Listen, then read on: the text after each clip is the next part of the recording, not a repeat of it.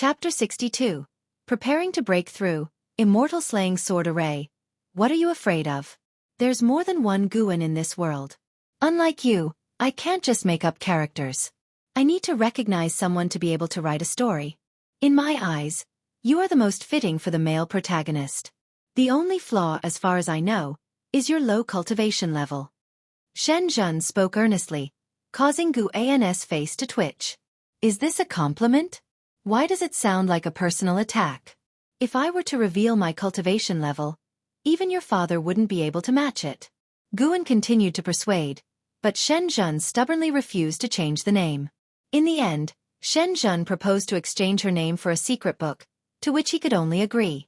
After Shen Zhen left, Guan stayed in the attic, flipping through the book she had given him.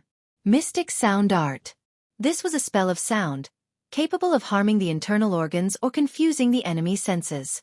It was quite comprehensive. Guan happened to lack such spells and could further develop in this area in the future. Once he had read the Mystic Sound Art through once, he put it into his storage bag and then got up to leave. A month later, Guan arrived at Outer Gate City. He first went to the Elixir Hall to submit this year's harvest. Elder Zhu Qinglu received him, and he noticed Zhu Qinglu looked fatigued and had a trace of demonic qi churning inside him, similar to Lu Jiujia. Elder Zhu, you don't look well. What's the matter? Guan asked. He didn't understand how the demon skill of the outer sect was cultivated. Some people went missing. But this time, upon arriving at Outer Gate City, he found that many disciples hiddenly had traces of demonic qi within them. These disciples were almost all from different halls, not ordinary disciples. Was it collusion or a setup? He couldn't tell, and Shen Zhen didn't say much either. Zhu Qinglu smiled. Cultivation, nothing serious. Don't you have a medicine valley in the inner sect? Move there quickly, don't stay in the outer sect. Lately, demon cultivators are rampant, and it's too dangerous outside. Guan cautiously asked, many people have told me the outer sect is very dangerous right now. If it's so dangerous, why don't they send more people to eradicate the demons? Also, what is the area under construction in the city? It's taking up nearly a quarter of the city. Just arriving at Outer Gate City, he saw numerous disciples laying stones in the center of the city. Those stones were not mortal stones. They all contained spiritual energy. To him, it seemed like a huge sacrificial platform was being set up.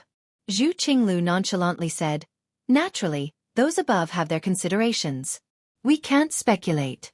The best we can do is to protect ourselves as best as we can. As for the construction in the city, it's an array platform, which can protect the outer sect in the future. Looking at him, Guan felt he didn't seem like a good person and probably knew the inside story and even benefited from it. Guan didn't ask further. After a few courtesy exchanges, he left. After leaving the Elixir Hall, Guan stood on the street, looking at the array platform under construction from afar. The sky was covered with dark clouds, and the once bustling and sunny Outer Gate City appeared so gloomy, as if it were a land of the demon path. Guan stood still for a long time before turning to leave. The autumn wind swept through the streets, fluttering his clothes. The Qinghong sword at his waist swayed slightly, its scabbard glinting coldly. After leaving Outer Gate City, Guan went to manage those caves. When he arrived at Li Zuanya's cave, he found her inside. From now on, you don't need to come here. I'm going to the inner sect. This is your reward, Li Xuanyu said, sitting by the table. With a wave of her right hand, a pile of spirit stones stacked up on the table. Guan immediately bowed, then went forward to put the spirit stones into his storage bag. He didn't say much and turned to leave. Watching his back, Li Xuanyu suddenly asked, I heard your leg technique is quite impressive? Guan stopped, turned to look at her and said, did senior brother Liya say that? My leg technique can't compare to his. Recently, Liya had stayed in Mystic Valley, saw Tang Yu practicing the residual wind leg, and learned that Guan had once subdued Meng Lang with it. He didn't expect him to tell Li Xuanyu so quickly. Yes, I just asked casually, Li Xuanyu said calmly. She paused and then said, I look forward to the day you enter the inner sect. Then we can compete. Guan, puzzled, said helplessly, how can I compare with you, senior sister? I can't catch up with you. Go back. Li Xuanyu didn't respond to his words. Instead, she issued an order to leave. Guan could only leave. After leaving her cave, Guan didn't feel much psychological burden. As long as he never admitted it, what could Li Xuanyu do to him? At night, Guan walked through the forest. In the afternoon, he had already told Wuxin he was going out and would return tomorrow. He said so in advance because he was preparing to break through. Once he broke through, it would inevitably cause a commotion. If disciples looked for him and found him not in his room, they might become suspicious. Since going to the outer gate city, Guan had felt an intense atmosphere of danger. Those in power were cultivating demon skills, and noble disciples were fleeing the outer sect. All these signs made him anxious. Although the 9th layer of the void-crossing realm was strong, it wasn't like the Supreme Sect had no void-crossing cultivators, so after struggling for several days, Guan decided to break through another major realm. At worst, the function of extending his lifespan by 1,000,000 years would be delayed by a year. This time, he circled far and walked 300 miles by night, stopping in a dense forest. He stopped because he sensed 2 nascent soul auras, one of which he had felt before. Zhua Yijian, the maniac swordsman of Jianghu Lake, who had attained sword enlightenment near Mystic Valley and was injured by Guan as the flying leaf sword Immortal, had last been seen at the Ji mansion. Guan had suppressed his aura to the lowest level, not afraid of being noticed by nascent soul cultivators. Miles away, above the forest, the blue-clothed Zhua Yijian stood in the air. 5 treasure swords hovered around him, showcasing the demeanor of a sword cultivator. Opposing him was a man in a large black robe, burly with a long staff, thick eyebrows, and leopard eyes, with a square, stern face. His black robe billowed violently, and his domineering aura pressed the forest below to the sides. Zhua Yijian, instead of reading books in the inner sect, why come to stop me? The black-robed man asked coldly. Zhua Yijian, expressionless, said, Chen Xianjin, as great elder of the outer sect, you cultivate a demon skill and harm your comrades. I'm not stopping you. You've committed many injustices. I come on behalf of the heavens to take you. Chen Xianjin laughed contemptuously. Don't you know who I am working for? He then struck his staff against the ground, releasing circles of purple light that formed complex and mysterious formations over 100 feet in diameter. When the edge of the formation neared Zhua Yijian, it was blocked by an invisible sword intent, making it look like a piece was missing from the formation from above. I know. I can't deal with him, but I can deal with you. If I kill you, even if the next great elder of the outer sect continues his evil deeds, at least I can protect the outer sect disciples for some time, Zhua Yijian said expressionlessly. The 5 treasure swords around him unsheathed simultaneously, their light illuminating the night sky. You want to kill me? Chen Xianjin seemed to hear the biggest joke, his face turning fierce. His aura erupted suddenly, and the forest within 10 miles swayed violently. Zhua Yijian's face changed slightly, his eyes narrowing. A nascent soul of the 1st layer killing a nascent soul of the 9th layer? Zhua Yijian, do you think just because you have your master to back you, I won't dare kill you? You walking the path of power without concealing yourself is a mistake in itself. Saving some mediocre outer sect disciples is insignificant compared to saving the entire Taizong dynasty. If you don't understand this, then you've lived in vain. Chen Xianjin stood arrogantly, his domineering aura pressing against Zhua Yijian's sword shadows, causing his 5 treasure swords to tremble. I'll give you one last chance. Turn back now, and it's not too late. Either return and read your investiture of the gods or die. The staff in Chen Zuanjin's hand emitted rolling demonic qi, forming a massive black dragon coiled around him. Zhua Yijian took a deep breath and said, Since you mentioned the investiture of the gods, do you know the Immortal Slaying Sword Array? Immortal Slaying Sword Array. Chen Zuanjin's face changed dramatically, surprise shining in his eyes. Guan, observing from a distance, was also astonished. A single vital breath, 3 divisions, law from the kettle, bind the vast void, Zhua Yijian chanted, his treasure swords trembling violently, quickly dispersing to form an array with a fierce aura reaching the heavens. Guan, standing under a tree, was stunned. Can someone learn Taoist sorcery from reading books? Could he be a genius? Chen Xianjin was also frightened and immediately cast a spell to attack. A fierce battle was about to erupt. The earth shook, trees fell. Guan stood unmoved, his pupils reflecting the sword light, tightly watching Zhua Yijian's figure. After 10 breaths, the battle ended. Guan let out a sigh of relief. That scared me to death. Guan truly thought Zhuo Yijian had learned the immortal slaying sword array from the investiture of the gods. If that were the case, wouldn't it mean the investiture of the gods was real? That would be remarkable. Zhuo Yijian used his self-created swordsmanship, indeed powerful, enough to contend with a great cultivator of the 9th layer of the nascent soul realm, but he didn't last long. The clouds scattered, turning the forest into wasteland, dust rising. Chen Xianjin hovered in the air, gasping, face full of lingering fear, eyes scanning the dust below. He knew Zhuo Yijian wasn't dead yet and frowned deeply, conflicted. Though he wanted to kill Zhuo Yijian, reason told him that killing him might cause trouble. Though a nascent soul cultivator, in the supreme sect, he was still a pawn. At this moment, a piercing sound approached, startling Chen Xianjin, who looked quickly and his pupils dilated. A cold light sped from the horizon, dispelling the dust and raising numerous leaves, like a sword cutting through time itself. In the ruins, Zhuo Yijian sensed something, instinctively opening his eyes. The dust above rapidly dispersed, the night sky reflected in his pupils, and amid the darkness, a bright light shone brilliantly. It's him!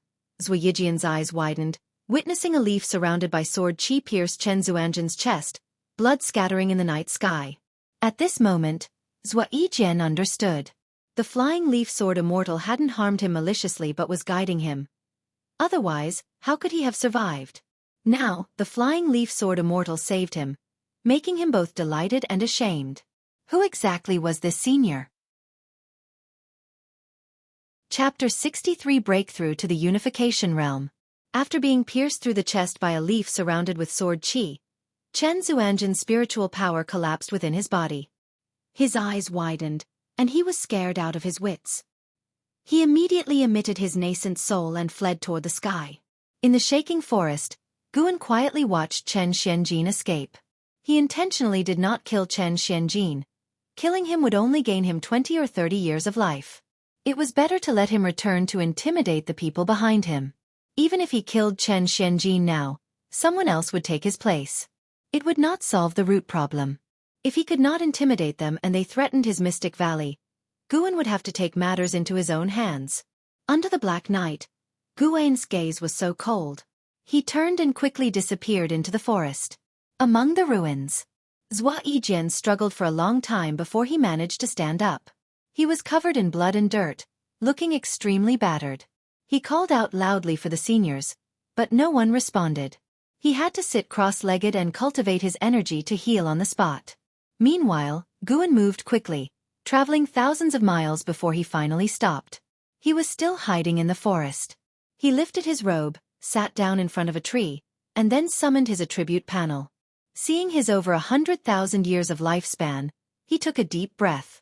The void-crossing realm's tribulation crossing. Who knew how many times he would fail? But he had already made up his mind. No matter how many times he failed, he must break through. Otherwise, he would not feel secure. First, invest 10,000 years of lifespan. You invested 10,000 years of lifespan into your cultivation level for evolution and cultivation. You cultivated energy absorption for 100 years. You used the great accomplishment of Yangwood primordial skill to forcibly break through to the unification realm and started the tribulation crossing. You did not withstand the 5 elements God thunder heavenly tribulation and failed. You cultivated energy absorption for 400 years. You used the great accomplishment of Yangwood primordial skill to forcibly break through to the unification realm and started the tribulation crossing. You did not withstand the 5 elements God thunder heavenly tribulation and failed. The failures began to pile up. Every 300 years, he attempted a tribulation crossing. No wonder the supreme sect cultivated demon skills to break through heavenly destiny. This realm was truly difficult to break through. After 10 consecutive failures, Guan's heart began to tremble. Is it this difficult? He had cultivated the infinite traceless mystic heaven step, great yin-yang transformation, and mastered 2 divine skills, yet it was still so hard to cross the tribulation? Guan noticed that most of his tribulations were related to the 5 elements. Could it be that his tribulations were much harder than others? After core formation, Liya once said that tribulations are categorized. Different cultivators face different tribulations, mainly related to their aptitude and cultivation techniques. Guan's eyes sharpened. No matter how difficult it is, he must succeed. The heavens don't fail those who pay with lifespan. You cultivated energy absorption for 5,400 years. You used the great accomplishment of Yangwood primordial skill to forcibly break through to the unification realm and started the tribulation crossing. You did not withstand the 5 elements God Thunder heavenly tribulation and failed. You cultivated energy absorption for 5,700 years.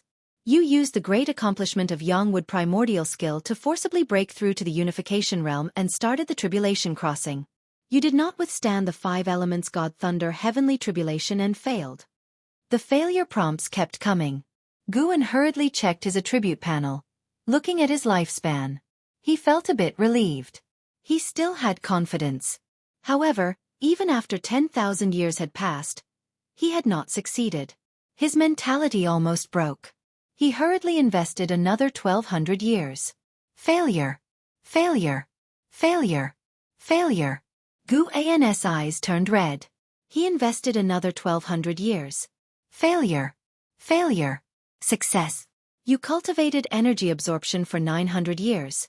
You used the great accomplishment of Yangwood primordial skill to forcibly break through to the unification realm and started the tribulation crossing. You withstood the 5 elements God Thunder heavenly tribulation and succeeded.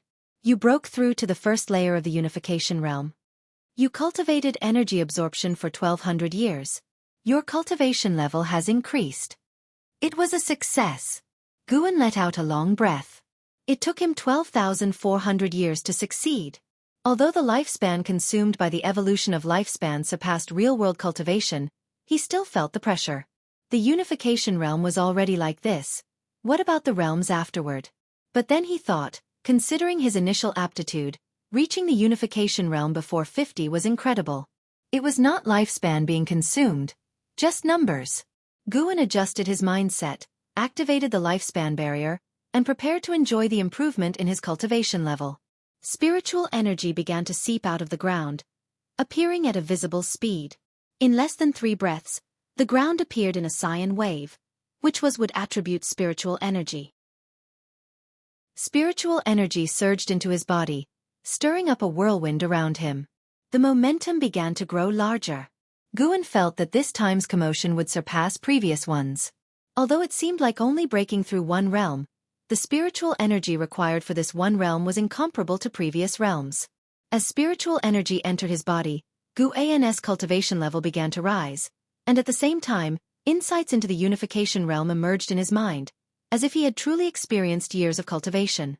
In the outer gate city, in a mansion, Chen Zuanjin's nascent soul floated in front of a table. His face was gloomy, and he stared intensely at the ancient bronze mirror in front of him. Soon, a blurry face reflected in the mirror, and a cold voice emerged. "So late, what do you want to see me about?" "I was almost killed by the flying leaf sword Immortal. And Zuaijian, he stopped our grand plan." Chen Xianjin gritted his teeth, his tone filled with unwillingness and a trace of fear. Being pierced by that flying leaf gave Chen Xianjin a feeling of facing death. He was extremely scared now. He felt that if he had reacted even a little slower, he would have perished completely. The person in the mirror fell silent upon hearing this. Chen Xianjin did not disturb him, quietly waiting. After a while, Chen Xianjin seemed to sense something, and his face changed dramatically. "The spiritual energy is sinking again," Chen Xianjin quickly said, looking toward the door as if afraid the flying leaf sword Immortal would come for him. "Tomorrow, I will come to the outer sect myself," the person in the mirror said, and with these words, the image in the mirror disappeared. Chen Xianjin turned to look outside the window. The clouds in the sky gradually covered the bright moon, as if doom was descending, making his heart even more fearful. Not only did he feel the sinking of spiritual energy, but the entire outer gate city was also alarmed. More and more disciples flew into the sky. Recently, demon cultivators ran rampant, with disciples disappearing from time to time. Tonight, with the sudden sinking of spiritual energy, who would not panic? Yilan flew toward the law enforcement hall. Along the way, she encountered Lu Jiujia flying on his sword from the opposite direction. Both stopped simultaneously. Lu Jiujia's face was stern. Seeing Yilan, he hesitated. Yilan's expression remained cold. "Is this your doing again?" Lu Jiujia shook his head. "No, the demon extermination hall has already ordered a state of vigilance." This time it might really be a demon cultivator invasion. Really? Yilan asked in a sarcastic tone. Lu Jiujia frowned. Yilan continued, Senior brother Lu, do you really think this path is right? They can be cruel to other disciples. Are you sure they will never turn against you? Lu Jiujia countered, if not this path, then what path? Like you, joining the law enforcement hall that can be disbanded at any time. The two looked into each other's eyes, full of conflict. Eventually, they brushed past each other without saying more harsh words. Dark clouds swirled, and a huge inverted vortex appeared in the night sky, vast and wide. The forest below undulated like waves, extremely oppressive. In a forest, in a hidden spot where no one could see, Guan was still sitting in meditation. An entire hour had passed, but his cultivation level was still increasing, not yet breaking through to the unification realm. The spiritual energy needed for the unification realm was truly enormous, far beyond Guan's expectations. How terrifying would it be to cross the tribulation in reality at such a realm? He suddenly felt that failing the evolutions many times did not matter. After all, in real life, failing once could mean death. Guan felt the surging spiritual power within him, unable to remain calm. Having such massive spiritual power at the unification realm, what kind of power would a true immortal possess? He fell into infinite reverie. Earth spirit energy frantically poured into his body, and green waves of spiritual energy emerged from the ground. It felt as if he was in an ocean. Outside the lifespan barrier, the forest shook violently. More and more cultivators flew over Guan's head, but no one noticed his presence. The effects he caused were not limited to this. Accurately, the whole supreme sect was affected. The forests outside all outer cities were shaking, causing the cultivators of supreme sect to feel anxious. This was not the first time Guan had experienced this, so he was not panicking. On the contrary, he found it somewhat amusing. They want to cultivate demon skills and sacrifice outer disciples. Let's see how panicked they become. Guan was dissatisfied with the notion of sacrificing a few to save many. Not because he was particularly honorable, but because he was among those being sacrificed. Time continued to pass. More and more cultivators flew over Guan's head, and he kept using the lifespan detection. More than 10 divinity transformation realm cultivators had passed by, and he even saw void-crossing realm cultivators. Indeed, the supreme sect was full of hidden experts. With more and more void-crossing realm cultivators passing by, Guan even spotted an ancient ancestor. The demeanor of the patrolling ancient ancestor was extremely strong, unlike the gentleness shown toward Guan. The overwhelming pressure made all things tremble. This night was destined to be restless. Another half an hour passed, and Guan finally broke through to the unification realm, transforming his entire perception. He felt that his body and his primordial spirit were more in harmony. The process of his primordial spirit emerging from the body became much easier, and his control over both his body and primordial spirit had greatly improved compared to before. This feeling was so wonderful, so much so that he could not describe it. After reaching the unification realm, Guan's spiritual power also began to change, becoming stronger and more abundant.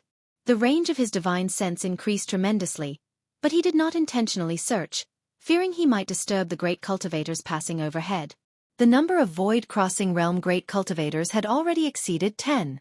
Guan even saw a great cultivator with the Ji surname. No wonder the Ji family dared to open a mansion in the supreme sect. This person had not appeared during Ji Xiaoyu's banquet before.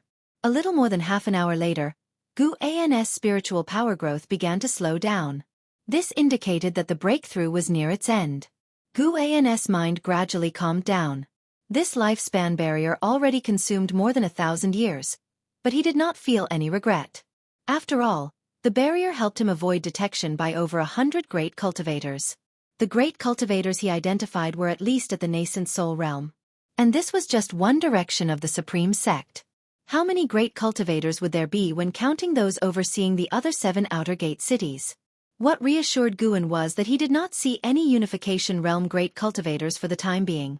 Although this could not completely prove that the supreme sect did not have any unification realm great cultivators, it at least indicated that the unification realm was at the top level within the supreme sect. Chapter 64. Heavenly Repair Platform. Mysterious big formation. The morning sun pierced through the mountains and rivers, swept over the outer gate city, and countless disciples were flying in and out, busy and oppressed. In a mansion, Chen Zuanjin's nascent soul floated inside the hall.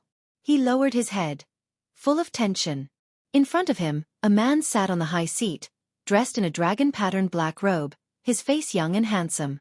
However, the majesty between his eyebrows gave him a sense of oppression that did not match his appearance. His long hair was coiled under a silver crown with Qilin carvings, exuding an air of supremacy just by sitting there. Your brother was killed by the demon cultivators of the Thousand Autumn Pavilion. Now you are seriously injured by the flying leaf sword Immortal. Do you think Sui Yijian's master might have something to do with the Thousand Autumn Pavilion? The black-robed man spoke slowly. His tone was calm, as if talking about a trivial matter. Chen Xianjin quickly raised his head and said, "It's possible. It's not uncommon for the Thousand Autumn Pavilion to place spies in the Supreme Sect. Didn't you say that the high levels definitely have spies from the Thousand Autumn Pavilion? Now one of them has emerged. Offending Sui Yijian would certainly bring endless trouble. If he could overthrow Sui Yijian's backer, Chen Xianjin would not fear Sui Yijian." The black-robed man squinted, his eyes falling on Chen Xianjin, scaring him into lowering his head quickly. The hall fell silent again. After a long time, the black-robed man said in a deep voice, "Prepare the formation, just in time for the recent disturbance from the demon cultivators. After this, the blame can be placed on the Thousand Autumn Pavilion." Chen Xianjin hurriedly said, "But in my current state, I'm afraid. This time, I'll handle it personally." "What? No, it can't be done. Whether this plan will succeed is still uncertain. The Dao Tian sect is also waiting for us to try it. Nothing in this world is guaranteed to succeed. The path of immortal cultivation is one that treads through thorns. This plan has been in the making for 100 years. The Supreme Sect must proceed. We cannot let those in the shadows sabotage our grand scheme. You need not persuade me further." Hearing this, Chen Xianjin could only suppress his worries and agree to the matter. On the other side, Mystic Valley. Guan was leading the disciples through practice. The commotion of the previous night had left them restless, so they were chatting in small groups. Tang Yu asked, "Master, why are you back so soon?" The others looked at Guan. Guan snorted, "Didn't you feel the disturbance last night? I returned quickly because I was afraid something might happen to you." Upon hearing this, all the disciples felt ashamed, thinking they were too weak and always worried their master. Shouchuan anxiously said, "Senior brother, why don't you go to the inner sect's Medicine Valley? We could disband and find our own ways in the outer gate. That way you'll be safe." He was not afraid of death. He just did not want Guan to be too overworked. Guan had already reached the Foundation establishment realm, with a future they could not compare to. Why should he be constantly worried for their safety? Guan said, "If you want to go to the outer gate city, you are free to go, but I must remind you, the outer gate isn't necessarily safer than Mystic Valley. Disciples often go missing in the city. This is neither a threat nor a hint. I respect your choice, whether you stay or leave. The bond of Mystic Valley remains." He spoke from the heart. He pursued longevity and was prepared to face countless partings in the future. He had long since prepared himself not to concern himself with others' fates. Unless someone truly made him reluctant to part, he would follow his heart. Hearing his words, the disciples fell silent, looking at each other. Wuxia hesitated to speak but held back. Why leave? Becoming servant disciples elsewhere, who will make elixirs for us like the master? Mystic Valley doesn't need so many servant disciples, but the master still took us in without reducing our benefits. We must not forget our gratitude. Tang Yu was the first to speak. His greatest regret was not rushing to the front like Su Han during Qiu Qianli's chaos. In those days, Su Han chased after him. Now Su Han had reached Foundation establishment, while he still didn't know if he could ever reach it. This gap began at that calamity. Tang Yu did not resent Guan, only felt ashamed. He vowed to perform well and regain Guan's favor. As he spoke, the other disciples chimed in, the atmosphere becoming lively, not as oppressive as before. Guan smiled and then called the disciples to continue their exercises. After they had just finished, Yilan came. Confirming Guan's safety, she quickly left. Guan stood by the window, looking towards the direction of the outer gate city. There were still great cultivators flying occasionally, but not as many as the previous night. Gu An's divine sense could easily span thousands of miles, peeking into the outer gate city, which was far from the limits of his divine sense. He saw the huge array platform being accelerated in construction. Some disciples had even started transporting spirit stones. He silently watched, unable to discern what formation the array platform was for. The matter of the sinking spiritual energy caused turmoil within the supreme sect, and the tense atmosphere lasted nearly 10 days before easing. Guan was affected. Several outer disciples were relocating their caves, losing him channels for collecting life energy. These outer disciples were clearly fleeing the outer gate city. Guan was not disappointed. He now had 3 pieces of the Medicine Valley, with increasing life energy in the future. He was even preparing to expand the 3rd Medicine Valley. He was now just waiting for the matter of the outer gate to end quickly.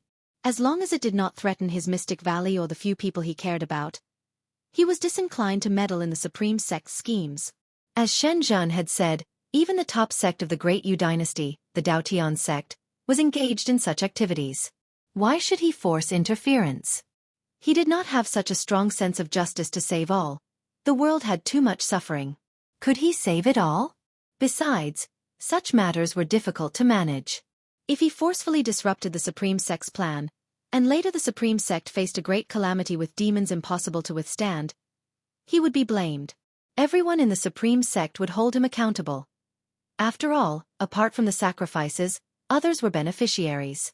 Even those saved might resent him, thinking they wouldn't have been sacrificed without his intervention.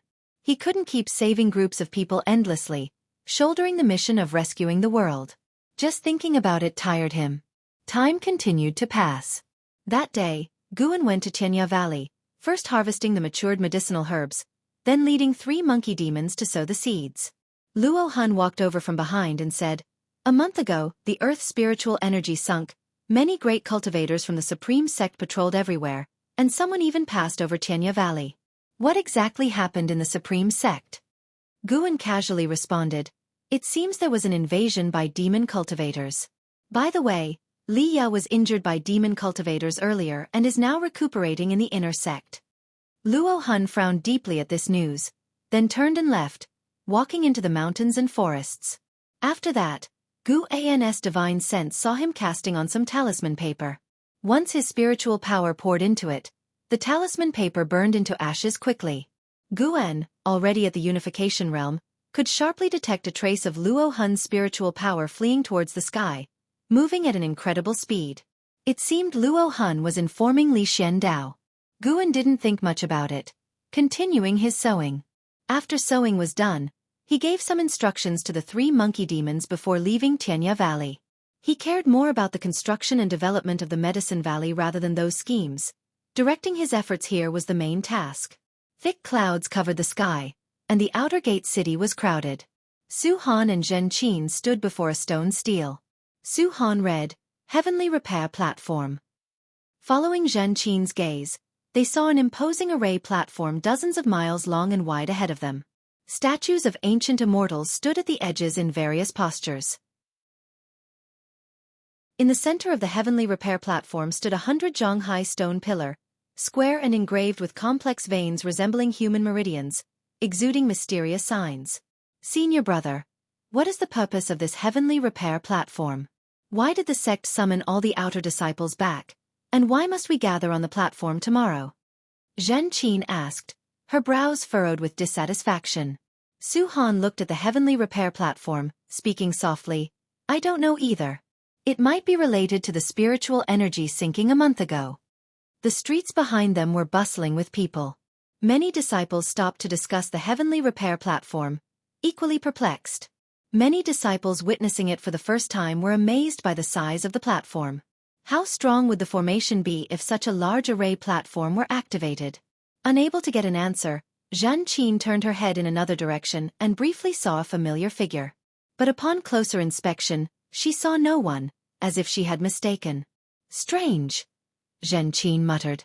Not far away, in a crowd of people, Jiang Qiong walked forward in a blue dress, her eyes sideways towards the Heavenly Repair Platform, expressionless.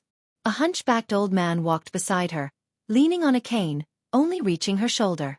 "Miss, This array platform is not simple. There might be a major event tomorrow. Should we stay? The hunchbacked old man asked.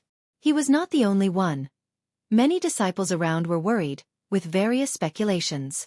Jianghu remained expressionless and replied, "Indeed, it is not simple. The restrictions within the array platform are exceptionally complex. It would take decades to deduce. But since we are here, we must see it tomorrow."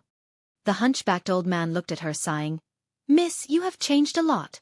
Do you not have any attachments in this supreme sect?" "I do, hence why I asked you to come." "Haha, looks like these old bones of mine will be tested again." They chatted casually, without mentioning the 1,000 Autumn Pavilion, so no one suspected their identities. Meanwhile, on the other side of the heavenly repair platform, in a 9-story pavilion, 2 figures stood by the building edge, both appearing young. One of them was the black-robed man, Chen Zuanjin's backer. The black-robed man looked down at the heavenly repair platform, eyes deep, lost in thought. The young man beside him asked, "Master, most of the outer gate disciples in this city should have returned.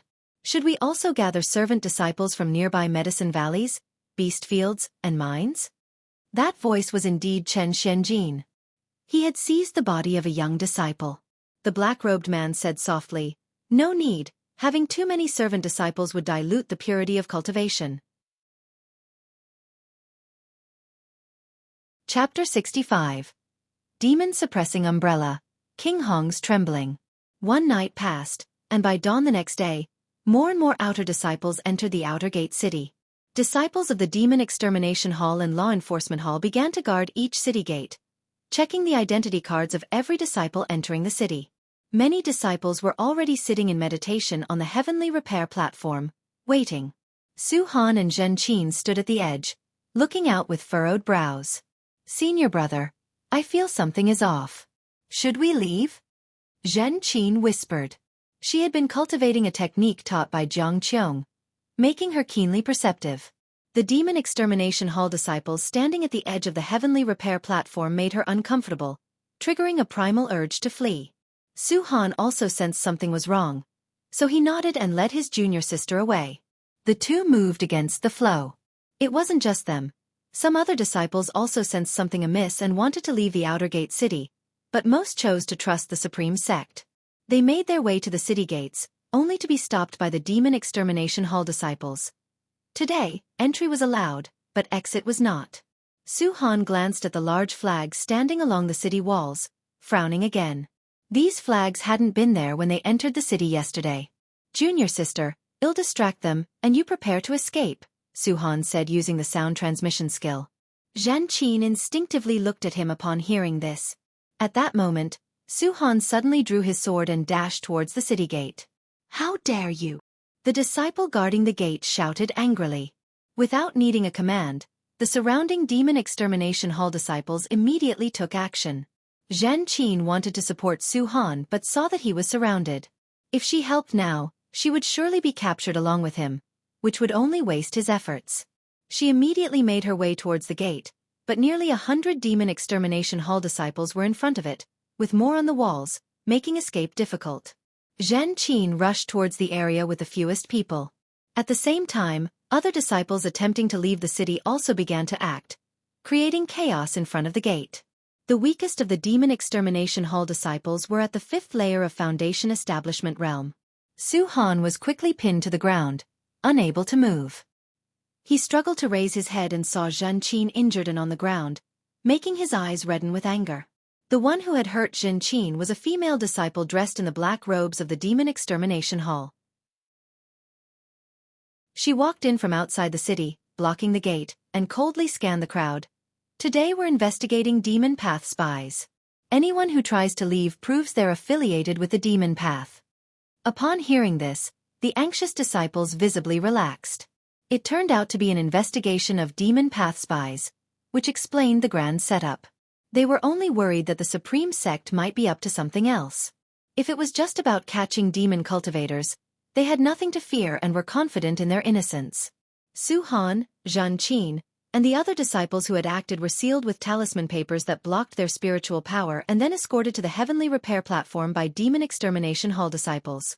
By noon, All city gates of the outer gate city were closed. A resonant bell rang out, and a commanding voice echoed throughout the city. All disciples must immediately gather at the heavenly repair platform. Disciples from various streets began to head towards the platform, where tens of thousands were already standing. The news that the outer gate was investigating demon path spies had spread, giving peace of mind to those who weren't spies, and some even continued their qi absorption cultivation on the platform. Yi Lan arrived at the edge of the heavenly repair platform with disciples of the law enforcement hall. Just as she was about to step onto the platform, she noticed a row of disciples kneeling on the ground from afar, held down, and recognized Su Han and Zhen Qin, both with disheveled hair and blood-stained mouths, clearly having just fought. She did not act rashly but withdrew her gaze, pondering how to rescue the two disciples. After much thought, she reluctantly acknowledged that Lu Jiujia was her only possible ally. The law enforcement hall had been entirely suppressed by the demon extermination hall. Even the hallmaster couldn't take anyone from their hands. Yi Lan couldn't help but worry about Gu En, hoping he hadn't entered the city. She felt that today's events involved more than just catching demon cultivators. As a law enforcement hall disciple, she couldn't simply flee due to suspicion. Deep down, she still held some trust in the Supreme Sect, believing that such actions by the demon extermination hall could only occur in secret. In the distance, Jiang Qiong and a hunched elder stood at a window in a pavilion, alongside some inner sect disciples who did not head to the heavenly repair platform but were curious about the outer gate's actions. Last night, a powerful divine sense swept the city.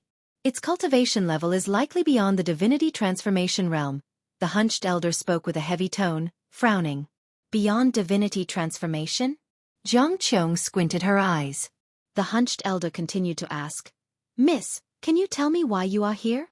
Jiang Qiong looked toward the distant heavenly repair platform and said, "To kill a traitor." "A traitor?" The hunched elder looked puzzled. Time continued to pass. When the number of disciples on the heavenly repair platform exceeded 100,000, it still seemed spacious. Lu Jiujia stood at the edge, scanning the disciples on the platform. The murderous intent in his brows grew stronger, giving off a dangerous aura. Yi Lan approached, and upon seeing her, Lu Jiujia frowned. "Su Han and Zhen Qin were captured by your people. Can you let them go?" Yi Lan asked softly. Though she had already severed ties with Lu Jiujia, she had to lower herself for the two juniors. If she were the victim, she could choose death, but those two were Gu An's disciples, and she couldn't abandon them completely. Lu Jiujia's frown deepened upon hearing this, but he still nodded slightly. "Thank you." Yi Lan turned to leave after speaking. Lu Jiujia watched her departing figure, wanting to say more, but ultimately only sighed and went to look for Su Han and Zhen Qin. Half an hour later, he brought Su Han and Zhen Qin back to where he was standing. Zhen Qin cautiously asked, "Marshal Uncle Lu, is this really just about catching demon path spies?" Lu Jiujia nodded lightly without speaking.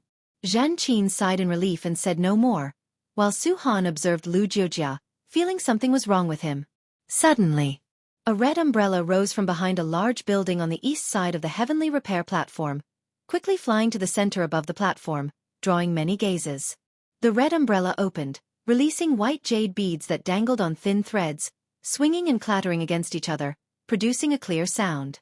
With a boom, the red umbrella erupted with powerful spiritual power, a faint golden light spreading and quickly covering the entire outer gate city, connecting with the flags on the city walls. Everyone in the city looked up, some curious, others fearful. A figure appeared out of thin air beneath the red umbrella, a man in black robes. "I am Chu Xian, an elder of the Supreme Sect's main city. I am here to cleanse the outer gate of demon path spies," the black-robed man named Chu Xian announced. As his words fell, the vast void-crossing realm aura enveloped the entire outer gate, letting everyone feel his immense power. Yi Lan looked up at the high and mighty Chu Xian from the crowd, her eyes full of shock. What kind of cultivation could produce such a presence? Not only her, but Lu Jiujia, Su Han, and Zhen Qin were also stunned. Most outer disciples looked at Chu Xian as if he were an immortal, awestruck and reverent. The demon extermination hall has captured many demon path spies over the years, but there are still demon cultivators causing harm. "We will first investigate the demon extermination hall." Chu Xian's voice was cold and indifferent. As his words ended, the red umbrella above him shook, emitting an eerie sound that echoed throughout the city. Lu Jujia's expression changed drastically.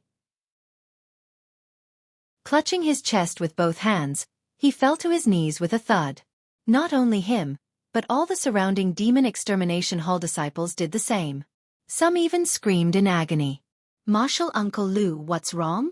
Zhen Qin asked urgently, extremely nervous. Lu Jiujia felt as if countless bugs were biting him all over, the pain excruciating. He couldn't respond, only signaling Zhen Qin and Su Han to stay away with his hand. The outer disciples on the platform looked towards the outer edge where the demon extermination hall disciples were, murmuring in alarm. "The magic artifact above me is the demon-suppressing umbrella. Under its light, demonic qi is cleansed, and anyone practicing demon skills will turn to blood." Chu Xian's voice echoed once more. The heavenly repair platform erupted. Could the demon extermination hall really be full of demon cultivators? The demon extermination hall had captured countless people over the years, making many despise them. Now, knowing they were demon cultivators, how could anyone not be furious? Shouts and curses rang out. Lu Jiujia was in unbearable pain, his forehead pressing against the ground, his body trembling. "Damn it! I knew it!" Lu Jiujia gritted his teeth, his face twisted in agony. He couldn't mobilize his inner spiritual power, and his heart plunged into unprecedented fear. Black qi emanated from him, rising into the air. It wasn't just him. Other demon extermination hall disciples also emitted black qi that quickly ascended, converging towards the demon-suppressing umbrella. Yilan stepped out from the crowd, seeing Lu Jujia's painful state. She hurriedly approached, taking out an elixir from her storage bag and feeding it to Lu Jiujia. This sight caused other disciples to start cursing her, but she remained unfazed. However, her elixir proved ineffective. Junior sister. Run! Lu Jiujia spoke with immense effort, each word seeming to drain him completely. After the word run, he spat out a large mouthful of black blood. "What's going on?" Yilan asked sternly, pausing briefly before quickly saying, "I can't escape now. Unless the truth is revealed and we fight with the whole sect, there's only a slim chance of survival." Lu Jiujia couldn't respond, his hand trembling as he raised his right hand, pointing towards the sky. Yilan turned her head and saw that he was pointing at Chu Xian in the sky. "Next, we will inspect the demon path spies on the platform," Chu Xian's voice sounded, causing the noisy platform to fall silent. At that moment, even disciples confident in their innocence felt a bit of panic. The demon-suppressing umbrella swayed again, and its eerie sound made everyone's hearts tremble. Yilan seemed to feel something, quickly looking down. The ground of the heavenly repair platform was covered in dense blood patterns resembling some strange script. Her feet were right on a blood pattern, an evil force drilling into her body and forcibly sealing her spiritual power, leaving her immobile. She trembled all over, and her white spirit sword at her waist rang out as well. All the disciples on the platform knelt in unison, like rising and falling waves. They, too, were on top of dense blood patterns. I never expected the demon path to infiltrate so deeply. Given that, this outer gate has no reason to exist. Chu Xian's voice descended from the sky, icy cold, plunging everyone into an abyss. In Mystic Valley, inside a pavilion, Guan was writing a book when the desk suddenly trembled, causing him to stop. His gaze shifted to the Qinghong sword placed on the desk beside him. The Qinghong sword was vibrating violently, the blade seemingly trying to leap out of its sheath, accompanied by faint bird-like chirps. Looking at the Qinghong sword, Guan's expression changed. Chapter 66. The Sword That Fell from the Sky. On the heavenly repair platform, tens of thousands of disciples knelt, blood runes surged beneath their feet, transforming into wisps of blood energy that coiled around their bodies. "Elder, I am not a demonic infiltrator. You are the demon. Traitor. You will die a horrible death." Ridiculous, so many demon spies, what a grand joke. I never thought the supreme sect could be so dark, and they claim to be the #1 righteous sect of Taizong. Ha ha ha, it won't be long before the Taizong dynasty is annihilated too. Chu Xian, even if I die, I won't let you go even as a ghost. Such actions, do you not fear the wrath of gods and men, and the retribution that follows? Crying, begging, cursing, all kinds of sounds filled the outer gate city. In the center of the heavenly repair platform, within the stone pillars, grooves began to fill with blood from the bottom up, as if veins were flooding, a scene of eerie horror. Rolling dark clouds surged in from all directions, rapidly covering the sky above the outer gate city, plunging the city into darkness. A faint golden light shield emitted from the demon-suppressing umbrella began to manifest, enveloping the entire city. Those disciples not on the heavenly repair platform tried to flee but could not break through. Yi Lan trembled, trying to stand up, but she couldn't.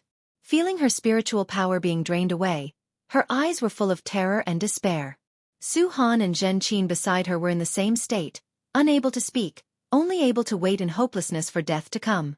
In the distance, inside the pavilion, a hunchbacked old man gazed at the figure of Chu Xian, his face heavy, saying, "I never expected him to become this powerful. The talent of the supreme sect is truly extraordinary. How many years has it been?" Jiang Qiong's eyes also showed signs of fear. Merely facing the pressure from Chu Xian, she dared not act rashly, the gap was too vast. "I see, the legendary heaven and earth nirvana array," Jiang Qiong muttered to herself. Hearing this, the hunchbacked old man looked at her saying, "Mistress, this array is likely to threaten us. We should withdraw immediately." Jiang Qiong nodded. Her target was not Chu Xian. His appearance was unexpected, especially the heaven and earth nirvana array, which had a great impact on her. The two immediately turned around, preparing to leave the outer gate city. Boom! Thunder rolled through the dark clouds in the sky, like a roaring heavenly god, oppressive and loud.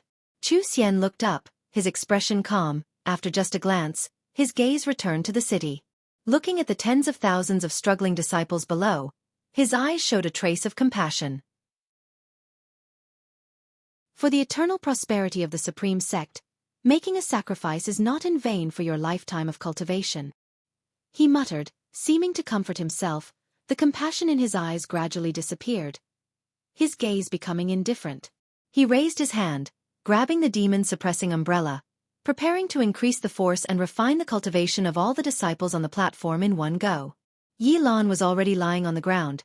She painfully raised her eyes to look. Under the billowing thunderclouds, Chu Xian's figure was so terrifying.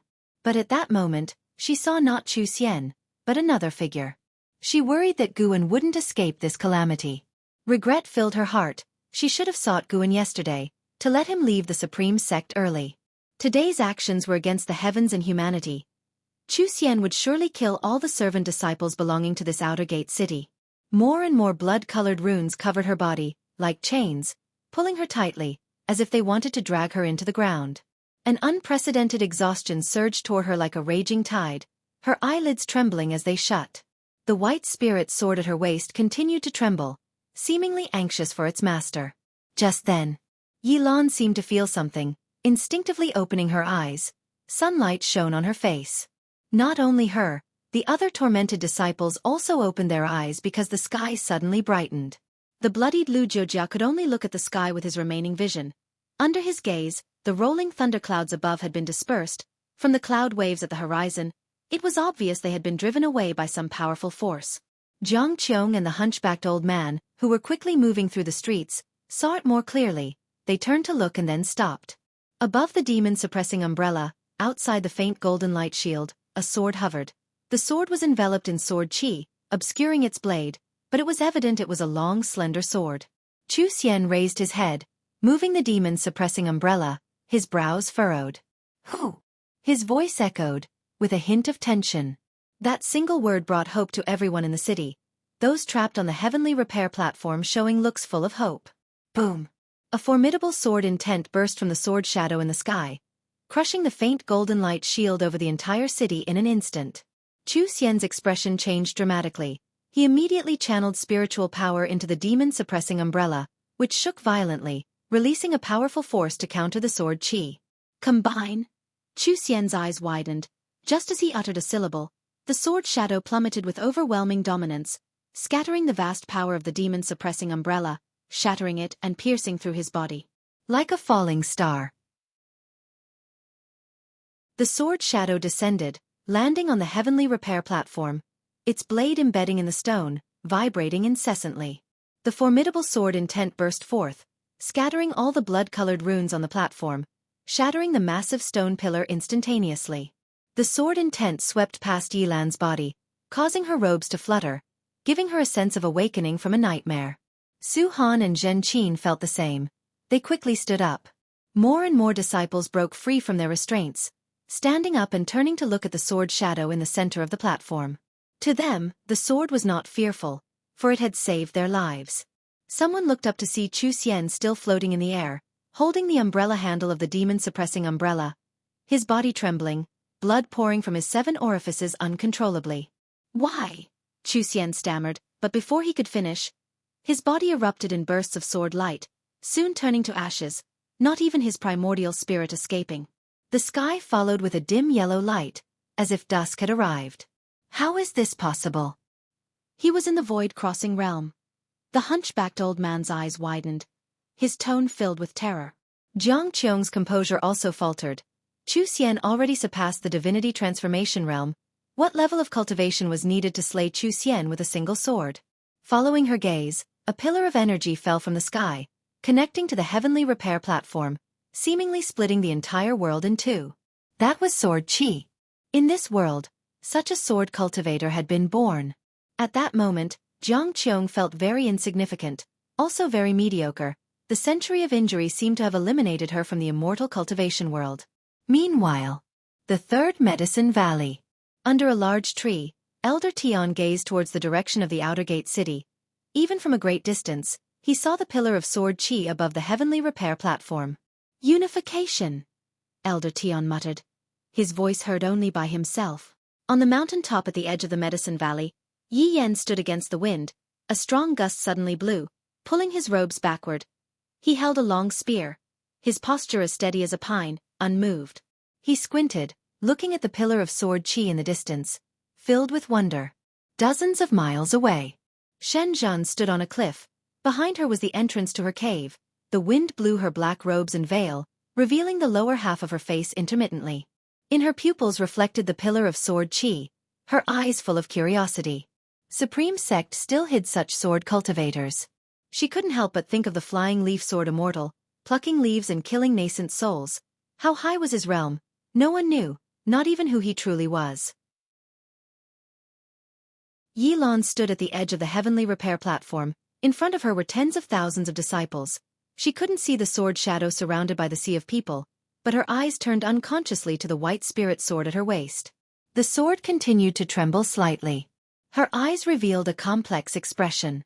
At that moment, the outer disciples stepped back, making a thunderous noise. Yi Lan's attention was caught by a sharp sound. It was the sound of the sword blade grinding against stone. She immediately leapt, stepping on her flying sword, ascending into the sky. Not only her, but tens of thousands of disciples did the same, scattering into the air, creating an immensely spectacular sight. All who reached the sky widened their eyes, for they saw the sword shadow that had killed Chu Xian moving swiftly, the blade still embedded in the platform stone, sliding all the way, sparks flying, sword intent spreading. Elder Lu Chong of the book collection hall frowned deeply, reciting, "Righteous path." When the sword shadow finished carving the last stroke, it flew up, brushing past the heads of all disciples, disappearing into the horizon in an instant. Everyone turned their heads to look at the heavenly repair platform. At its center were 2 large characters engraved. Righteous path. The strokes filled with vigor, exuding extreme sharpness and an aura of death. Jiang Qiong and the hunchbacked old man also flew into the air. Seeing those 2 characters, the 2 demon cultivators from the Thousand Autumn Pavilion were also deeply shaken. Taitsong Righteous Path committing to demonic deeds, but ultimately stopped by a mysterious sword cultivator who left behind the 2 characters Righteous Path. What did this signify? The Supreme Sect might have its dark sides, but it also had great cultivators with a heart for justice. Jiang Qiong always sneered at the name of the Righteous Path of the Supreme Sect, thinking the Supreme Sect was just deceiving the world, but now she suddenly felt the Supreme Sect might not be so contemptible. Mystic Valley. Within the pavilion, Guan sat at his desk, his brows slightly furrowed. Someone had locked onto his Qinghong sword, making it difficult for him to recall it directly. He was using sword intent to control the sword. That earlier strike was no ordinary attack, it was a move from the Taitsong Divine Shocking Sword. The Integration Realm Taitsong Divine Shocking Sword. Since you want to chase, fine. Let them understand a sword hangs over their heads within the Supreme Sect. Guan thought silently, then picked up a brush, preparing to see if he could multitask. The Qinghong sword was already over 6,000 miles away from him, and the distance was rapidly increasing. Above the sea of clouds, the Qinghong sword wove rapidly, leaving a long trail of energy waves that extended to the edge of the sky. Suddenly, the Qinghong sword stopped, suspended above the clouds. In less than 3 breaths, a golden light shot from the horizon, quickly arriving in front of the Qinghong sword, within less than 100 meters. The golden light dispersed, revealing a man in a blue Taoist robe, holding a horsetail whisk, appearing immortal-like, only his expression was somewhat solemn. "Who are you exactly? A unification realm sword cultivator unheard of within the Taizong dynasty?" The Taoist-robed man asked, his tone grave. Chapter 67. The angry vice sect leader. The voice of the man in the Taoist robe echoed above the sea of clouds, his gaze constantly fixed on the Qinghong sword. He couldn't discern the true form of this sword because his divine sense couldn't penetrate the sword qi on its surface, which made him quite alarmed. This person's sword Dao accomplishment was absolutely the strongest he had ever encountered. However, he didn't get a response. The entire world seemed to be left with only him and this sword, with no second person present. But he could sense a trace of divine sense fluctuation on the Qinghong sword, indicating that it was being controlled by someone, which made him highly alert and on guard. At this moment, the Qinghong sword burst out with powerful sword intent. In an instant, rolling thunderclouds poured in from all directions, dimming the entire sky and earth. The terrifying sword intent locked onto the man in the Taoist robe, causing him to be moved. Thousands of lightning bolts intertwined in the thunderclouds above. Each bolt was like a group of dragons thrashing in the sea of clouds. The sword qi on the Qinghong sword surged wildly, burning like raging flames. The man in the Taoist robe immediately wielded his horsetail whisk, and streams of gang qi were released, gathering around him into a gigantic golden light mountain. On the mountain rose numerous statues, as if silently shouting. Suddenly, torrential rain arrived, and strong winds howled through the clouds. Under the flashing lightning, the Qinghong sword, wreathed in sword qi, seemed like an unparalleled demon sword, giving the man in the Taoist robe immense pressure. The Qinghong sword flew up, its tip pointing toward the man in the Taoist robe. The man in the Taoist robe immediately struck out with his palm, and the giant golden light mountain on his body burst into dazzling brilliance. All the statues simultaneously struck with their palms, spiritual power transforming into a grand light mass towards the Qinghong sword, resembling a river of stars crossing the sky. The Qinghong sword moved. Bang!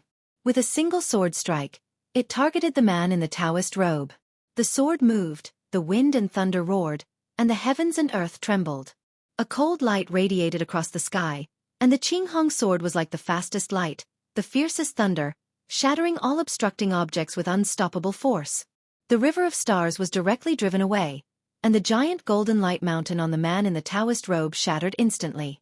He immediately dodged and jumped away, but the next second, the Qinghong sword had already reached before him, relentlessly pursuing. He struck out with his palm, and the space in front of him seemed to solidify. An invisible barrier forcibly halted the Qinghong sword. Ripples spread around, giving the barrier a shape. Suddenly, the face of the man in the Taoist robe changed, darkly thinking something was wrong.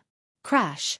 The sound of shattering glass rang out, and the man in the Taoist robe instinctively retreated. Time seemed to slow down, and in his pupils, the tip of the Qinghong sword was getting closer and closer to him. The sword qi blossomed like a flower, so brilliant and magnificent. Bang! A strong wind came at the man in the Taoist robe, blowing off his hair crown. His black hair floated freely, and his Taoist robe was fiercely pulled backward. The sea of clouds behind him scattered, the thunderclouds above tore apart, and the sunlight poured down as if a giant crack had been cut through the sky, extending to the horizon. The man in the Taoist robe widened his eyes, looking at the sword suspended in front of him, unable to calm his emotions. This sword could completely harm him but stopped at a point he couldn't defend against. Under his gaze, he saw the Qinghong sword slowly descending. He seemed to understand something, neither dodging nor striking back.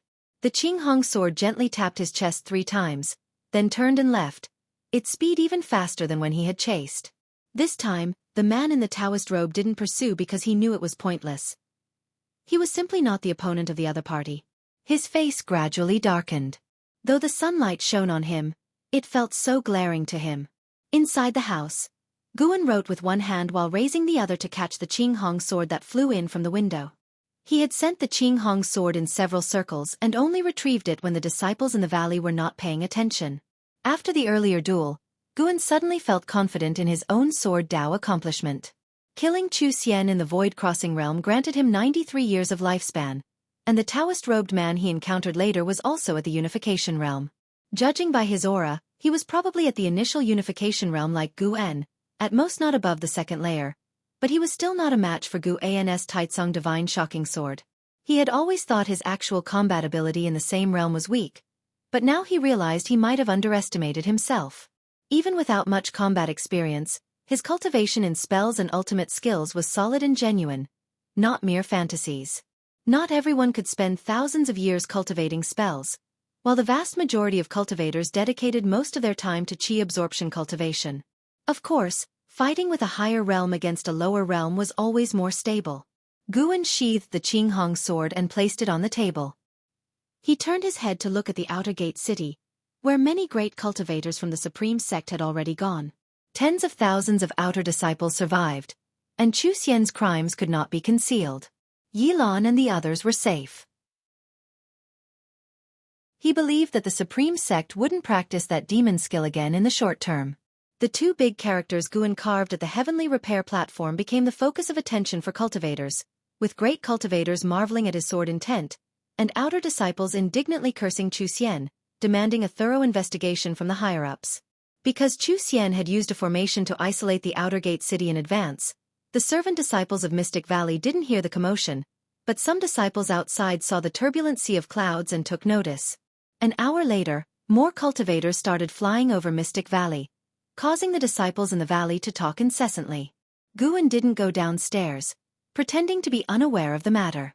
Today, the Supreme Sect was destined not to be peaceful. After a night, in the early morning, Yilan, Su Han, and Zhen Qin returned. Guan welcomed them in the attic, and Wu Xin and Xiaochuan insisted on joining the fun, so Guan let them in as well. Zhen Qin began recounting the events of the previous day, her voice full of surprises, making Wu Xin and Xiaochuan experience emotional ups and downs. Yilan was uncharacteristically silent, no longer staring at Guan all the time. Guan roughly guessed the reason and pretended not to notice her unusual behavior. After Zhen Qin and Su Han finished speaking, Wu Xin sneered, "I knew long ago that the Supreme Sect wasn't as righteous as it's rumored to be outside. I didn't expect it could be so shameless, sacrificing tens of thousands of fellow disciples. Even the 1,000 Autumn Pavilion hasn't done something so heinous." Feeling vexed, Xiaochuan gritted his teeth and said, "Brother, why don't we switch to another sect? Planting herbs elsewhere is still planting." Guan glared at him and said, "Nonsense, don't say such things in the future. In any case, this matter has been interrupted. There are still righteous people in the Supreme Sect." He was reluctant to give up his foundation, especially the 8 scenic caves. Cultivators from the main city of the sect have already come to seek justice.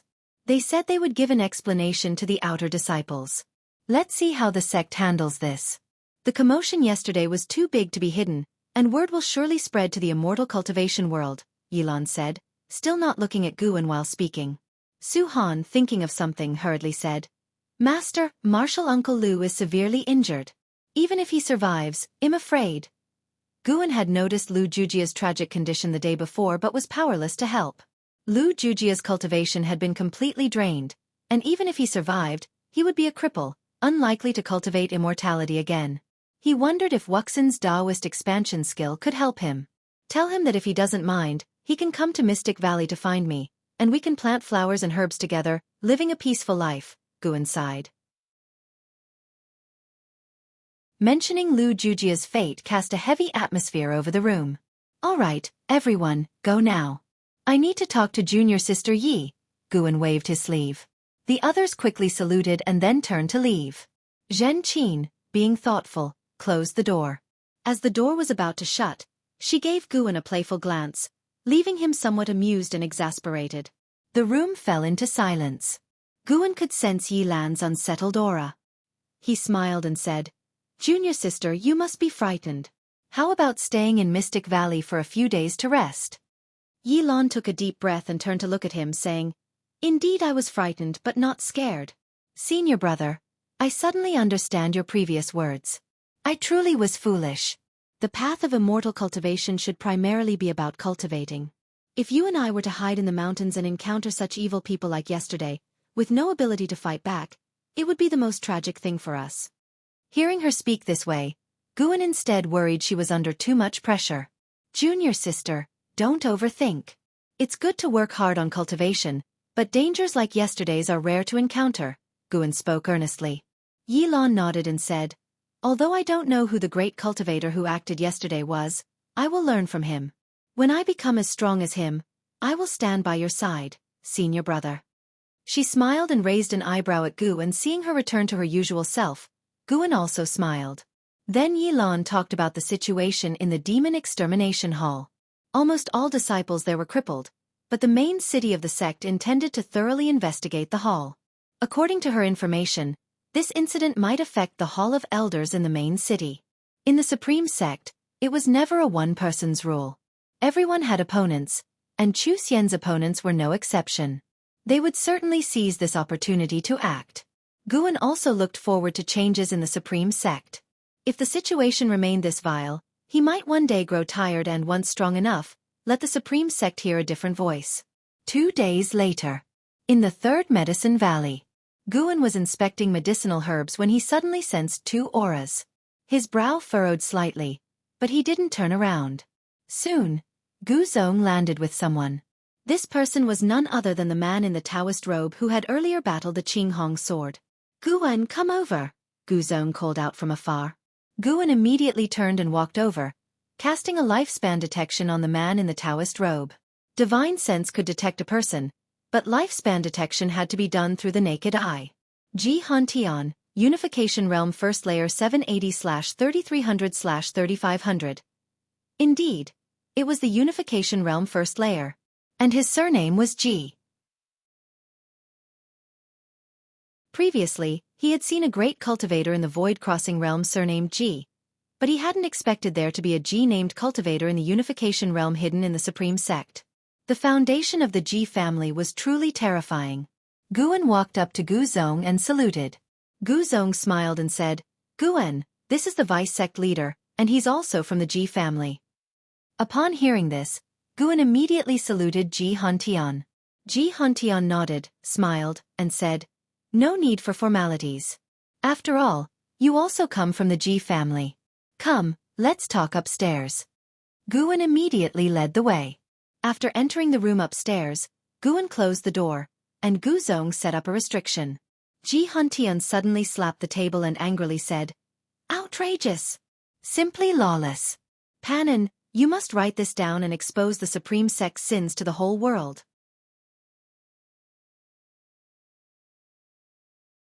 Chapter 68. Status Promotion. Searching for Pan and, "You want me to write it?" Guan didn't dare to respond. He had no idea why Ji Hantian was so angry. If Ji Hantian wanted Guan to defame himself, he certainly wouldn't do it. "Why are you yelling so loudly?" Gu Zong said discontentedly. He then sat down, gesturing for Guan to sit beside him. Guan nodded and sat down on the stool next to him. Ji Hantian, trying to calm his emotions, said, "Using tens of thousands of disciples to refine a formation, is this truly the righteous path? If not for that mysterious sword cultivator intervening, I would still be in the dark." He was truly upset. At that time, he was in seclusion when he sensed a strong sword intent, which startled him into coming out of seclusion. Traveling tens of thousands of miles, he arrived only to find that Chu Xian was beyond saving, but he heard the curses of the outer sect disciples, making him both angry and curious about the identity of that sword cultivator, so he pursued. He ended up being easily defeated by the other party. Ever since reaching the Unification Realm, Ji Hantian felt he could walk unchallenged in the Taizong dynasty, with few able to match him. Most who could were ancient monsters in long seclusion. He hadn't tasted defeat in a long time. The most crucial thing was, the other party not only defeated him but also helped him. If that person hadn't intervened, when I came out of seclusion, wouldn't the hatred for the outer sect's destruction be pinned on the demonic sect? Ji Hantian asked Gu Zong, staring intently. Gu Zong smiled bitterly, not answering directly, but his answer was obvious. Jianghu then looked at Guan and said, "You need to write down everything that happened 3 days ago. This includes the disgraceful activities of the Demon Extermination Hall, and the sword cultivator who prevented the outer sect calamity. Since he acted, it shows he is also part of the Supreme Sect, just very low-key. Promoting his deeds can help maintain the Supreme Sect's image, so it won't instantly be seen as demonic." Hearing that he could flatter himself, Guan felt relieved. However, he couldn't agree too easily. Guan put on a difficult expression, hesitating to speak.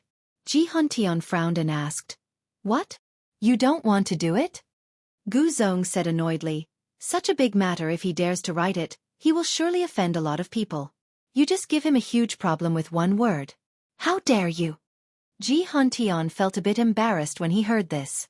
Guan took a deep breath and said, "I'm willing to work for the Supreme Sect, but..." Gu Zong smiled and said, "What do you want? Just say it." Jianghu frowned but did not say more.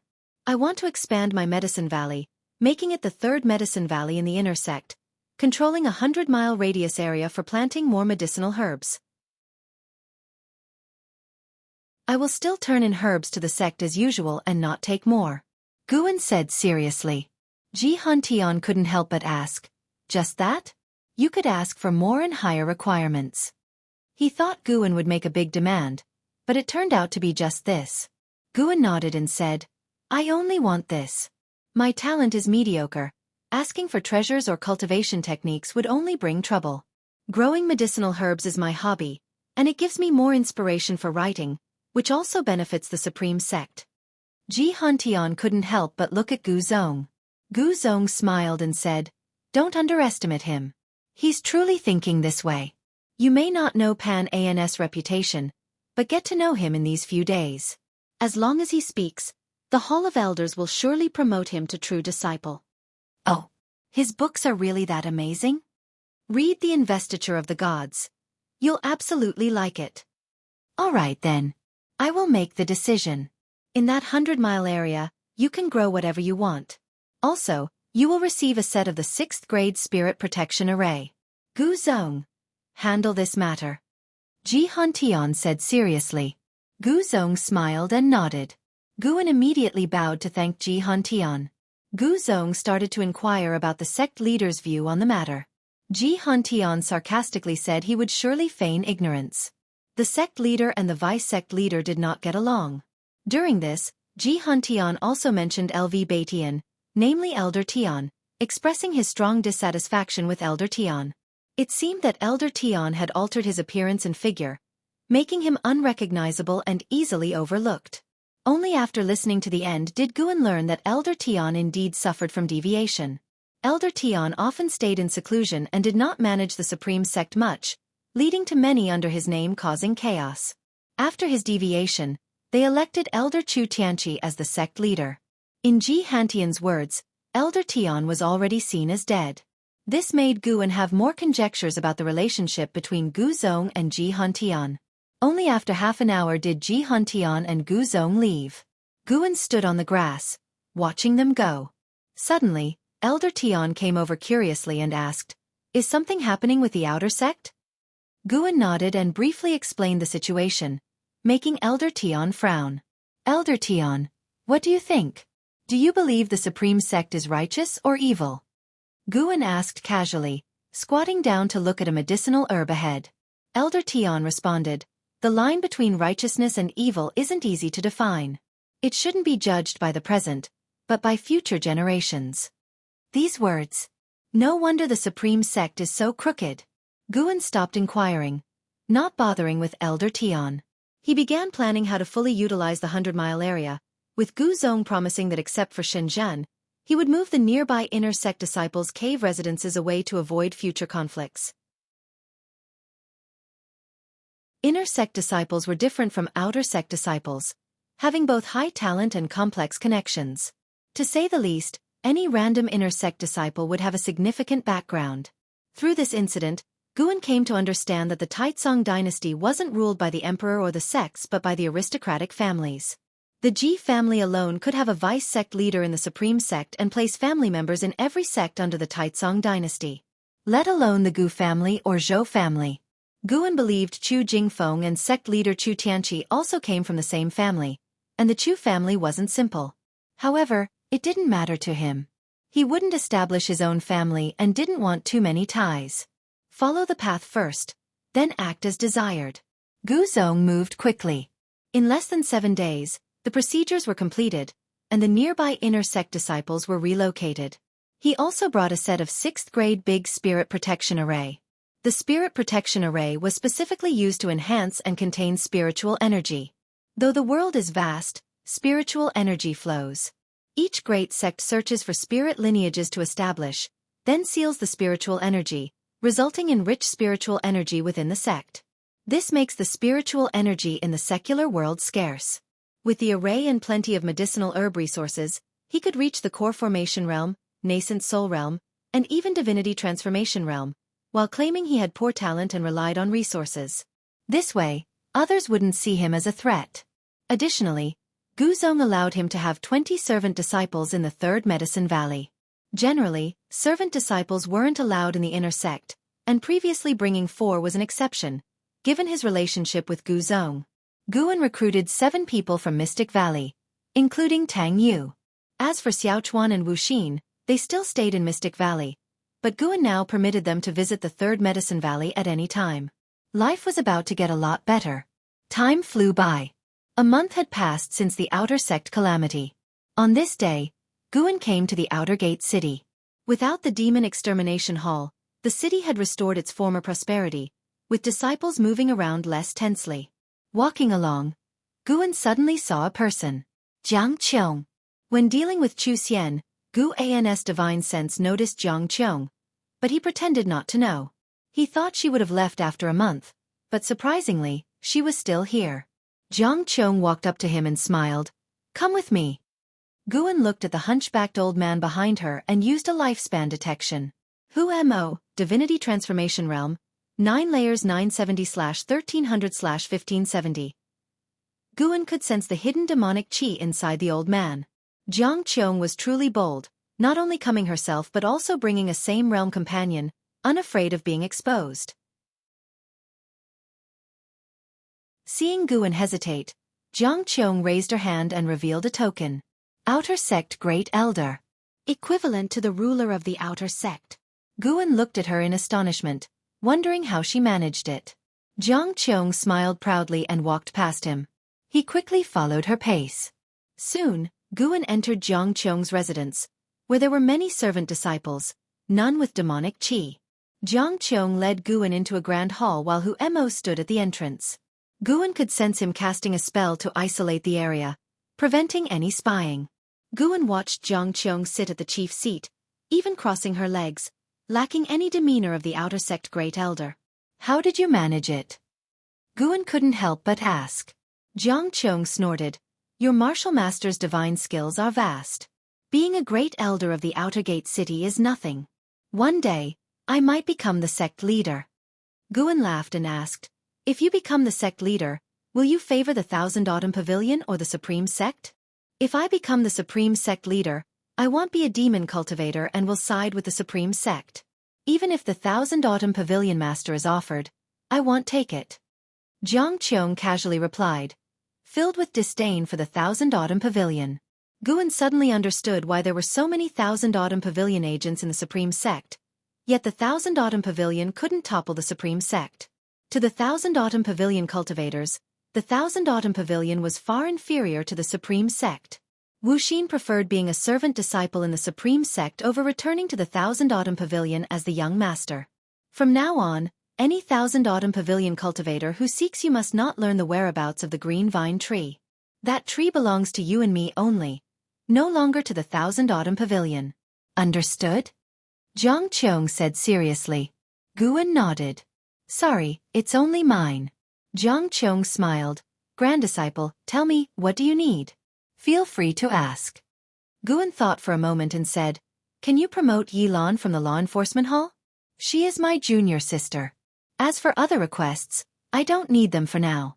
My medicine valley in the inner sect has expanded, so I don't need more valleys. In the future, if you have high-rank medicinal herb seeds, you can give them to me. I'll grow and cultivate them and then hand them to you. Jiang Qiong's smile grew brighter. She looked him over and said, "Not bad.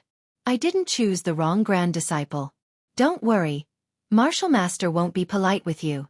Of course, Martial Master won't shortchange you either. Besides, I have a task for you." Guan couldn't help but ask, "Besides growing medicinal herbs, what else can I do for you?" "Keep a close eye on Pan An and his news.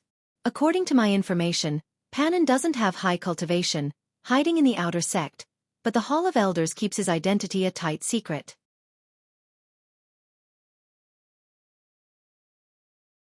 Chapter 69 Sword Venerable Fudao, Renowned Throughout the World Part 4. Looking for myself? Guan wanted to laugh but restrained himself. Ji Hantian asked Guan to write about himself, and Jiang Qiong asked him to find himself. Despite the different identities, he still found it absurd. "What kind of matter is this?" Guan said hesitantly, "My usual activity range is mostly within Medicine Valley. I'm afraid it's difficult for me to notice any news about Pan An." Jiang Qiong waved her hand and said, "That's hard to say. Pan An loves writing books and naturally socializes. The book's supreme Immortal Venerable stirs the emotions of lower-level cultivators. He might often interact with outer and servant disciples. In any case, keep an eye out and tell me if you find anything." Guan could only nod upon hearing this. Jiang Qiong then discussed some other matters and had Mo, who was guarding the door, fetch a bag of high-rank seeds for Guan to take away. After leaving Jiang Qiong's residence, Guan headed towards the Heavenly Repair Platform. It was said that the Heavenly Repair Platform had become the most notable attraction in this outer gate city, attracting disciples from other outer and inner cities to visit. The grand battle a month ago had spread throughout the immortal cultivation world. Even Luo Hun from Xianxia Valley had heard of it, indicating that he occasionally left the valley. Upon reaching the Heavenly Repair Platform, Guan saw that at least 10,000 people were on the platform. Beside the words righteous path, many cultivators were meditating. Guan first noticed two familiar faces. Zhua Yijian and Zhua Lin. This father and son pair were observing Gu An's sword intent. Guan had carved words with his sword intent, naturally leaving behind his sword intent, which held a great attraction for the sword cultivators of the Supreme Sect. Guan also saw another person, his disciple Su Han. Su Han was also a sword cultivator. Having grasped the essence of the hateful heaven divine sword, his accomplishments in sword Dao had grown rapidly, and his overall bearing was transforming. Guan watched from afar, not disturbing anyone while listening to the discussions of other disciples. The sword intent of Sword Venerable Fudao is truly majestic. One can't imagine how high his sword Dao accomplishment is. It's said that Sword Venerable Fudao has strength comparable to that of the vice sect leader. Even if he faced the sect leader, he might not lose. Perhaps Sword Venerable Fudao is actually the sect leader? That's impossible. The sect leader himself stated that he has no idea what Chu Xian did. He also said there will be a thorough investigation of everyone associated with Chu Xian, regardless of status. Anyone who goes against the ethics of the Supreme Sect will be severely punished. Looking at these words righteous path, they truly stir my heart. I heard Pan An wants to write about Sword Venerable Fudao in his book. I wonder what kind of story it will be. Sword Venerable Fudao. This was the title given to Gu An by Chu Tianqi, the sect leader of the Supreme Sect.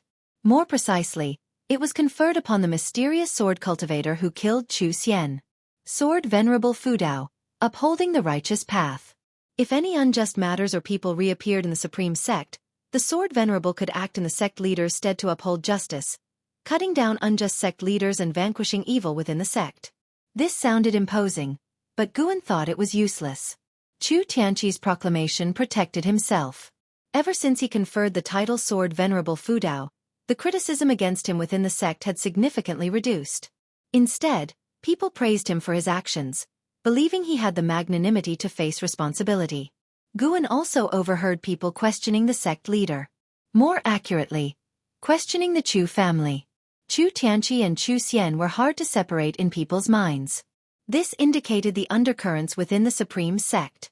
Those who praised and those who questioned publicly did not match the typical behavior of cultivators. It was hard to determine if they were being used as pawns. However, none of this concerned Guan.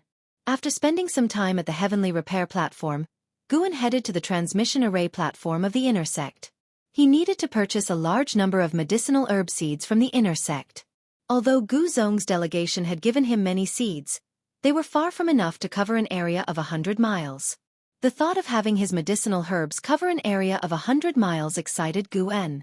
A month ago, taking the risk not only saved those around him but also brought him great benefits, which made him very satisfied. By evening, Guan returned to the Third Medicine Valley. The arrival of 7 new servant disciples added some vitality to the valley. They were weeding and clearing land in various directions while the distant mountain forests echoed with the barks of spirit dogs, adding a pastoral feel. As soon as Guan returned, he sensed Xianxia's presence, who was once again waiting in his loft. Upon heading upstairs, Guan saw Xianxia standing by the bookshelf, reading.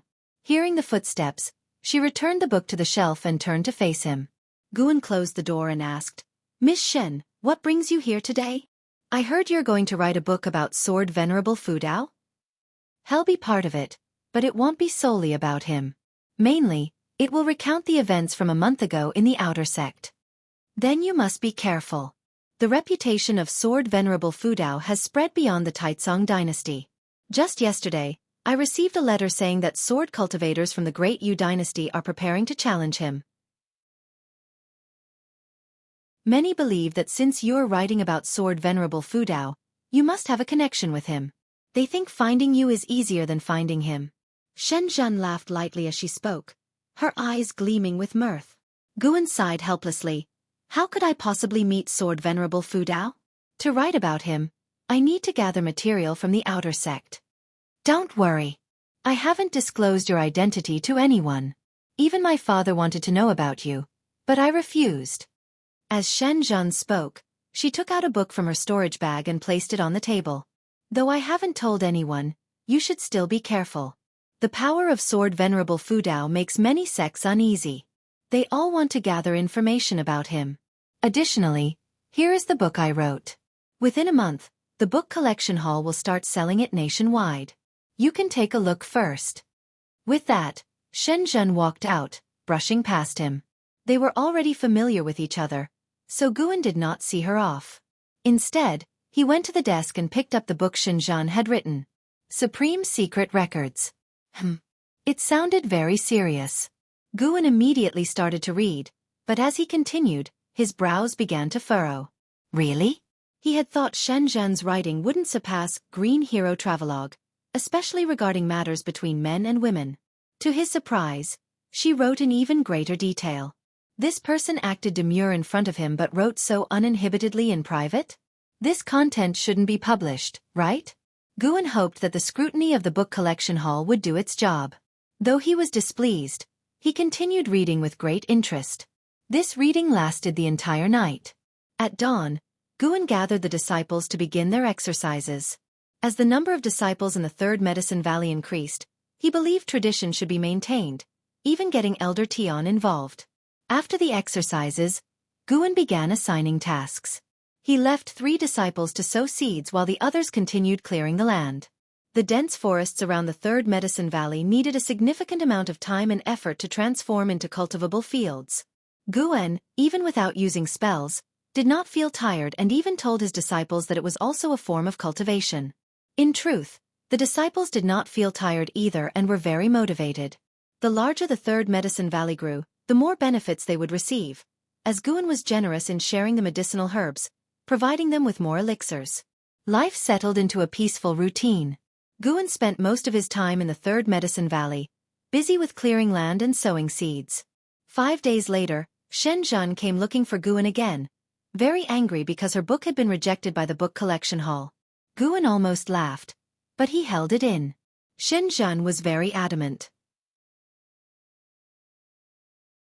The more the book collection hall refused to publish her book, the more determined she was to publish it.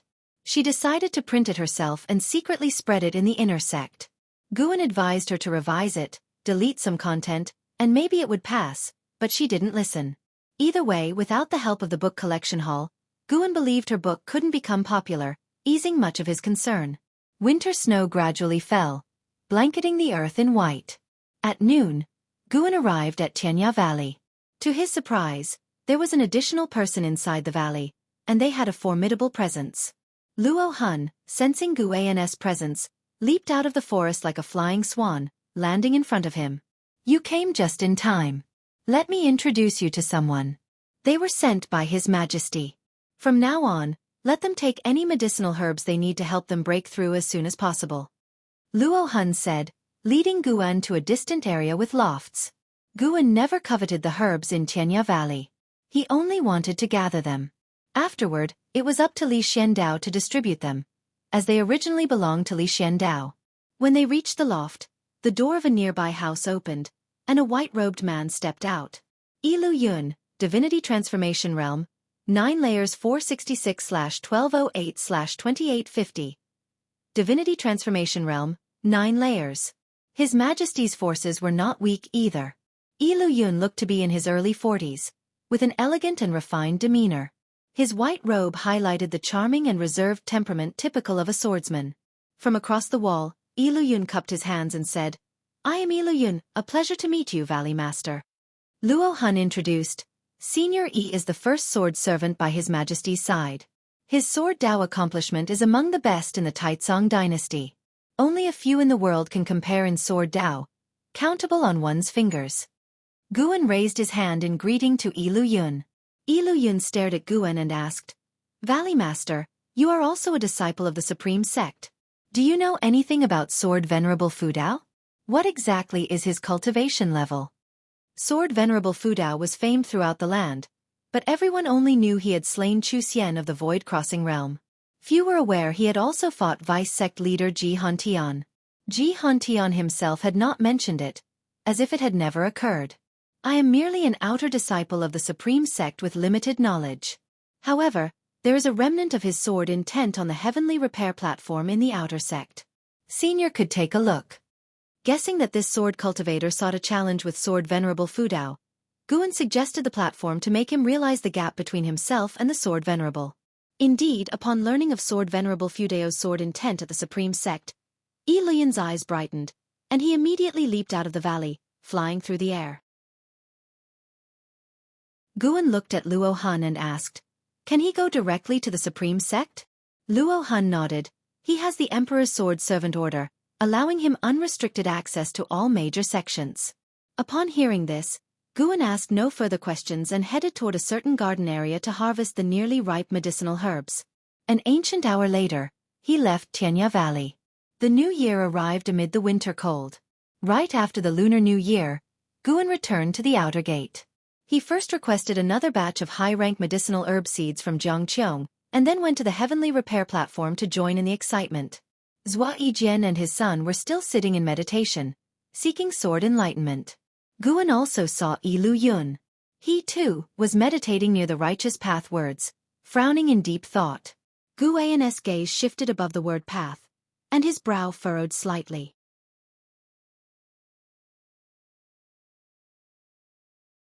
Chapter 69 Sword Venerable Fudao, Renowned Throughout the World Part 4. Looking for myself? Guan wanted to laugh but restrained himself. Ji Hantian asked Guan to write about himself, and Jiang Qiong asked him to find himself. Despite the different identities, he still found it absurd. What kind of matter is this? Guan said hesitantly, My usual activity range is mostly within Medicine Valley. I'm afraid it's difficult for me to notice any news about Pan En. Jiang Qiong waved her hand and said, That's hard to say. Panan loves writing books and naturally socializes. The book, Supreme Immortal Venerable, stirs the emotions of lower-level cultivators. He might often interact with outer and servant disciples. In any case, keep an eye out and tell me if you find anything. Guan could only nod upon hearing this. Jiang Qiong then discussed some other matters and had Hu Mo, who was guarding the door, fetch a bag of high-rank seeds for Guan to take away. After leaving Jiang Qiong's residence, Guan headed towards the Heavenly Repair Platform. It was said that the Heavenly Repair Platform had become the most notable attraction in this outer gate city, attracting disciples from other outer and inner cities to visit. The grand battle a month ago had spread throughout the immortal cultivation world. Even Luo Han from Xianxia Valley had heard of it, indicating that he occasionally left the valley. Upon reaching the Heavenly Repair Platform, Guan saw that at least 10,000 people were on the platform.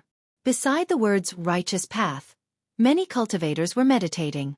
Guan first noticed two familiar faces. Zhua Yijian and Zhua Lin. This father and son pair were observing Guan's sword intent. Guan had carved words with his sword intent, naturally leaving behind his sword intent, which held a great attraction for the sword cultivators of the supreme sect. Guan also saw another person, his disciple Su Han. Su Han was also a sword cultivator. Having grasped the essence of the hateful heaven divine sword, his accomplishments in sword Dao had grown rapidly, and his overall bearing was transforming. Guan watched from afar, not disturbing anyone while listening to the discussions of other disciples. The sword intent of Sword Venerable Fudao is truly majestic. One can't imagine how high his sword Dao accomplishment is.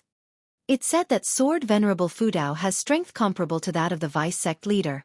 Even if he faced the sect leader, he might not lose.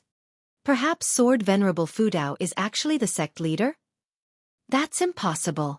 The sect leader himself stated that he has no idea what Chu Xian did. He also said there will be a thorough investigation of everyone associated with Chu Xian, regardless of status. Anyone who goes against the ethics of the supreme sect will be severely punished. Looking at these words righteous path, they truly stir my heart. I heard Pan wants to write about Sword Venerable Fudao in his book. I wonder what kind of story it will be. Sword Venerable Fudao. This was the title given to Guan by Chu Tianqi, the sect leader of the supreme sect. More precisely, it was conferred upon the mysterious sword cultivator who killed Chu Xian. Sword Venerable Fudao, upholding the righteous path. If any unjust matters or people reappeared in the supreme sect, the Sword Venerable could act in the sect leader's stead to uphold justice, cutting down unjust sect leaders and vanquishing evil within the sect. This sounded imposing, but Guan thought it was useless. Chu Tianqi's proclamation protected himself. Ever since he conferred the title Sword Venerable Fudao, the criticism against him within the sect had significantly reduced. Instead, people praised him for his actions, believing he had the magnanimity to face responsibility. Guan also overheard people questioning the sect leader. More accurately, questioning the Chu family. Chu Tianqi and Chu Xian were hard to separate in people's minds. This indicated the undercurrents within the supreme sect. Those who praised and those who questioned publicly did not match the typical behavior of cultivators. It was hard to determine if they were being used as pawns. However, none of this concerned Guan. After spending some time at the Heavenly Repair platform, Guan headed to the transmission array platform of the inner sect. He needed to purchase a large number of medicinal herb seeds from the inner sect. Although Gu Zong's delegation had given him many seeds, they were far from enough to cover an area of 100 miles. The thought of having his medicinal herbs cover an area of 100 miles excited Guan. A month ago, taking the risk not only saved those around him but also brought him great benefits, which made him very satisfied. By evening, Guan returned to the Third Medicine Valley. The arrival of 7 new servant disciples added some vitality to the valley. They were weeding and clearing land in various directions while the distant mountain forests echoed with the barks of spirit dogs, adding a pastoral feel. As soon as Guan returned, he sensed Xianxia's presence, who was once again waiting in his loft. Upon heading upstairs, Guan saw Xianxia standing by the bookshelf, reading. Hearing the footsteps, she returned the book to the shelf and turned to face him. Guan closed the door and asked, "Miss Shen, what brings you here today? I heard you're going to write a book about Sword Venerable Fudao? He'll be part of it, but it won't be solely about him. Mainly, it will recount the events from a month ago in the outer sect. Then you must be careful. The reputation of Sword Venerable Fudao has spread beyond the Taizong dynasty. Just yesterday, I received a letter saying that sword cultivators from the Great Yu dynasty are preparing to challenge him. Many believe that since you're writing about Sword Venerable Fudao, you must have a connection with him. They think finding you is easier than finding him." Xianxia laughed lightly as she spoke, her eyes gleaming with mirth. Guan sighed helplessly. How could I possibly meet Sword Venerable Fudao? To write about him, I need to gather material from the outer sect. Don't worry. I haven't disclosed your identity to anyone. Even my father wanted to know about you, but I refused. As Xianxia spoke, she took out a book from her storage bag and placed it on the table. Though I haven't told anyone, you should still be careful.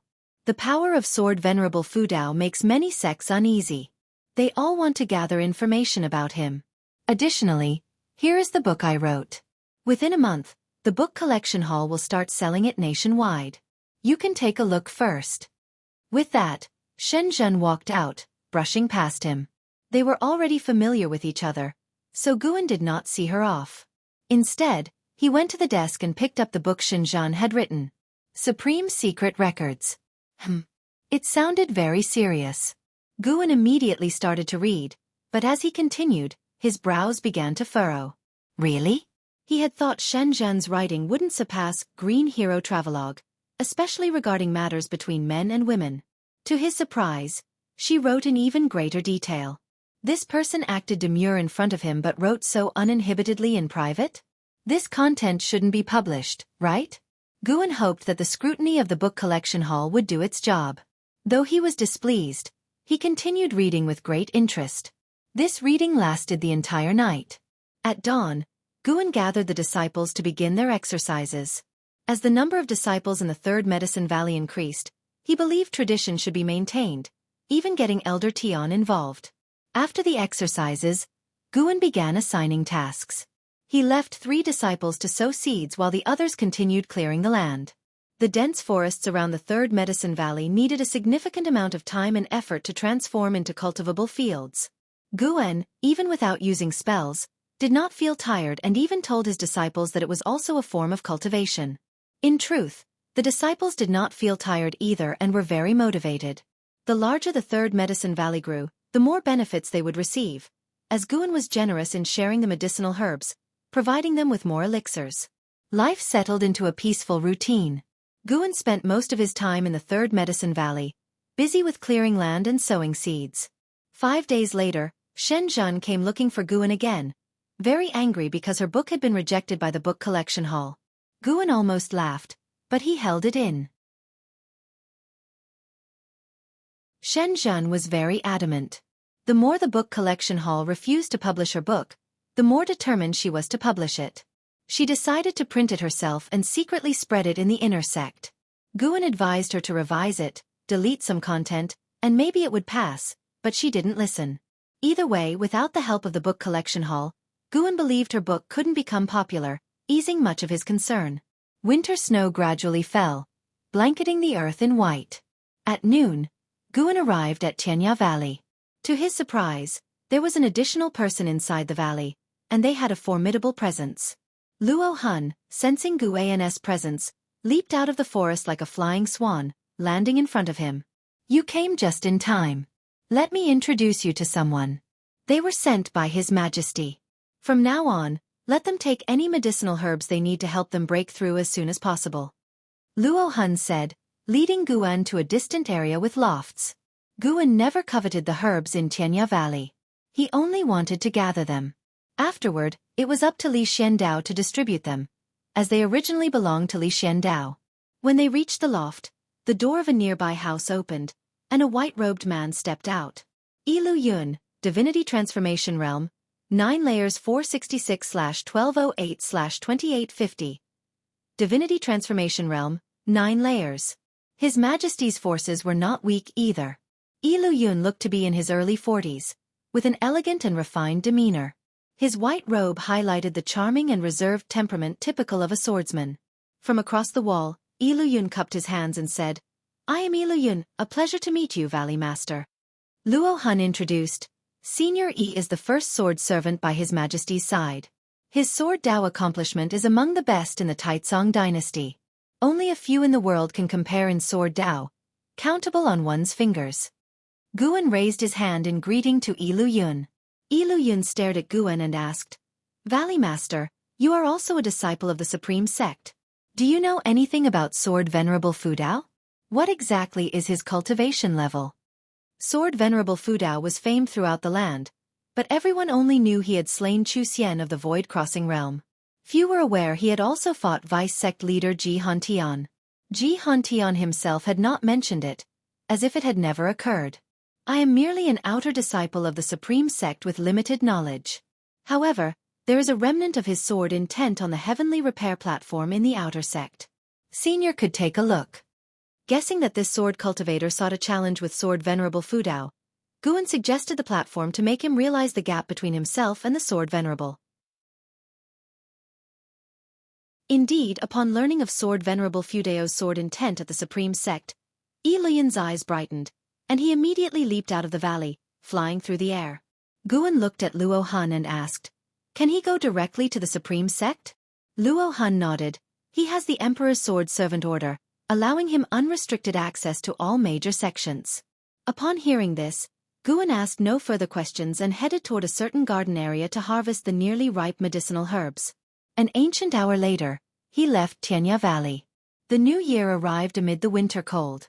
Right after the Lunar New Year, Guan returned to the outer gate. He first requested another batch of high-rank medicinal herb seeds from Jianghu, and then went to the heavenly repair platform to join in the excitement. Zhua Yijian and his son were still sitting in meditation, seeking sword enlightenment. Guan also saw Yi Liyun. He, too, was meditating near the righteous path words, frowning in deep thought. Guan's gaze shifted above the word path, and his brow furrowed slightly. Source: Web novel. Com. Updated on Envgo. Co.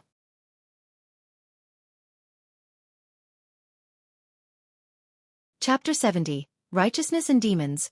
I read Fengshen, 5th update. Following Guan's gaze, he saw a man in plain clothes sitting cross-legged above the Dao character. His figure and appearance were unremarkable, and even his aura was ordinary. If it weren't for Guan constantly using lifespan detection, he wouldn't have noticed anything extraordinary about this person. Underworld Demon Emperor, Void Crossing Realm 9th Layer 3847/5700/14000. Turns out he's a demon. Guan knew that demons of the same realm tend to have longer lifespans than cultivators of the human race, but seeing the opponent's 14,000-year lifespan, he couldn't help but be shocked. What cultivation technique has this guy practiced to completely conceal any demon energy, so much so that even he, a great cultivator in the unification realm, couldn't see through it? And most importantly, do demons like to practice swordsmanship? Guan couldn't help but think of his sky dragon, who was also obsessed with the sword Dao. He didn't keep staring at the underworld demon emperor but continued to scan the other figures on the heavenly repair platform. Those who dared to sit and attain sword enlightenment had high cultivations. After all, those in the energy cultivation realm and foundation establishment realm were busy with energy absorption and hadn't reached the point of prolonged meditation and enlightenment. Guan realized he had underestimated the influence of sword Venerable Fudao.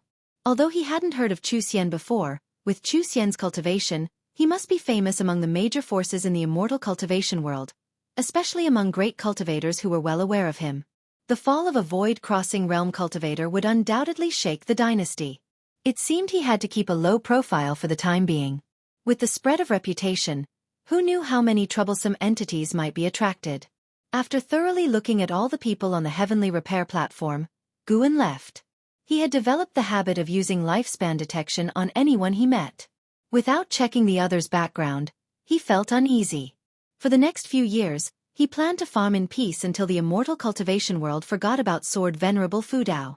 He had already written the book about sword Venerable Fudao and the outer sect scandal. Ji Hantian had been pushing him, and he finished writing it last month. This book wasn't a long novel, just a single volume was enough. Spring warmth blanketed the earth, and everything thrived. In the third medicine valley, Guan and Gu you were drinking inside. Your righteousness and demons has spread throughout the Taizong dynasty. Now, no one discusses the supreme immortal venerable. They're all talking about the supreme sect and sword Venerable Fudao, Gu Yu remarked jealously. Guan laughed. After all, the supreme sect is the #1 righteous sect. With such an incident, anyone would be curious.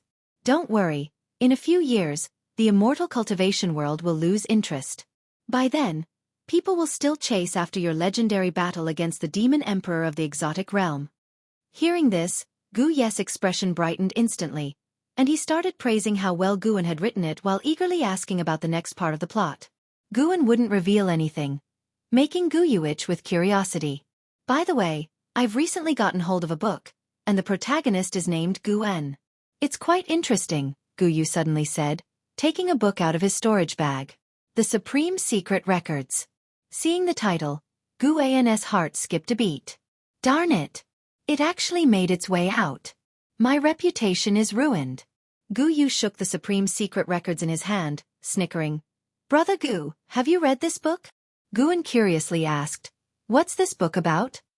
It's a good book. Be honest, did you write it? Gu Yu asked with a smile. How could that be possible? Let me take a look. Is it really that good? Guan snatched the supreme secret records from his hand and began flipping through it. Gu Yu raised an eyebrow and asked, Are you sure you didn't write it? Or did someone close to you write it? After reading the first page, Guan frowned as if he was genuinely seeing it for the first time. Seeing him frown, Gu Yu refrained from teasing him and instead poured himself a drink. As Gu An's expression grew increasingly unpleasant, Gu Yu thought for a while and said, This book started circulating in the inner sect. You don't seem to know many inner sect disciples, so it must be a coincidence. After all, the name Guan isn't uncommon. Guan closed the supreme secret records, took a deep breath, and asked, Does the book collection hall allow such a book to circulate? This book didn't go through the book collection hall. It's being passed around privately by the disciples, Gu Yu replied helplessly. Guan remained silent. Seeing the atmosphere turn awkward, Gu Yu got up to leave, consoling Guan a few more times before departing. After he left, Guan began to ponder the supreme secret records. He had to admit that Xianxia had indeed studied the Green Hero Travelogue thoroughly. At least this book, in his opinion, surpassed the original. Although some content was unsightly, the character of Guan in the book was full of a chivalrous spirit, with a carefree and unfettered personality, which was quite endearing and did not tarnish his name. After reading for an hour, Guan finally closed the supreme secret records and then stepped out of the pavilion to continue his work. His goal was to plant medicinal herbs over an area of 100 miles as soon as possible. Today, he planned to fence off the area to prevent inner sect disciples from trespassing. Inner Sect City, Ji Mansion. Ji Xiaoyu sat upright at the table, holding a book. Across from her sat Ji Hantian. How is it? How is this righteousness and demons written? Ji Hantian asked, putting down his teacup. Ji Xiaoyu flipped through the pages as she replied, It's quite good. The narration is immersive and doesn't cover up the Supreme Sect's sins, depicting Chu Xian's hideous face in great detail. But the outer sect disciples' unity is also very moving. At least after reading it, I don't think the Supreme Sect is utterly rotten. I can still feel the foundation and spirit of Taikang's #1 orthodox sect. Ji Hantian's lips curled into a smile. Do you know who Panin is? Ji Xiaoyu remained silent. It's the house servant under your command. Guan unexpected, isn't it? Ji Hantian asked with a smile. Ji Xiaoyu said quietly, Actually, I already knew, but I didn't expect you to know as well. Grandfather, you didn't make him write this book, did you? It will cause him a lot of trouble. Ji Hantian feigned a cough and said, No worries, I will protect him. Thanks to this book, my influence in the Hall of Elders has increased. Overturning Chu Tianqi might not be impossible in the future. Ji Xiaoyu turned her attention back to the book in her hand, absent-mindedly saying, I actually think the Ji family shouldn't covet the position of sect leader. Things are quite good as they are, dispersed among various sects, not becoming a target. That's because you don't understand how hard it was for me under LV Baishan's pressure before. Otherwise, why would I let you join the Supreme Sect? It's to use your talent to gain face for me, Ji Hantian grumbled, getting agitated at the mention of LV Baitian. You've caused Guan so much trouble. Do you have any compensation for him? Of course I do. I've expanded his medicine valley to 100 miles. Also, you can bring Ji family's high-rank medicinal herbs to him for planting. I've investigated. This kid indeed has a knack for managing the valley. Moreover, if you get closer to him, he might beautify the Ji family in the future. I've read the Investiture of the Gods. His portrayal of GFA shows he holds the Ji family in his heart. Ji Hantian spoke earnestly, causing Ji Xiaoyu to frown. Ji Xiaoyu showed a look of dissatisfaction and said, Grandfather, dealing with people and matters shouldn't be overly calculative. Silly child, this isn't being calculative. It's a win-win situation. Why not? Ji Xiaoyu lowered her head, continuing to read, which made Ji Hantian shake his head. Ji Hantian stood up and said, The 100 Tribes Conference is approaching. You should prepare to secure the top spot on the Hidden Dragon list. After saying that, He took a step and disappeared into thin air within the room. Ji Xiaoyu didn't get up and kept staring at the book in her hand. March, the spring breeze was cool. One day in the early days of the month, someone from the Ji family came to the Third Medicine Valley, delivering a large batch of medicinal herb seeds to Gu-en. The lowest grade was rank 4, which made Gu-en very happy. Before leaving, the Ji family cultivator explicitly and implicitly conveyed that the third miss thought highly of him. These seeds were personally selected by her, and for any future needs, he could approach her. Gu-en naturally wouldn't refuse and expressed that he would never forget the third miss' kindness. Hearing this, the cultivator left satisfied. The Ji family, Gu Zong, and Jiang Qiong were all giving him seeds, which saved Gu-en quite a bit in costs. He planned to recruit more servant disciples, filling up at least 20 positions, providing each with a demon beast and top-notch treatment. That day, Gu-en took Elder Tian to the outer sect city. Elder Tian had volunteered to come, saying he wanted to see the righteous path characters on the heavenly repair platform. Upon arriving at the outer sect city, the two parted ways. As Gu-en approached the entrance of the chores hall, a male disciple came up to him, whispering, "Taoist friend, I have a treasure here, just 2 low-grade spirit stones." 2? Why don't you just go rob someone? Gu-en said irritably, bypassing him directly. That disciple blocked him again, then took a book out of his storage bag, saying mysteriously, "Take a good look, do you recognize this book? Many inner sect disciples read it after exiting seclusion. It holds great opportunities within." Gu-en glanced at it and saw 4 words. The Supreme Secret Records. He directly pushed the other aside, leaving with a word, "Sorry, I read the Investiture of the Gods." The disciple looked at his departing figure, cursing quietly, then sought other people to sell to. An hour later, Gu-en emerged from the chores hall with 11 people in tow, both men and women, all young and looking excited. Gu-en's ability to recruit so many servant disciples at once indicated his unusual status. Following such a senior, their path in immortal cultivation would surely broaden. He led the servant disciples grandly to the heavenly repair platform. The servant disciples had been curious about the platform for a long time. However, due to their low cultivation, they hadn't dared to come, fearing it would irritate the great cultivators. Gu-en quickly spotted Elder Tian, who stood below the righteous path characters, watching intently. He glanced in another direction. The underworld demon emperor in the 9th layer of the void crossing realm was still there, currently making some gestures with his right hand. Gu-en watched for 2 breaths and thought to himself, "This isn't the sword move of the Taitsong Divine Shocking Sword? This guy can comprehend sword moves just with sword intent? Too monstrous.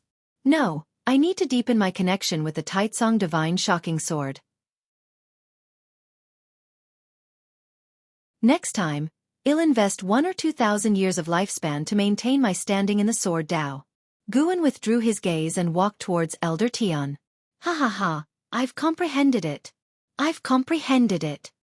Suddenly, a loud laugh resounded from the heavenly repair platform, drawing the attention of the tens of thousands on the platform.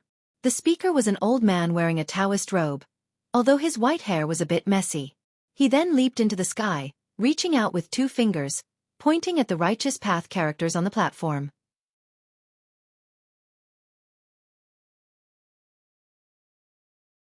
Chapter 71, Sword Dao Holy Land, Restart the Plan, 6th Update. Seeing the old man trying to destroy his writing, Gu-en's expression changed. "What's the meaning of this? Comprehend my sword intent and still want to smash my writing?" Gu-en nearly made a move, but fortunately, there was no need for him to do so.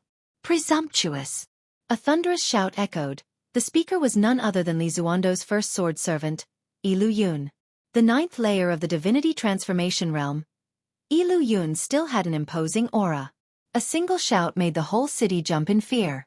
Not only Ilu Yun, but numerous great cultivators around the world's righteous path, also stood up. Even the 9th layer of the void crossing realm underworld demon emperor raised his eyes to look at the old man in the sky, showing dissatisfaction in his eyes. Gu-en immediately cast a lifespan detection. Pang Yu, 2nd layer of the void crossing realm 1279/1720/1770. Already close to the limit. No wonder he's so deranged. Pang Yu in the sky glanced at Ilu Yun, sneering contemptuously. "A mere divinity transformation, dare to stop me?" Divinity transformation? The disciples on the heavenly repair platform were in an uproar and retreated, fearing to be caught in the combat of the great cultivators. Does your excellency look down on divinity transformation, but honor void crossing? A cold voice came from another cultivator, not the underworld demon emperor. Guan had already noticed him, a great cultivator of the 5th level of the void crossing realm, dressed in the supreme sect's elder robe. Pang Ye's face changed slightly as he pulled back his hand, flicked his sleeve, and snorted. Fine, you supreme sect have many people and great forces, truly remarkable. I'll leave. Saying this, he turned and flew out of the city gates in the blink of an eye. Trying to destroy my supreme sect's path enlightenment place, you think you can just leave? A cold snort sounded. The voice was familiar to Guan. It came from Gu Zong. Guan sensed Gu Zong swiftly moving through the sky to chase Pang Yu. The great cultivator of the 5th level of the void crossing realm also disappeared from the spot.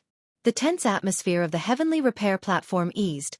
Cultivators on the platform started discussing the recent person and marveling at the strength of the supreme sect. Guan felt that this outer gate city owed him a great debt.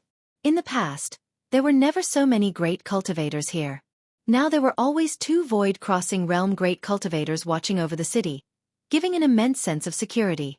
All thanks to the 2 words, righteous path, he left behind. Then, Guan led the servant disciples toward Elder Tian. The servant disciples were very excited. Today, they were promoted to servant disciples and witnessed the great cultivator's confrontation. The mere names of divinity transformation and void crossing made their hearts yearn. Let's go, it's time to return. Guan patted Elder Tian's shoulder and said.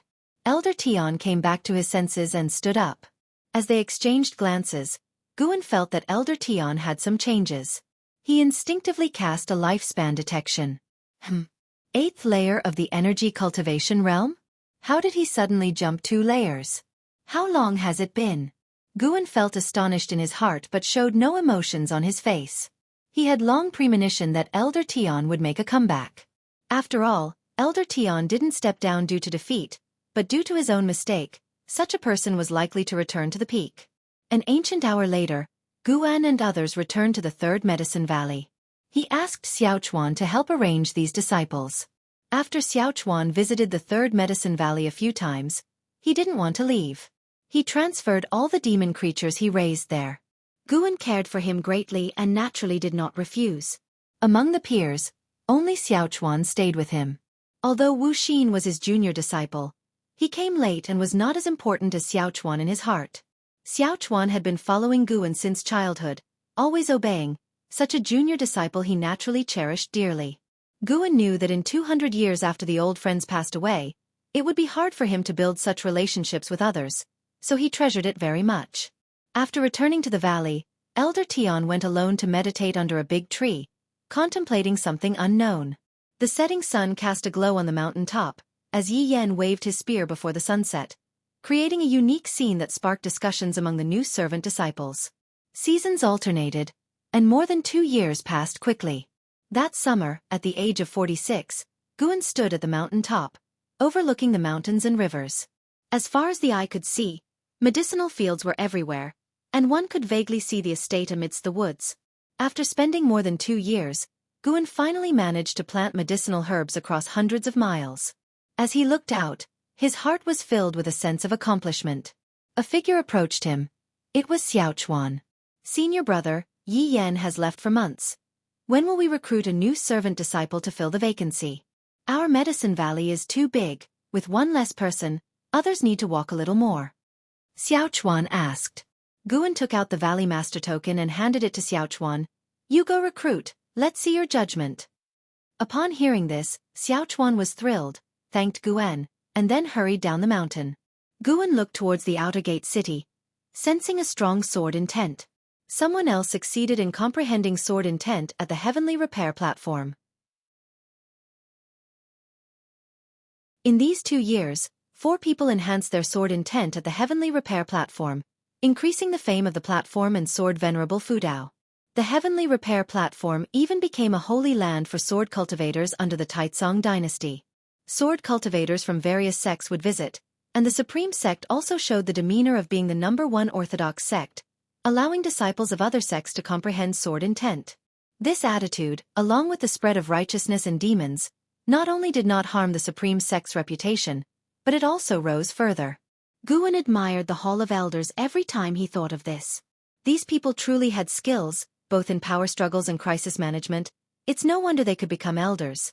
After standing on the mountain top for a while, Guan turned and descended.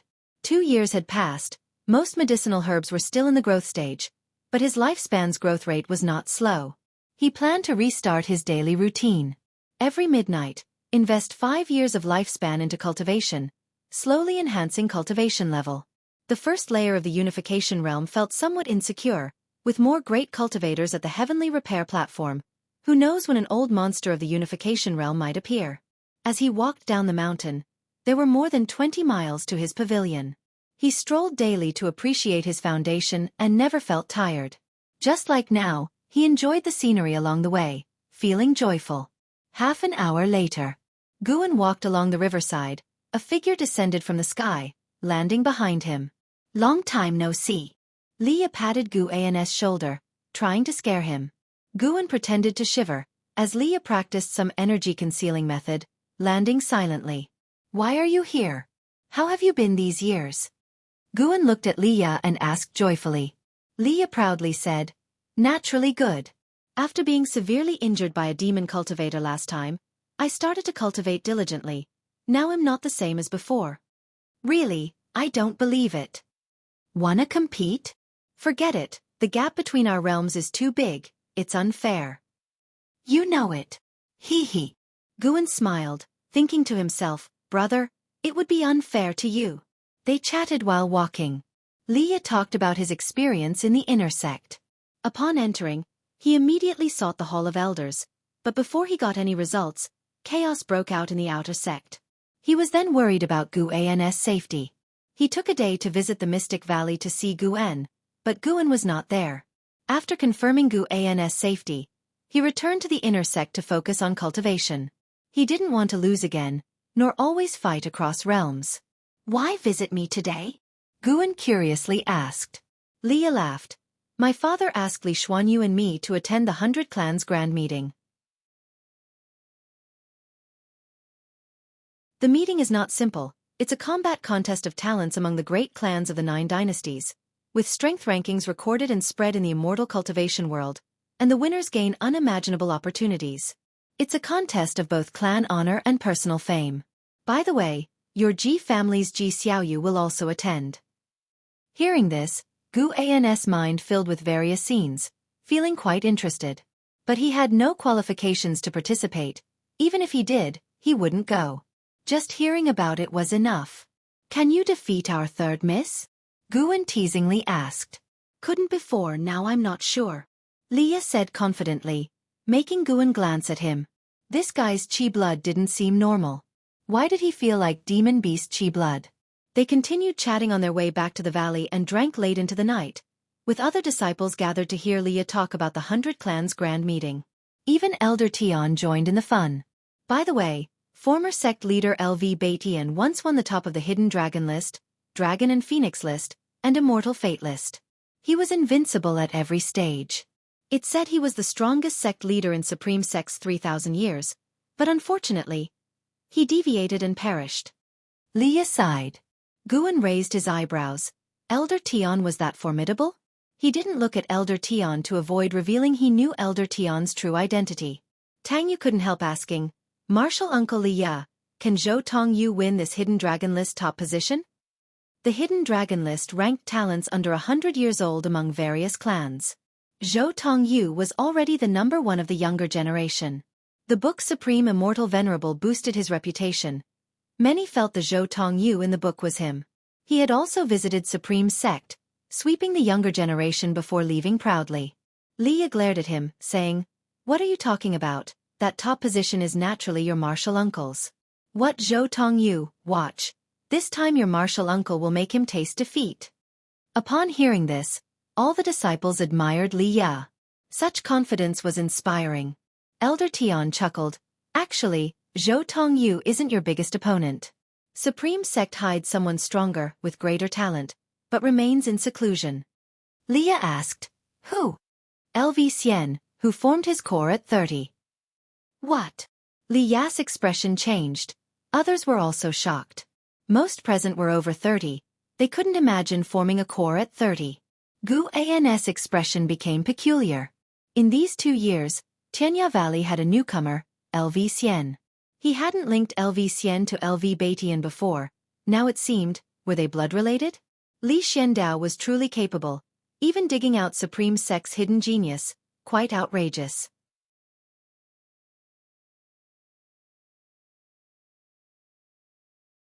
Chapter 72. Reincarnation of the Great Power, the name of Guan, 7th update. Elder Tian mentioned LV Xian, prompting the disciples to ask questions, wanting to know what kind of person this top genius was. Li is secretly noted down the name, determined to defeat LV Xian in the upcoming competition and prove his own talent. That night, the third Medicine Valley was lively. Even Elder Tian became talkative, laughing frequently. At dawn, Li bid farewell to Guan. "I'm leaving, wait for me to become famous." Watching Li Ya's departing figure, Guan suddenly felt a bit envious.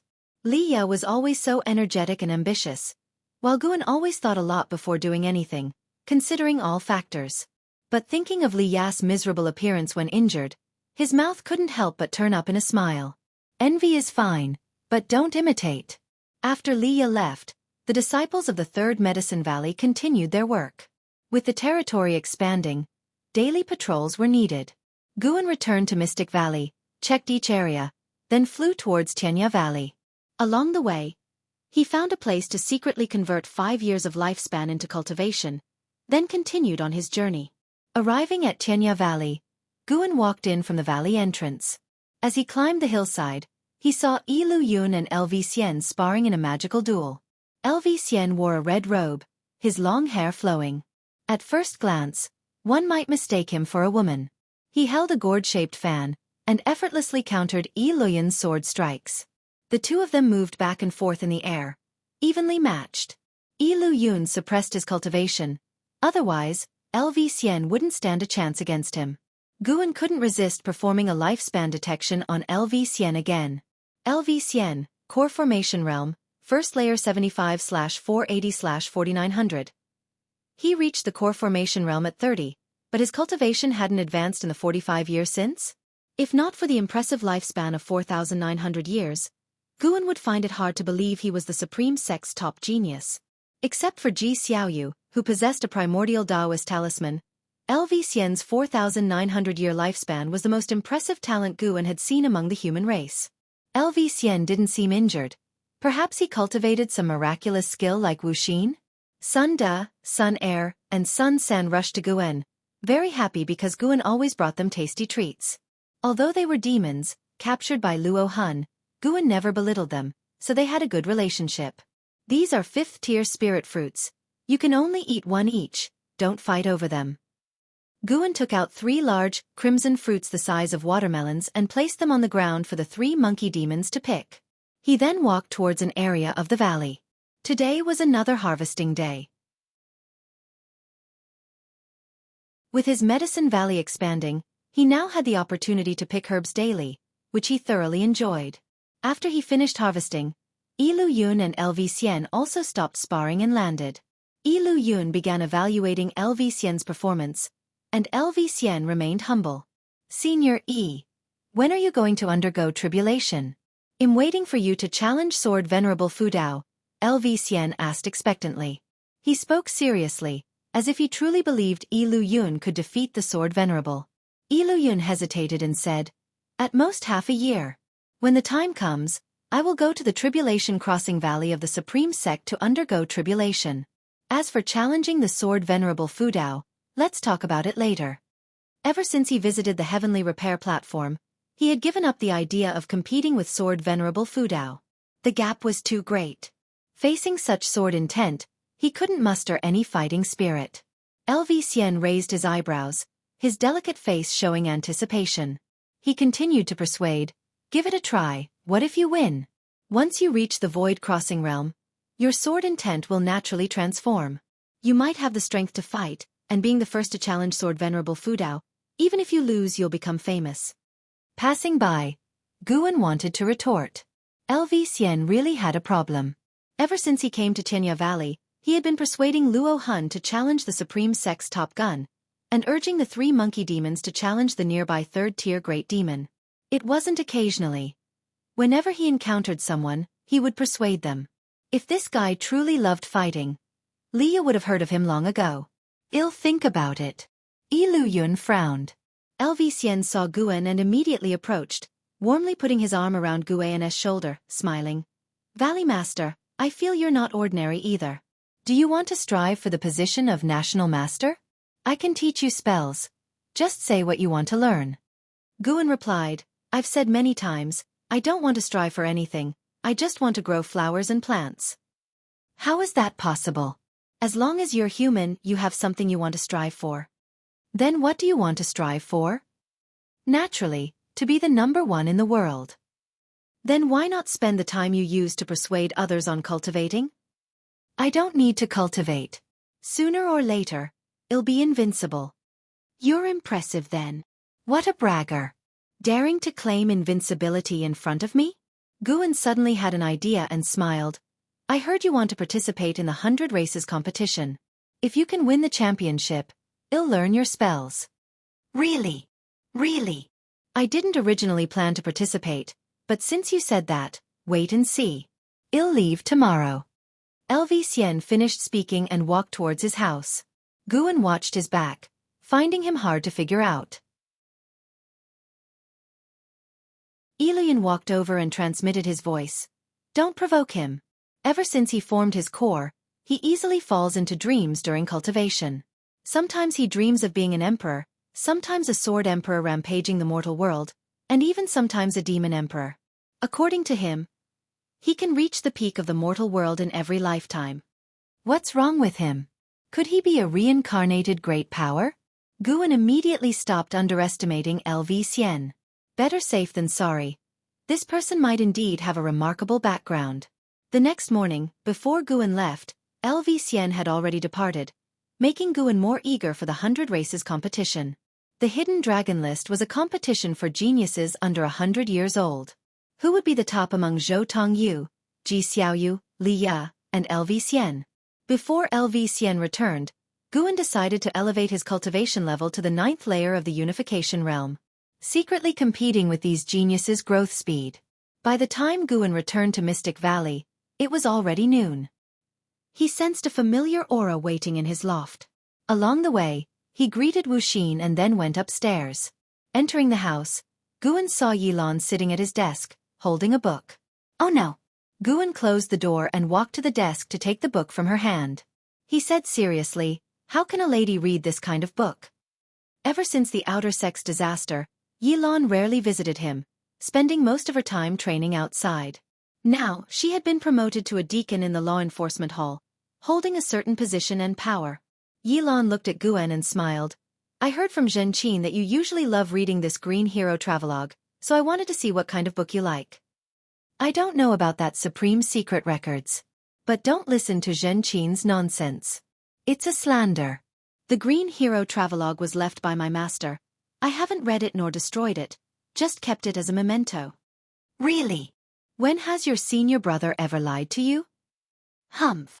Yilan took out a book from her storage bag and threw it on the table. Guan glanced at it and his eyelid twitched wildly. Supreme Secret Records. Oh no, how did this book become so popular?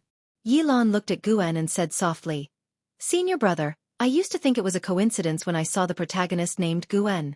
But now, after flipping through the green hero travelogue, I feel it's not a coincidence. Tell me honestly, did you write the Supreme Secret Records? How is that possible? I don't write books. I only love growing flowers and plants. Heh, do you think I'll believe you now?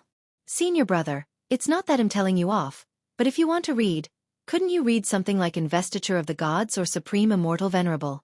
They're better than these kinds of books that disturb your Taoist heart. I really didn't write it. Guan felt so wronged, it was all Shenzhen's fault. Yilan suddenly stood up, scaring him into taking a step back. She circled around the table, approached him, and raised her right hand. Going to hit me? Guan felt a headache. Luckily, Yilan didn't intend to hit him but to straighten his robe. She slightly lowered her head and said softly, "Senior brother, if you do like this kind of thing, I can find the dual cultivation method and accompany you." Guan saw her ears turning red. He quickly stepped back and shook off her hand, saying seriously, "Junior sister, don't joke around. If you keep joking, Yilan looked up at him, burst out laughing and covered her mouth. "Look at you, acting like I'm a flood or beast. All right, no more joking. I came because of another matter, concerning your disciple, Su Han." Yilan said seriously, her smile fading. Guan frowned and asked, "What's wrong with him? Do you know his ancestral swordsmanship called Hateful Heaven Divine Sword?" "I'm somewhat familiar. Is there a problem with this swordsmanship?" "Yes, it's not his ancestral swordsmanship but a forbidden swordsmanship of the sword sect of the Great Yu dynasty, not to be passed on.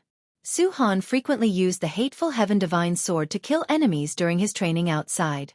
Eventually, someone recognized this swordsmanship, causing quite a stir. It's said that the sword sect is preparing to capture Su Han." "That bad?" Guan was shocked. Could Su Han, with his talent, cause such a commotion like a novel's protagonist?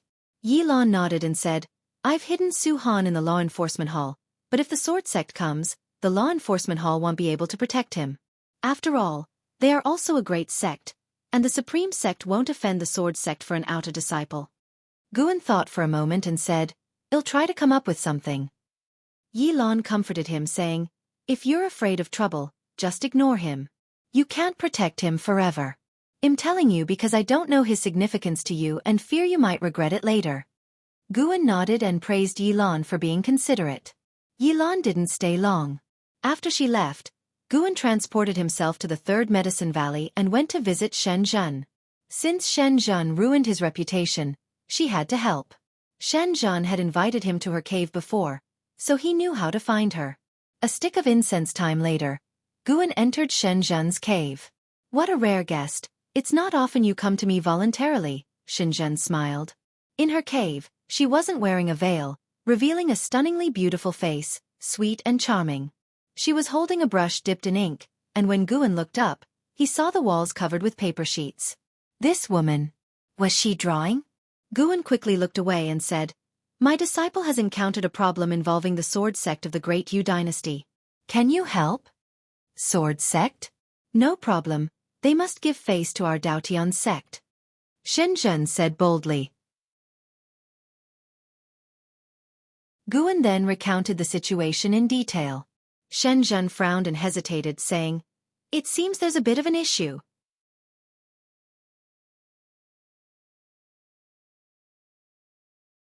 Chapter 73. Perhaps you are a genius. Mad swordsman wants to pass on magic. Is there a problem? Guan couldn't help but roll his eyes and said helplessly, "Next time, wait until I finish speaking before making a decision. Aren't you giving me hope only to extinguish it with your own hands?" Shenzhen shook her head and said, "The problem doesn't come from the sword sect, but from the Daotian sect. The Hateful Heaven Divine Sword is not just a forbidden swordsmanship of the sword sect. It is a forbidden technique throughout the Great Yu dynasty. Every time the Hateful Heaven Divine Sword appears, there will be a bloody storm. 100 years ago, someone mastered the Hateful Heaven Divine Sword and killed tens of thousands of people. He was severely injured by our sect's elders and eventually fled the Great Yu dynasty. The Hateful Heaven Divine Sword is a swordsmanship that can break through heavenly destiny. The stronger the hatred, the stronger the sword intent. Even someone with mediocre talent can break through the limitations of their spirit roots as long as their hatred is intense enough. However, as the realm gets higher and the hatred deepens, it is easy to deviate and become a demon that only knows killing. Hence, the sword sect forbids anyone from practicing it." Hearing this, Guan couldn't help but ask, "In that case, why did the sword sect create such swordsmanship?" "It was created by a genius from the sword sect. Since he was from the sword sect naturally has the responsibility to handle this matter. They have destroyed all the sword manuals, but the Hateful Heaven Divine Sword keeps appearing. Perhaps that person scattered the sword manuals throughout the immortal cultivation world before he died," Shenzhen answered. Guan frowned. Would practicing this swordsmanship lead to madness in the end? If that were true, Guan couldn't let Su Han continue. He couldn't favor his disciple at the cost of bringing calamity to the immortal cultivation world? Shen Zhan spoke earnestly. The various sects of the Great Yu dynasty all resist the hateful Heaven Divine Sword. If you insist on protecting him, it will only bring endless trouble. There is another way. Make him discard the hateful Heaven Divine Sword in front of the sword sect. But discarding the swordsmanship isn't just a matter of forgetting it. It requires abolishing his meridians and spirit root, turning him into immortal. Guan nodded and said, I understand. He didn't say any more, bowed to Shen Zhan, and then left. Shen Zhan watched his departing figure, slightly shaking her head, not advising further. She believed what she had said was clear enough. The next day at noon, Guan arrived at the outer sect city. Last night, he invested 100 years of his lifespan from 10,000 miles away, significantly increasing his cultivation. The trouble caused by Su Han made him increase his daily lifespan investment, striving to reach the 9th layer of the unification realm as soon as possible. On the way to the Yilan mansion, Guan was contemplating the matter of Su Han. Su Han was his disciple. He had to help, but he couldn't help irrationally. Moreover, judging from Shen Zhan's words, practicing the hateful Heaven Divine Sword was not good for Su Han. It would eventually lead to madness. It was a painful path. Thinking it over, Guan decided to let Su Han choose for himself. He could only help him once at most. At the same time, he was pondering another issue. If he invested 10,000 years of his lifespan in the hateful Heaven Divine Sword, could he research a way to improve it so that it no longer led to deviation? But that was a matter for the future. Even if he created it now, the sword sect wouldn't believe him. He couldn't demonstrate it himself, could he? He wouldn't fully expose himself for Su Han. Though they had the title of master and disciple, he didn't owe Su Han anything. An hour later, Guan and Yilan walked out from the law enforcement hall's gate. Since he is determined, brother, you shouldn't interfere anymore. No one in this world should be responsible for another person's life entirely. I will arrange for him to leave the supreme sect quietly, Yilan said. Guan nodded. He had negotiated with Su Han for a long time, but Su Han refused to give up the hateful Heaven Divine Sword. Even if Guan promised he wouldn't have to abolish his cultivation, Su Han still wouldn't give up. Su Han said that the hateful Heaven Divine Sword was passed down by his father. It was the only connection between them, and he wanted to use it to avenge his father. After such a declaration, Guan could only give up. Thank you for your trouble. Guan nodded to Yilan. After a brief conversation, Guan left. Walking on the street, watching the bustling crowd, Guan felt quite emotional. Lu Jiojia had strayed from the righteous path for his own way and ended up crippled, now only able to cultivate the Taoist expansion skill in Mystic Valley with Wuxia, hoping for a chance to rise again. Su Han pursued revenge, willing to be at odds with the immortal cultivation world without regret. Guan was strong, but he couldn't decide the paths of everyone around him, nor could he change their thoughts. The mortal world was full of entanglements, all because of grudges and emotions. As Guan pondered, he seemed to gain an understanding, entering a marvelous state. Unknowingly, he arrived at the heavenly repair platform. He accidentally bumped into someone, quickly coming back to his senses. Sorry. Guan quickly apologized, filled with surprise. It was his first time falling into such an engrossed state. He hadn't encountered such a state when inheriting cultivation techniques or spells before. Recalling it, he couldn't explain it clearly, but he felt a slight change within himself. Were you comprehending the path just now? The person Guan bumped into suddenly asked. Guan looked at him. It was a man in green clothes, with a weathered face, carrying a sword box with 3 sword hilts protruding from the top. Guan instinctively used lifespan detection. Han Ming, 5th level of Void Crossing Realm 587/1902/2780. This person also cultivated the energy concealing technique. The immortal cultivation world was full of tricksters. Guan asked in surprise, "What is path enlightenment?" "I was just thinking about something."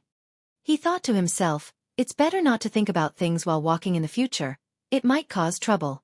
Han Ming fixed his gaze on him and said, "Path enlightenment is indeed thinking about something. In deep contemplation, one resonates with nature and the universe, entering a marvelous state. You don't need to apologize. I deliberately blocked your way. If you continued forward, you would have bumped into those great cultivators." Is path enlightenment amazing? But I didn't feel any change in my cultivation level, Guan asked, half true and half false. He pretended to be ignorant, but in reality, he didn't understand path enlightenment. Han Ming turned around, looking at the words righteous path in the distance, and said, path enlightenment is very rare. It cannot be taught or predicted, relying entirely on one's comprehension and blessing. Some break through realms through path enlightenment, some create astonishing ultimate skills through it. I once comprehended the path and created my own swordsmanship. Although I don't know what you were comprehending, you will feel its benefits in the future. Thank you for your guidance, Senior. May I ask your name? Guan raised his hand and asked respectfully. Han Ming answered, I am Han Ming, from the Great Yu Dynasty. I came specifically to challenge Sword Venerable Fudao. Hearing this, Guan couldn't help but ask, how does Senior plan to challenge? Han Ming gathered his breath and suddenly shouted, I am Han Ming, a sword cultivator from the Great Yu Dynasty. I have come to challenge Sword Venerable Fudao's Sword Dao. 1 month from now, I will have a sword competition outside the city. If Sword Venerable Fudao wins, I am willing to carve my Sword Dao on the city walls for the disciples of the Supreme Sect to cultivate. If Sword Venerable Fudao loses or doesn't dare to come, I will add 2 more words next to the righteous path. This voice was earth-shattering, echoing throughout the city and spreading far, reaching even the disciples of the Third Medicine Valley, who all looked up. Countless gazes from the heavenly repair platform focused on Han Ming. Guan instinctively retreated, not wanting to be associated with Han Ming. However, Han Ming walked towards Guan. Don't come over. Guan was very helpless. Young friend, may I invite you to your residence to discuss path enlightenment? We can exchange enlightenment experiences. To be honest, I also want to comprehend the path again. Regardless of success, I will teach you my swordsmanship. Han Ming asked with a kind smile. In the distance, Zwilin, meditating beside Zuijian, saw Guan and his eyes lit up. With his cultivation level, he could naturally hear Han Ming's words. Indeed, this kid is not simple. My previous intuition was correct. Zwilin wanted to get up but was held back by Zuijian. Don't go looking for trouble. That Han Ming is not simple. He once killed a great cultivator in the divinity transformation realm with the cultivation of the nascent soul realm, shaking the world, and is known as the mad swordsman, Zuijian said in a deep voice, staring at Han Ming with sharp eyes. Zwilin was stunned upon hearing this. Under the gazes of many, Guan could hardly refuse and nodded, then quickly left, followed closely by Han Ming. The cultivators on the heavenly repair platform started discussing Han Ming's name, and many had heard of him. His deeds began to spread quickly. The elders in the void-crossing realm on the platform just glanced at Han Ming without stopping him. Guan thought for a moment and decided to take Han Ming to the Third Medicine Valley. Curious to see what would happen when Han Ming met Elder Tian. In silence, Han Ming followed Guan, not knowing what he was thinking. When they reached the Third Medicine Valley, Han Ming couldn't help but ask, does this 100-mile area belong to you? Yes, why? Guan asked back. Han Ming was silent for a moment, then said emotionally, I wanted to take you as my disciple, but seeing such a vast medicine garden means the Supreme Sect values you highly. I can't help but feel a bit disappointed. You just challenged me and now want to take me as a disciple? Guan complained in his heart but smiled and said, Thank you for your kindness, Senior. I don't like fighting and killing or pursuing high cultivation levels, so I won't be your disciple. As they landed, attracting the attention of many disciples. In the distance, Elder Tian, napping under a tree, opened his eyes. Seeing Han Ming, his expression changed slightly, clearly recognizing him. Han Ming, however, didn't recognize him. They went upstairs and sat down. Han Ming began to talk about his path enlightenment process, and Guan listened attentively. Han Ming comprehended the path at the age of 200. At that time, he couldn't break through to the 9th layer of the core formation realm and thought his life would end there. He sat under a waterfall in a low mood for 7 days and nights. Then he enlightened the path. After one night, his sword heart enlightened, and his sword intent transformed. Listening to his words, Guan thought about the extreme lifespan concept. He wondered if path enlightenment could change the extreme lifespan. So far, Guan hadn't seen anyone break through the extreme lifespan, although current lifespan often changed. Cultivators of different realms had their current lifespan increase with higher realms, but each major realm didn't have a standard lifespan limit, since lifespan was related to state, cultivation techniques, natural treasures, and so on. Like Li Xiandao, clearly in the divinity transformation realm, but some in the nascent soul realm had similar lifespans as him.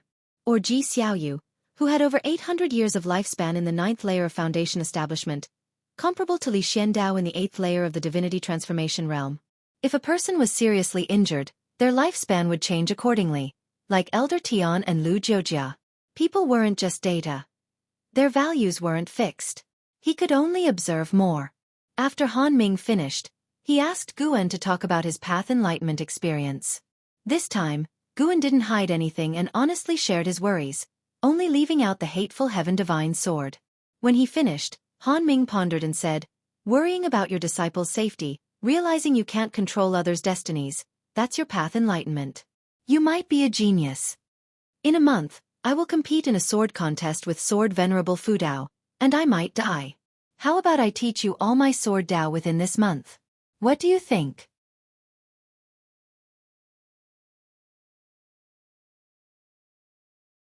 Chapter 74. Breaking through the 9th layer of the Unification Realm Sword Transmission? Guan instinctively resisted. He had already mastered the Taitsong Divine Shocking Sword, Wood Spirit Sword technique, and even the Hateful Heaven Divine Sword existed on his panel. There was no need to waste time and lifespan practicing other swordsmanship. After all, he could promote and upgrade his sword techniques through lifespan deduction. Why bother learning so many? Guan pretended to be in difficulty. "Senior, I am not interested in sword Dao, to be precise. I am not interested in combat techniques at all. I don't even practice much in my daily life. Cultivating flowers and plants is my interest." Han Ming was momentarily stunned and then frowned. Guan pretended to be panicked, explaining, "Senior, I did not mean to disrespect you. You can go out and ask around. All the disciples in the valley know my character. My spirit root qualification is limited, and rather than wasting my limited lifespan on the illusory goal of immortality, I might as well live comfortably and enjoy my 200 years. Han Ming looked at him in silence. Guan did not say more. Could he possibly beg him not to teach? After a while, Han Ming sighed and said, "I finally understand why you easily comprehend the path. Your mindset has surpassed most cultivators. You have let go of obsessions and appreciate the myriad phenomena of the mortal world. Perhaps this makes it easier to perceive the true meaning of heaven and earth." The two continued discussing the Tao. Han Ming no longer insisted on teaching swordsmanship. They talked for a full day and night before Han Ming left. He planned to wander in the Supreme Sect to find a suitable inheritor. Guan then recommended someone. Zhua Lin. Coincidentally, Han Ming also knew Zhua Yijian, so he agreed to assess Zhua Lin. After he left, Guan began patrolling the 3rd Medicine Valley. Elder Tian caught up, curiously asking, "Valley Master, that cultivator just now didn't seem ordinary, but his attire clearly indicated he was from the Great Yu dynasty. What was he looking for?" "He wanted to take me as his disciple and transmit his sword Dao to me." "Did you agree?" "How could I? If I agreed, wouldn't that be a betrayal of the Supreme Sect? Although my strength is lacking, I am loyal to the Supreme Sect." Guan casually dismissed the idea, speaking so nonchalantly that Elder Tian could feel his sincerity. He didn't think Guan was acting. He had been in this Medicine Valley for many years, and Guan always took his tasks seriously, treating servant disciples earnestly. Apart from not loving cultivation, Elder Tian couldn't find a flaw in Guan. Elder Tian began to accompany Guan on patrol, inspecting the medicinal herbs along the way, as they chatted sporadically.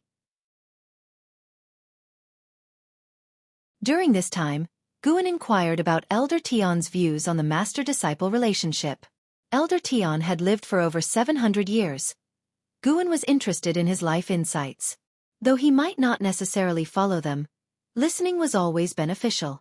Meanwhile, the news of Han Ming, the mad swordsman of Great Yu, challenging Sword Venerable Fudao spread quickly through the Supreme Sect cities, sparking anticipation among everyone who heard it. Han Ming was a renowned sword cultivator, while Sword Venerable Fudao was the most famous cultivator of the Supreme Sect at present. Who wouldn't want to watch their sword competition? Most importantly, the disciples of the Supreme Sect also wanted to witness the true appearance and grace of Sword Venerable Fudao. Half a month later, when Guan arrived at Xianxia Valley, he heard Luo Hun and Yi Lu Yun discussing this matter. This made Guan start to hesitate. Originally, he did not intend to participate. After all, the Supreme Sect had plenty of experts, and they would never allow Han Ming to destroy the heavenly repair platform. But now that the matter had escalated so much, if he did not go, wouldn't it tarnish his own reputation? No way. He needed to speed up his path to strength. Han Ming was a genius who killed enemies across realms. With his cultivation level at the first level of the unification realm and his ability to control a sword from afar, what if things went wrong? He had to reach the 9th level of the unification realm in advance. Seeing that Han Ming seemed like a decent person, Guan decided to give him a thorough defeat. Maybe Han Ming would have another epiphany after losing. In the dead of night, Guan kept flashing through the forest, covering 100 miles with each step. He was quickly distancing himself from the Supreme Sect, using the infinite traceless mystic heaven step. He felt guilty about constantly drawing on the Supreme Sect's spiritual energy. This time, he decided to break through in a place rarely visited by people. He aimed to break through to the 9th level of the unification realm in one go.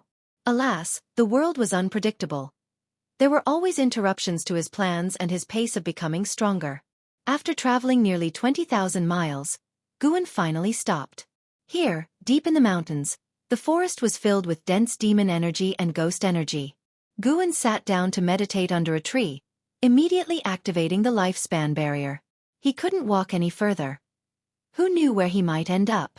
Guan began investing 1,000 years of lifespan into his cultivation, successfully reaching the 2nd level of the unification realm, with earth spirit energy pouring into him. After that, he continued to invest another 1,000 years of lifespan. 1,000 years after another. By the time he reached the 9th level of the unification realm, he had invested a total of 18,000 years of lifespan. After reaching the 5th level, each level required 3,000 years of lifespan to break through, which was related to the spiritual energy in his environment. It was acceptable to him, considering that advancing from the 9th level of the void-crossing realm to the 1st level of the unification realm had cost him over 12,000 years. Seeing that he still had over 200,000 years of lifespan left, Guan felt joyful and began to enjoy the elevation of his realm. The forest trembled, and strong winds blew from all directions. Green waves of qi arose from the ground beneath him. Roar! A deafening roar resounded from afar. It was a demon beast howling. Guan was secretly alarmed. The aura of this demon beast was no weaker than the divinity transformation realm. Such a terrifying demon creature was hidden in this area. Fortunately, he hadn't come this far for his previous breakthroughs, lest he be eaten by a demon monster, which would have been extremely unfortunate. Soon, more demon beasts began to howl, one after another, their voices growing in number. The combined roars seemed to be capable of overturning the night sky. The night sky was filled with swirling dark clouds, obscuring the stars and the moon, making it unclear whether it was clouds or demon energy. At that moment, Guan felt as if he were in a demon domain or a magic realm. The howls and cries of demons and monsters surrounded him from all sides, chilling and horrifying. The forest ahead shook violently, as if it might uproot at any moment. In the darkness behind the mountains, a colossal mountain began to move. With his sharp vision, Guan could see it was a giant demon, at least 300 feet high, resembling a turtle carrying a mountain on its back. As it moved forward, dust flew everywhere. Guan saw numerous wandering ghosts circling around the mountain, like a following army. No wonder the Taizong dynasty couldn't eradicate all the demons and ghosts in the world despite having cultivators. Along the way, Guan's divine sense had picked up the sounds of villagers in the mountains, confirming he hadn't yet left the Taizong dynasty. The Taizong dynasty was vast, seemingly even larger than Earth in his previous life. With such expansive territory, it was teeming with countless demons and ghostly creatures. The other 8 dynasties were probably not much smaller than the Taizong dynasty, but as Shenzhen said, the lands of the 9 dynasties together only occupied a small corner of this continent. This world was indeed immeasurably vast. Inexhaustible earth spirit energy flowed into Guan's body, continuously enhancing his cultivation. No wonder advancing from the 1st to the 9th level of the unification realm had consumed 18,000 years of lifespan. The amount of spiritual energy required for this process was enormous. Guan suspected that this disturbance would affect an area of tens of thousands of miles, possibly even impacting the supreme sect. The 9th level of the unification realm was already like this. If he aimed for higher realms, would he alarm the entire dynasty? The main issue was compressing the spiritual energy absorbed over 18,000 years into a short time span, drawing an immense amount of spiritual energy. Once the spiritual energy in this area was depleted, he would have to draw from other places, as heaven and earth also needed time to replenish it. Whatever. He thought he would break through first and talk later. Nobody could stop him from becoming stronger. Guan closed his eyes, ignoring the disturbances around him. In a spacious cave, the firelight flickered violently, casting the shadow of a large cauldron on the walls. It was a large iron cauldron, over a yard in diameter, with a blazing fire underneath. The soup inside was boiling, with white bones bobbing up and down. 2 human children were tied up against the cave wall. They appeared to be about 12 or 13 years old, a boy and a girl. The boy was rubbing the hemp rope on his wrists against a protruding rock, his wrists bleeding profusely, but he didn't frown. His actions only became faster, barely showing the white bones of his joints. The girl knelt on the ground beside him, nervously watching the cave entrance, as if terrified of something. The cave shook violently, and a horrifying demon wind blew in from outside, as if numerous demons were crying out, making their scalps tingle. The extreme terror turned their lips white, and their bodies trembled uncontrollably. Finally, the boy managed to break the rope binding his wrists. He quickly removed the ropes from his body and then turned to untie the girl. However, the girl's ropes were tied too tightly, and with his lack of strength, he couldn't loosen them. Ugh! A deep, resonant breathing sound came from outside the cave, resembling the croaking of a toad. The boy's movements stopped abruptly, a look of despair in his eyes. He looked toward the curved path ahead and saw a huge bloated shadow appearing on the cave wall. The 2 children's faces turned pale at once. Suddenly, the bloated shadow seemed to be pulled away by something and disappeared in an instant. Soon after, the sound of crisp, loud chewing came from outside the cave. The boy leaned against the wall, quickly covering his mouth, afraid to make even the slightest noise. The bound girl closed her eyes tighter, not daring to look at the cave entrance. The earth spirit energy sank, causing the demons to flee in all directions. The night was destined to be anything but peaceful. 2 hours later, Guan reached the 6th level of the unification realm. He predicted it would be dawn by the time he reached the 9th level. Compared to his previous breakthroughs, the speed at which he absorbed spiritual energy had increased several times, yet the breakthrough time had still lengthened. Normal cultivators in the unification realm never made such a large commotion while breaking through because they accumulated energy slowly, and did not devour the spiritual energy required for future centuries and millenniums in a short time. Guan waited patiently. Time passed quickly. As dawn broke, the first ray of sunlight pierced the sky. The sky was full of demon clouds, and the forest was shrouded in demon energy, like a dense fog. Guan sat beneath the tree in meditation and suddenly opened his eyes. The 9th level of the unification realm. Complete. Reaching this level, he clearly felt a significant enhancement in his divine sense and senses, even feeling his heart condensing spiritual power, as though something was about to grow. The rate at which he devoured earth spirit energy began to slow down. Guan felt 100 times stronger compared to before. The 9th level of the unification realm was not something the 1st level could compare to. Guan didn't believe any cultivator at the 1st level of the unification realm could kill him across realms. At that thought, he broke into a cold sweat. Almost ruined his Taoist heart. He couldn't think this way. Those who were killed across realms probably had this kind of mindset. He couldn't underestimate anyone and had to be mentally prepared for the possibility of being ambushed. Only then could he give it his all.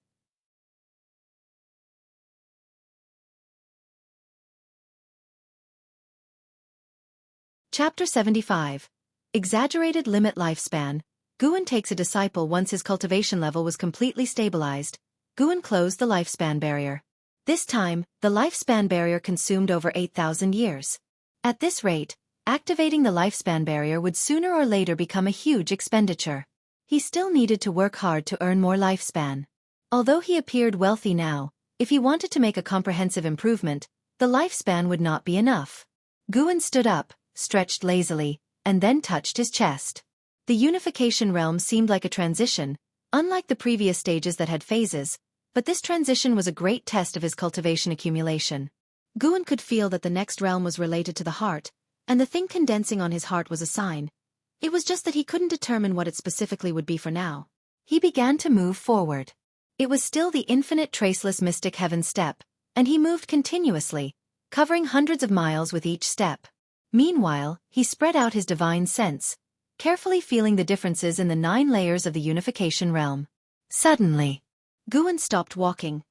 His eyes turned in one direction, and his brows furrowed slightly. He hesitated for a moment, but still moved towards that direction. By a small river in the mountains, a boy covered in blood and mud stood in front of a mountain wall. He held a large stone in his hand, and behind him stood a girl in a similar state of disarray, looking at the front in terror. On the opposite side of the river, a 2 zhang tall wolf demon emerged from the forest. It walked upright, its deep black fur glistening. Despite the morning light, its eyes shone with a terrifying gleam. The wolf demon opened its mouth, exhaling a thick breath while staring fixedly at the 2 in front. The boy trembled in fear but still bravely took a step forward. Neither of them noticed a figure appearing on the mountain top behind them. It was Gu and had temporarily changed into a white robe and wore a specially made mask. This was something he crafted in his spare time, containing restrictions to isolate divine sense probing. The breeze blew Guan's robe as he looked at the 2 people below, casting a lifespan detection upon them. Gooden, non-rank 12/99/9999. Little Flower, non-rank 12/78/230. A lifespan limit of 9,999 years? Guan doubted his eyes. This broke Ji Xiaoyu's record among the human race. Could it be that this boy also had a primordial Taoist talisman within him? At that moment, the wolf demon suddenly pounced on the boy named Gooden. Guan waved his hand, and a beam of sword chi fell between the wolf demon and Gooden. Stones flew and water splashed, terrifying the wolf demon into immediate retreat, turning around and fleeing. Dust blew in their faces, causing Gooden to shut his eyes and cough. When the dust settled, he opened his eyes wide to see a half-zhang wide, 100-zhang long crack by the riverbank as if slashed by a giant sword. Footsteps came from the side, frightening Gooden into a shudder. He turned around quickly and saw Guan. Although Guan appeared human, the mask he wore led Gooden to retain his grip on the stone. "Are you a human, or a demon?" Gooden cautiously asked, his voice weak and still trembling. Guan spoke. "Naturally human, otherwise why would I save you?" He changed his voice to sound old and weary, as if in his 40s or 50s. Upon hearing this, Gooden let out a sigh of relief but did not put down the stone, making Guan's eyes flash with admiration. "Where is your home? I will take you back." Guan continued. Gooden fell silent immediately upon hearing this. At this moment, Little Flower behind him suddenly burst into tears. "My parents were eaten by the demon," she said intermittently, sobbing. Her emotional outburst made Gooden's eyes turn red as well. Then, Gooden recounted their experiences. A group of demons attacked their village, devouring all the adults and taking the children to this area. They saw their companions turned into soup every day. Last night, it was supposed to be their turn, but the mountains suddenly shook, and the demon guards ran out. At dawn, they escaped the cave but found no trace of the demons and started fleeing. Not long after, they were targeted by the wolf demon on its way. Guan listened in silence. It was his first true encounter with the hardships of the mortal world. He was born in the Ji family, never experiencing the threat of demons, and later went to the supreme sect, smoothly advancing by seizing lifespan. Compared to him, these 2 children had it incredibly tough. Guan felt a sense of compassion, but Gooden's exaggerated lifespan prevented him from taking them back. Such an extreme lifespan, if they pursued immortal cultivation, would definitely bring endless troubles. Guan even suspected that Gooden possessed a great fortune. Thus, his entire family perished, except for him. Just as he was about to be eaten, Guan broke through this area. Just as the wolf demon was about to catch him, Guan saved him. All these coincidences coming together meant it was no coincidence. A child of fate? Seeing that these 2 were already orphans with no kin to rely on, Guan couldn't bear it. After thinking it over, Guan decided to first take them to a safe place.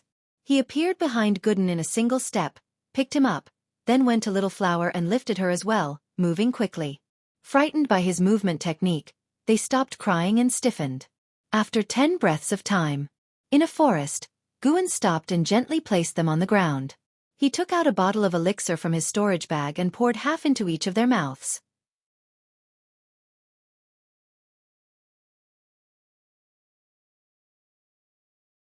Guan had already fully embarked on the path of immortal cultivation, while Little Flower had yet to cultivate any spiritual power.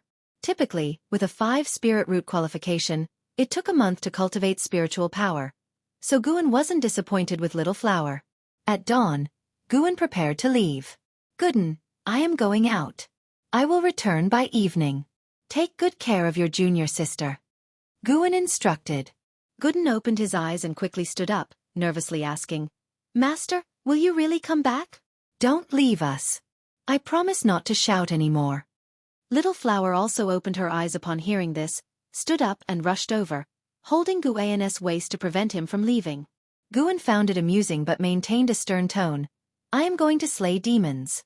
Do you want to burden your master by coming along? Hearing this, Little Flower immediately let go. Guan's eyes darted, and he said, Master, we are also cultivating immortality now. How about giving us new names? He believed that having new names was significant, and being named by their master would strengthen the relationship. Guan hesitated for a moment. He raised his right hand, pointing his finger towards the ground, inscribing words with sword qi. Guan quickly ran over to watch by his side. Although from a mountain village, a teacher there had taught them, so he could barely recognize the words. After Guan finished writing, Guan couldn't help asking, And what? Master, what's the last word? Your name is Hao. Hao means sky, hoping you could become the sky for your junior sister and pave your own path to the heavens. As for Little Flower, her name is now an Xian. I hope she can live in peace and be content with what she has. Guan said calmly and disappeared into thin air after speaking. Renamed Hao, Guan looked up, already unable to see Guan's figure. He immediately squatted down, gazing at his new name, muttering, How? He seemed intent on remembering the word how. An Xian squatted beside him, accompanying him in looking at the words on the ground. On the other side, Guan hurried towards the supreme sect. When he returned to Mystic Valley, Wuxia was still leading disciples in training. He walked from the valley entrance and saw many cultivators flying across the sky. Evidently, the disturbance the previous night had alerted the supreme sect.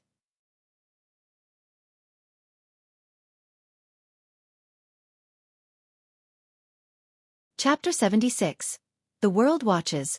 What is a sword cultivator? Seeing Guan walk towards the valley entrance, Wuxia quickly ran over. Lu Jiujia was also practicing with the servant disciples. Now, he was Wuxian's right-hand man. He merely looked at Guan from a distance without approaching. Even though it had been several years since his return, Lu Jiujia still did not dare face Guan whenever he could avoid seeing him. He would, because he felt he had let Guan down. Guan had given him so many elixirs, yet he had strayed onto the wrong path and ultimately became a cripple. Every time he thought about it now, he felt regret. He even felt that he deserved his fate. After all, he had indeed committed many wrongdoings in the demon extermination hall and deserved the punishment. Guan did not specifically try to guide Lu Jiujia. This allowed the young man to reflect and contemplate. Senior brother, last night there was another incident of spiritual energy descending. Although it wasn't as severe as the previous times, you still need to be careful when you go out. Wuxia came up to Guan and reminded him. Guan nodded and said, I felt it too, which is why I came back. How's the situation in the Medicine Valley? It wasn't affected. By the way, senior brother, are you going to watch the duel between the mad swordsmen of Great Yu and Sword Venerable Fudao? Has Sword Venerable Fudao agreed to participate? No, but the rumors are rampant, and Sword Venerable Fudao should show up. As they chatted, they walked towards the pavilion. Currently, the Mystic Valley had recruited another batch of servant disciples. These disciples frequently looked at Guan as they practiced. They were very curious about the true master of the valley. It was said that every few years, an outer disciple would emerge from this Medicine Valley. How could they not look forward to it? After chatting with Wuxia for a few moments, Guan went upstairs. He planned to make some new clothes for an Hao and an Xian. An hour later, he went to the third Medicine Valley to inspect his valley. The third medicine valley was vast, and he had to personally check it to avoid any oversights. Even losing one medicinal herb would cost him his lifespan. The disciples in the third medicine valley were also discussing the incident of spiritual energy descending last night. Various speculations were made, and Guan chatted with them briefly. It wasn't until dusk that Guan finally left. The sky was crimson, and the forest was dark. And Hao stood on a tree branch, gazing into the distance, hoping to spot Guan below the tree, and Xian asked nervously, "Will Master not come back?" "He will definitely come back," Master said he would, "and he always keeps his word." And Hao said firmly, his tone resolute. In truth, he was unsure himself but tried to appear confident. The thought of Master possibly not returning made him feel wronged and brought him to the verge of tears. But with an Xian below, he absolutely couldn't cry. His father had once told him that boys could cry, but never in front of girls. Suddenly, a hand fell on Nzin's head, startling her into a scream as she instinctively jumped back. And Hao heard it and quickly turned around, only to see the figure he had been waiting for all day. He immediately shouted excitedly, "Master!" He jumped down and rushed towards Guan, hugging his waist just like an Xian had done that morning. Seeing that it was Guan, an Xian also became very excited and rushed over to hug him. Even though they've only known each other for 2 days, Guan had already become irreplaceable in their hearts. Guan placed a hand on each of their heads, gently pushing them away. He softly said, "Train diligently. If you don't train hard, I will leave you behind. If we excel in our training, will you stay?" And Hao asked. Guan took out 2 sets of clothes from his storage bag and said, "Didn't I tell you before? You will eventually go to the Supreme Sect. I won't be with you forever. Once you can protect yourselves, I will leave." Upon hearing this, and Hao's face fell immediately. And Xian bit her lip, her eyes turning red. Ignoring their emotions, Guan handed them the clothes and led them toward the river in the forest. An hour later, and Hao and an Xian had changed into their new clothes and tidied their hair. These two looked like a perfect pair of golden children in their new outfits, which was probably why that demon kept them for last, being reluctant to eat them. Guan decided to spend every night with them from then on, returning to the Supreme Sect during the day. The area within 1,000 miles had no presence of strong demons, only numerous villages and towns, so it was very safe for them to train here. And so, the days went by. A month passed in a flash. The outer gate city was crowded, and even the mountain areas outside the city gate were filled with cultivators in meditation. Many disciples from the other 7 outer gate cities, 4 inner gate cities, and the main city of the sect came to watch the battle, as well as disciples from other factions. The Supreme Sect did not prevent this from happening, causing the entire immortal cultivation world of the Taizong dynasty to discuss the event. In front of the South City Gate, Han Ming stood proudly. He had his eyes closed, his sword box placed in front of him, and his hands resting on the top of the box, while the warm end of summer wind blew through his robes. Many cultivators stood on the city walls, watching him and discussing. "I wonder if Sword Venerable Fudao will show up. I think it's better if he doesn't. If he does, his true identity will be exposed, causing endless trouble in the future. He will surely come. He is so powerful that even if his true identity is revealed, who could defeat him?" It's said that Sword Venerable Fudao is actually the sect leader. He remains hidden to build another powerful force comparable to the sect leader within the Supreme Sect. I heard the mad swordsman of Great Yu has been surpassing the divinity transformation realm for years. If this fight truly takes place, it will be legendary. Zhua Lin and his father, Zhua Yijian, also stood on the city walls, looking down at Han Ming. Zhua Lin's face was full of worry. He had already taken Han Ming as his master, so he naturally worried about his master's safety. Jiang Qiong and Hu Mo, who had a cultivation level of 9 layers of the divinity transformation realm, stood on top of a huge gourd, also discussing the upcoming battle. Yi Lan stood on the top of a tall building, gazing into the distance towards the South City Gate. The sky was blue, not a cloud in sight, while the mountains outside the city were rugged. There was no sight of Sword Venerable Fudao. Standing beside her were more than a dozen disciples of the Law Enforcement Hall, all her subordinates, including Zhan Qin. They were all very excited. 5 miles away, Shen Zhen, wearing a black veil, stood on the top of a treasure pagoda, also watching the South City Gate, his eyes filled with anticipation. This duel between sword cultivators, which had been brewing for a month, had captured the attention of the entire Supreme Sect and even the Immortal cultivation world. Amidst the anticipation of everyone, Han Ming remained patient, keeping his eyes closed. Meanwhile, 15,000 miles away, in a vast forest, Guan was instructing Hao in sword practice. Hao had reached the second layer of the energy cultivation realm in just 3 days of energy absorption and was now at the third layer. Today, Guan started teaching him the techniques of the Taitsong Divine Shocking Sword so that he could have combat skills. Meanwhile, Xian was still cultivating, concentrating on gathering her first wisp of spiritual power.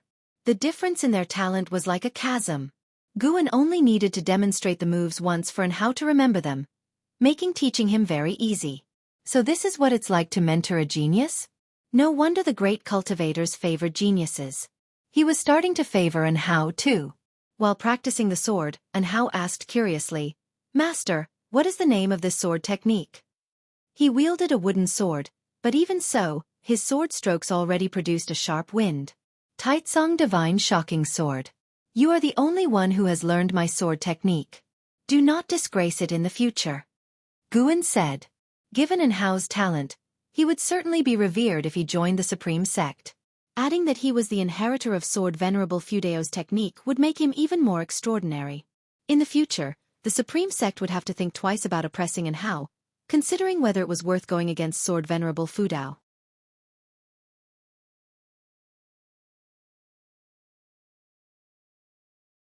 The leaf suddenly burst forth with terrifying sword chi, shattering the forest in front of them and cutting through the air with unparalleled force, disappearing in an instant. A 10-foot-wide clearing appeared in the forest ahead. Dust was flying, and the scene was breathtaking. That direction, incidentally, was towards the outer gate of the Supreme Sect.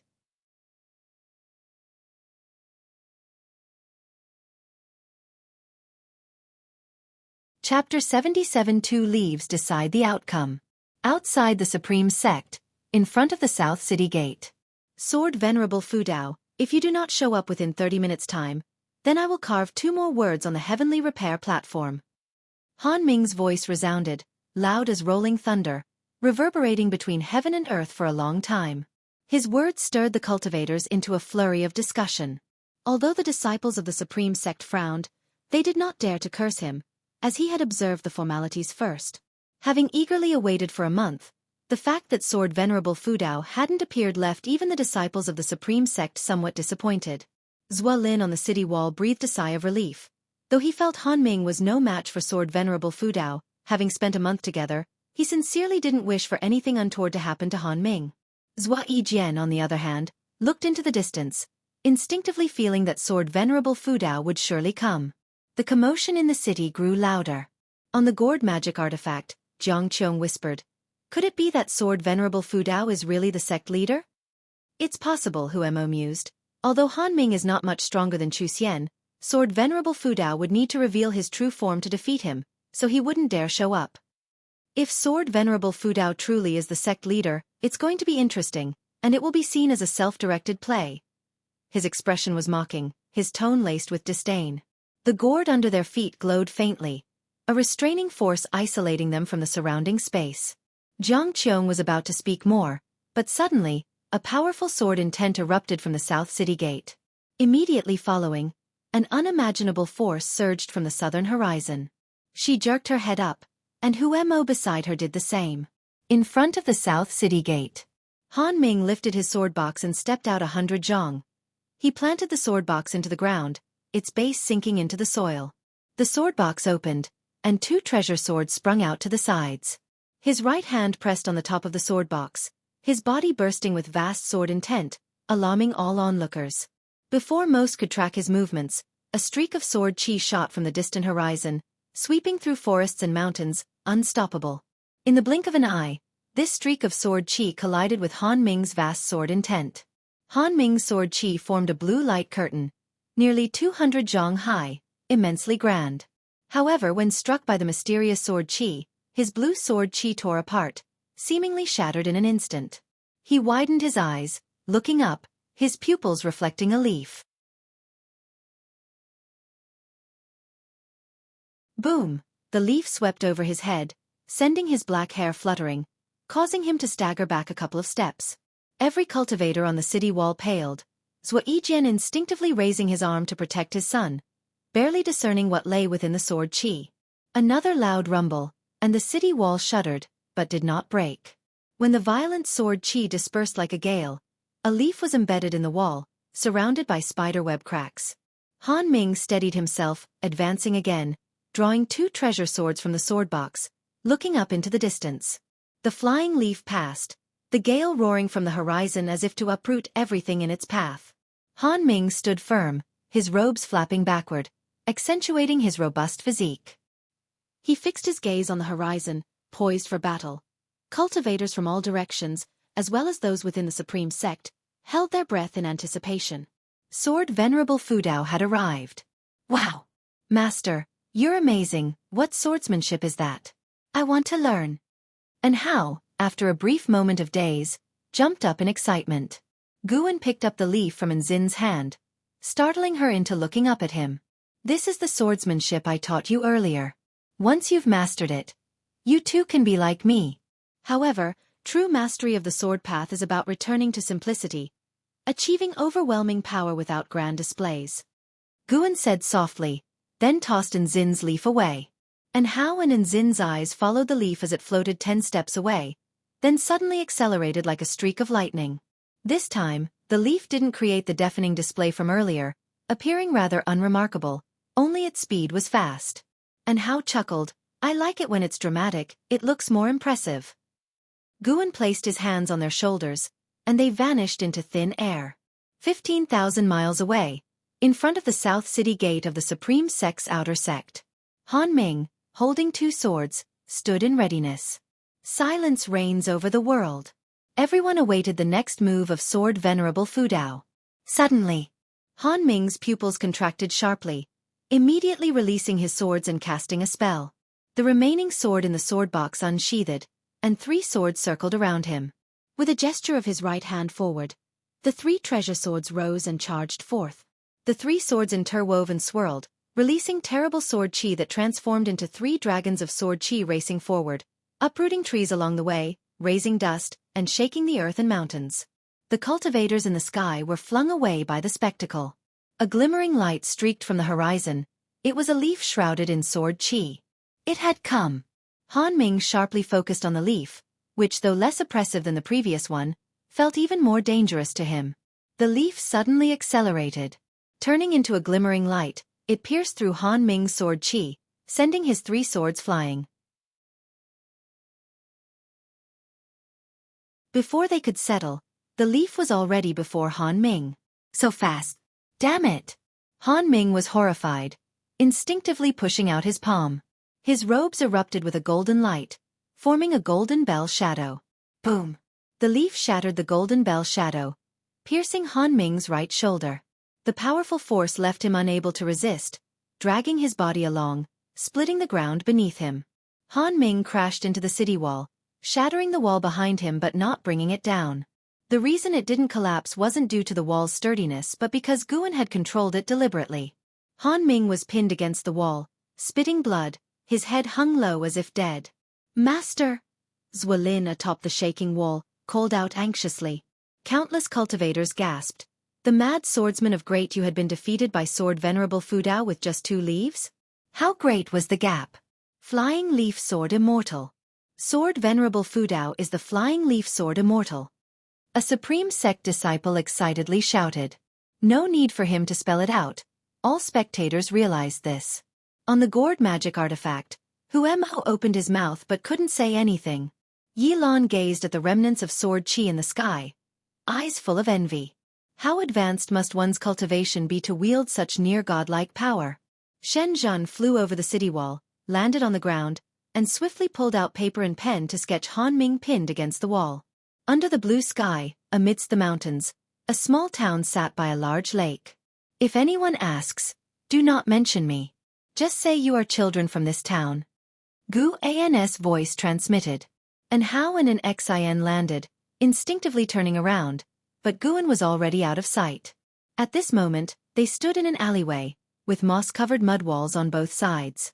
As an Xian was about to speak, and Hao covered her mouth and said, "Sister, let's go catch frogs." He gave an Xian a look, and when she nodded, he released his hand. Then, they walked out of the alley one after another, drawn by the bustling street, smiles naturally spreading across their faces. After all, they were still children. On the other side, removing his mask, Guan donned a blue Taoist robe and stepped into an inn. Having a rare chance to come out, he intended to enjoy the mortal world sights. He went up to the second floor of the inn, sat at a window-side table, ordered the inn's signature wine and dishes, then gazed out at the street below. Street vendors peddled their goods on both sides, with travelers passing by. Guan even sensed the aura of other cultivators, though their numbers were not abundant. Patrons in the inn chatted about the grievances between Jianghu heroes, giving Guan a feeling of having traveled through time again. Before his food and drink arrived, Guan sensed a strong divine sense sweeping across the town. As expected, someone was coming. The divine sense swiftly vanished, not appearing again.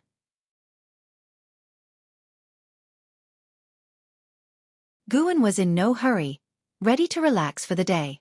When his food and drink arrived, he began to drink alone, admiring the old-fashioned street bustling with people below the window. The sun set, the moon rose. As night fell, the town remained lively, red lanterns hanging on the buildings, with small rivers crisscrossing the town, glowing faintly. Guan stood atop a stone bridge, his brow furrowing slightly. He sensed a wisp of demon energy entering the town. Not very strong, just a second-rank demon creature, equivalent to the Foundation establishment realm. Guan initially planned to return to the Supreme Sect the next morning to enjoy victory's accolades, so he wasn't in a rush, curious to see what the demon creature intended.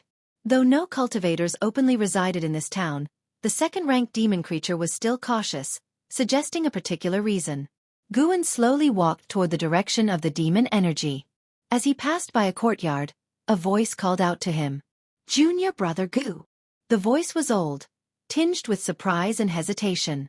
Guan turned his head, seeing an old man watching him from a courtyard. The old man had white hair and a stooped back, appearing in his 70s or 80s. Guan frowned, suddenly thinking of something, hesitantly asked, "Senior brother Zhang?" Zhang Chuanqiu.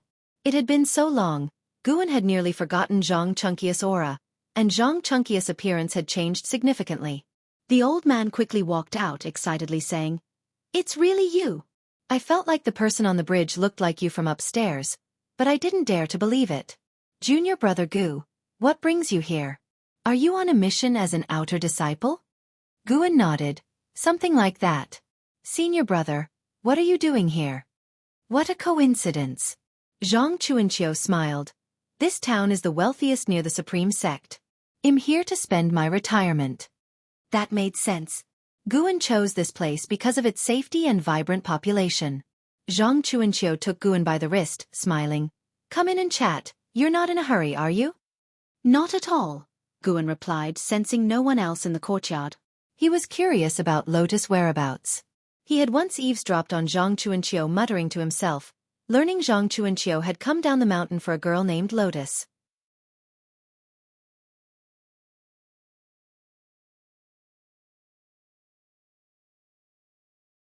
Chapter 78 Demon Guan, renowned throughout the world. The end of summer moon was very round, but the clouds were too many, and the bright moon was quickly obscured.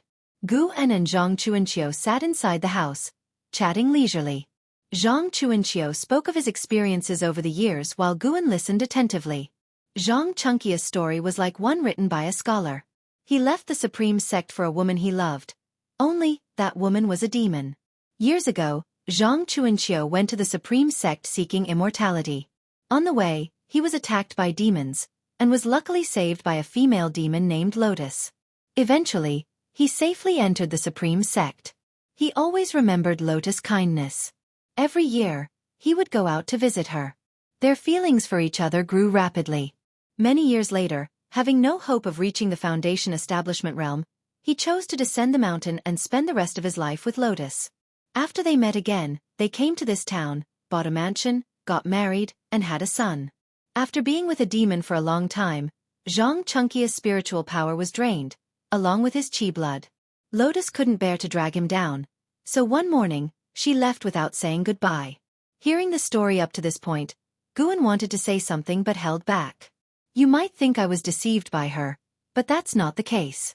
A human and a demon together end up this way. The reason I came down the mountain was also because there was no hope on the path of immortality. I do not regret it. Her lifespan is longer than mine. I don't have many years left. It's better she left earlier to avoid the pain of parting. Zhang Chuanqiu said with a smile, appearing kind. His cloudy eyes seemed to have seen through the vicissitudes of life in the mortal world. Looking at him, Guan couldn't help but think back to when he first entered the Mystic Valley. How young was Zhang Chuanqiu then? Truly, things had changed. He detected that Zhang Chuanqiu only had 3 years left to live, which made him feel a bit sad. An hour later, the demon energy that Guan had previously sensed entered the courtyard. It was Zhang Chunqia's son. Zhang Buku, Foundation Establishment Realm 2nd Layer 22/460/2300. At 22 years old and in the Foundation Establishment Realm 2nd Layer, he was absolutely a genius. Could it be easier to give birth to geniuses from the union of humans and demons? Guan suspected it might be because Lotus' aptitude was exceedingly high. Buku, this is your martial uncle Guan.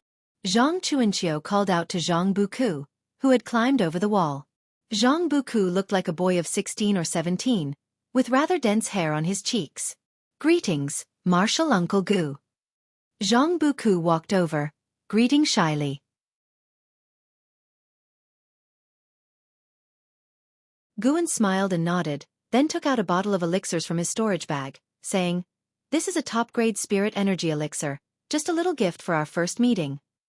How can we accept this? Senior brother, are you refusing out of disdain? How could I? I just think it's too precious. After pushing back and forth for a long time, Zhang Chuanqiu couldn't argue against Guan and had no choice but to let Zhang Buku accept it. Zhang Buku curiously observed Guan. It was the first time he had received a gift from someone other than his parents. Making him feel good about Guan, Zhang Chuanqiu began asking about the situation in Mystic Valley, and Guan did not hide anything. Upon hearing that Cheng Xiandan and Meng Lang had died, Zhang Chuanqiu was not sad but rather a bit emotional and reminded Guan to be careful in the future.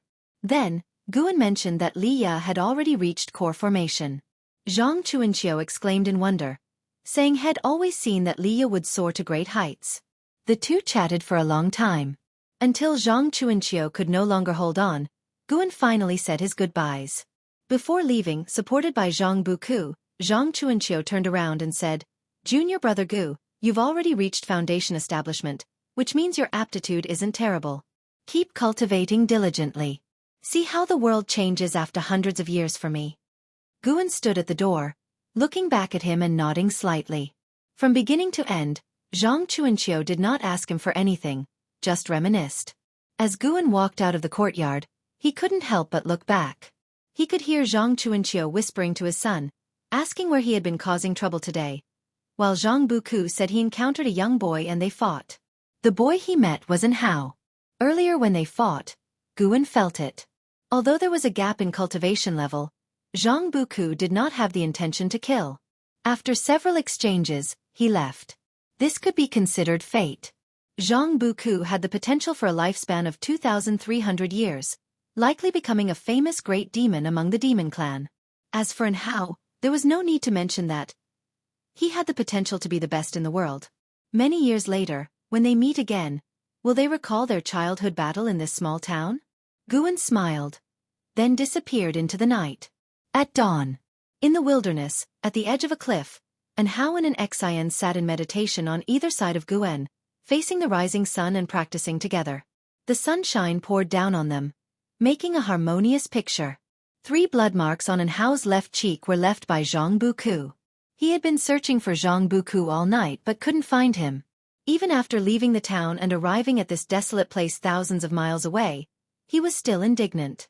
Guan couldn't sit still anymore. He stood up and said, "I have to go out for a while. I'll be back by evening." Howard, take care of your junior sister.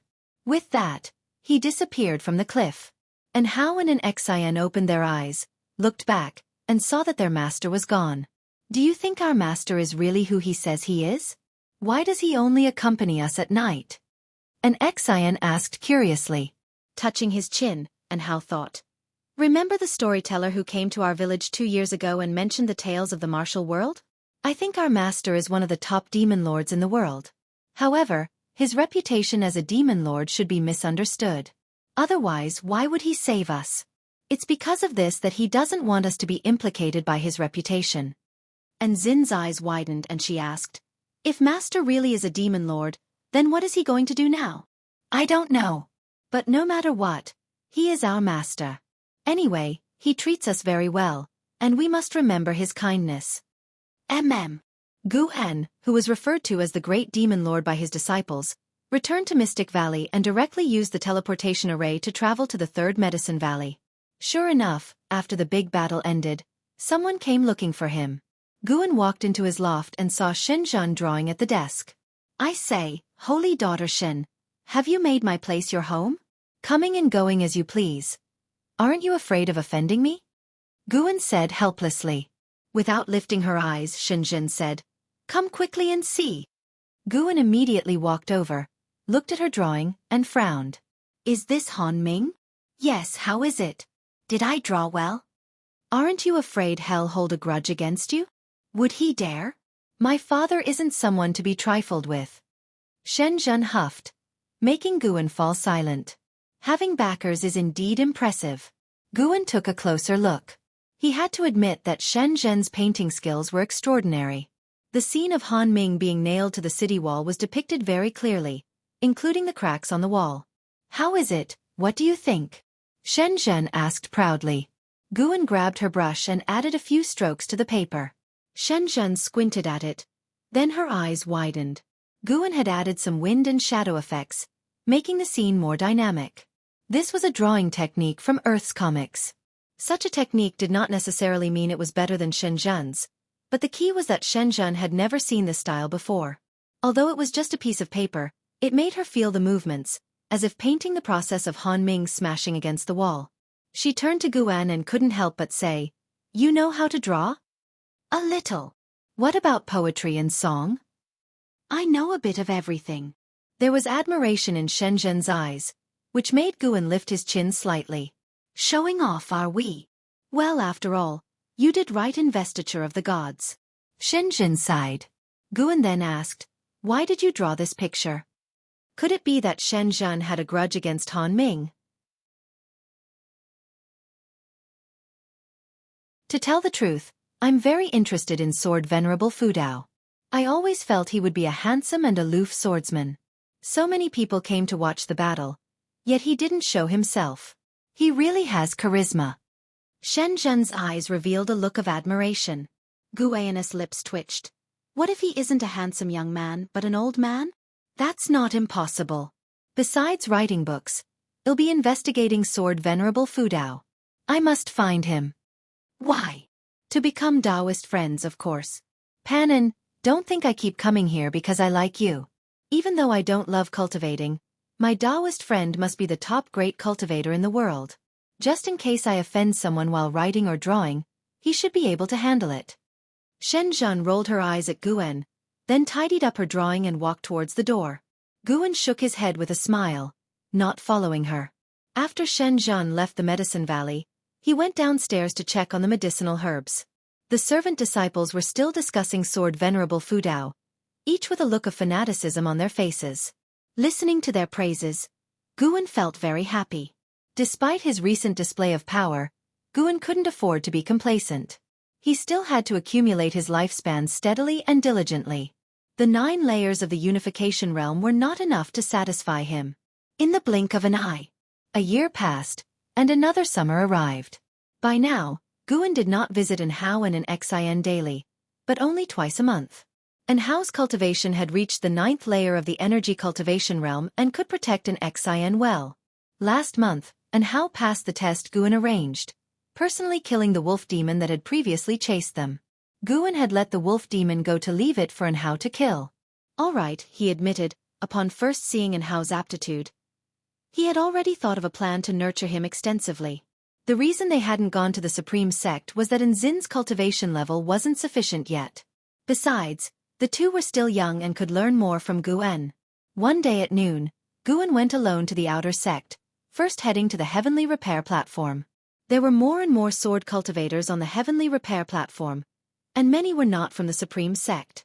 The news of Sword Venerable Fudao severely injuring the mad swordsman of Great Yu with 2 leaves swept the immortal cultivation world.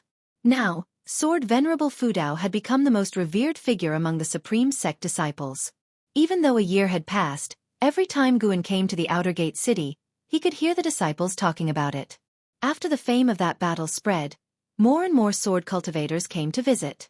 The Supreme Sect did not refuse them but increased the defensive forces in this part of the Outer Gate City.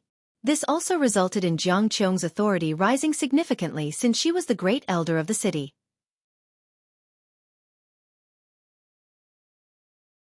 Guan looked from afar and saw Han Ming standing by Zuolin, scolding him impatiently, while Zuolin sat on the ground with a sullen face.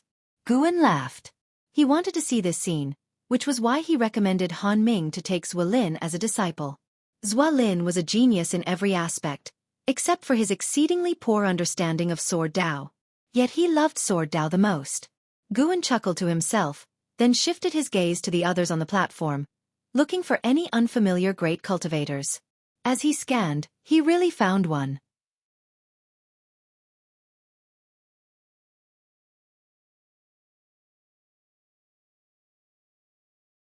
Chapter 79.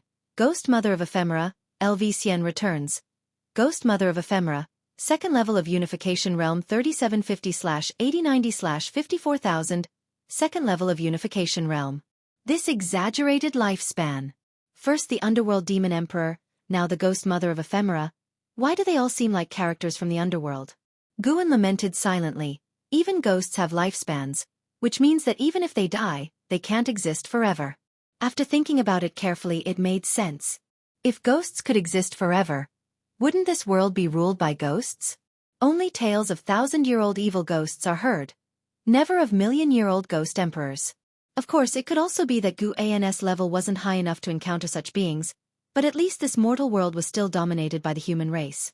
Perhaps there was a force in the dark that suppressed the existence of ghosts, maintaining balance in all things. The lifespan of the human race might be short, but they cultivated quickly. Each had its pros and cons. The Ghost Mother of Ephemera disguised herself as a female disciple of the Supreme Sect, looking very young. Her cultivation level suppressed a foundation establishment realm, making it difficult for others to detect her abnormality. Guan didn't look any further, afraid of drawing her attention. The Supreme Sect had countless demons and monsters. As long as they didn't threaten him, he didn't bother. Little friend Gu. Han Ming suddenly walked over, with a smile on his face. Despite experiencing a crushing defeat, he didn't feel humiliated. Instead, he felt fortunate. Sword Venerable Fudao had pinned him to the city wall with a leaf, and the sword intent contained in that leaf benefited him greatly, indicating a lesson in disguise. With Fudao's ability, had he wanted to kill him, he definitely wouldn't have survived. Guan looked at the approaching Han Ming, and immediately saluted. Han Ming came forward, warmly grabbing his hand, and said, "Little friend Gu, since you're here, you must practice swordsmanship with me. The disciple you recommended to me is really too dull. It's driving my Taoist heart restless with anger." As he spoke, Han Ming pulled Guan in the direction of Zuolin. Guan, unable to break free from his hand while hiding his cultivation level, could only walk helplessly. Han Ming had Guan sit next to Zuolin, then started teaching swordsmanship techniques. Zuolin, seeing Guan, was very pleased and kept pulling him to talk endlessly, making Han Ming very irritable and scold Zuolin again. Zhua Yijian sat on one side, smiling as he watched his son being scolded, while also scrutinizing Guan. Besides being good-looking, his cultivation level seemed ordinary, and Zhua Yijian couldn't understand what caught Han Ming's eye about this child.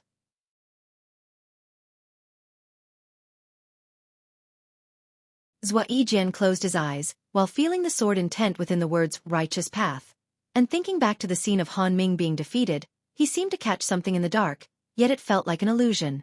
This complex feeling made him bewildered. After a full ancient hour, Guan finally managed to escape Han Ming's entreaties. Han Ming's swordsmanship. Guan had memorized it after hearing it once, but to keep a low profile, he had listened to it 6 times, really exhausting himself. Guan hastily left under Han Ming's disappointed gaze. From now on, he had to avoid Han Ming when visiting the heavenly repair platform. This guy was too troublesome. Guan thought to himself, and then went to the Elixir Hall and the Book Collection Hall in sequence to report in, and finally visited Zhang Qiong at the Great Elder's residence. In the main hall, Zhang Qiong threw a storage bag to Guan and said, "These are all high-rank medical herbs I have collected. Once they mature you can take 20%. Hasn't your martial master treated you well?" Guan scanned it with his divine sense and was elated. So many seeds, and the lowest grade was 4th rank. "Thank you, martial master," Guan said sincerely. Zhang Qiong could have asked someone else to nurture them. She was the great elder now, holding significant power. Hearing this, Zhang Qiong smiled contentedly. She enjoyed seeing Guan's gratitude towards her.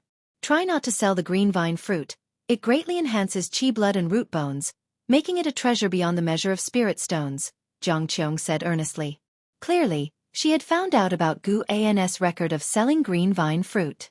Guan nodded. He no longer needed spirit stones to buy seeds, so naturally, he wouldn't sell them.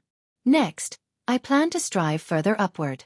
Your medicine valley can partly be credited to me. Cultivate it well. In the future, I will find a golden core from a core formation realm cultivator and use secret techniques to help you become a core formation realm cultivator," Zhang Qiong continued. Guan quickly thanked her again. Then, Zhang Qiong waved her hand, indicating he could leave. Guan turned to leave. After taking a few steps, Zhang Qiong's voice floated from behind. "Guan, do you write books?" This statement made Guan's heart tremble. What did that mean? Was he discovered by Zhang Qiong? Or was it a test? Guan turned back and asked confusedly, "Write books about what?" Zhang Qiong looked at his face, which didn't appear guilty, and then shook her head. "Nothing, go back." Guan scratched his head and left with a puzzled expression. Zhang Qiong sat in her chair in thought. After a while, she took a book out of her storage bag and started flipping through it. The cover had 4 words. Supreme Secret Records. Summer was blistering hot. The 13-year-old and Hao lay by the river, facing the sky, his head immersed in the water, bubbling as he blew bubbles.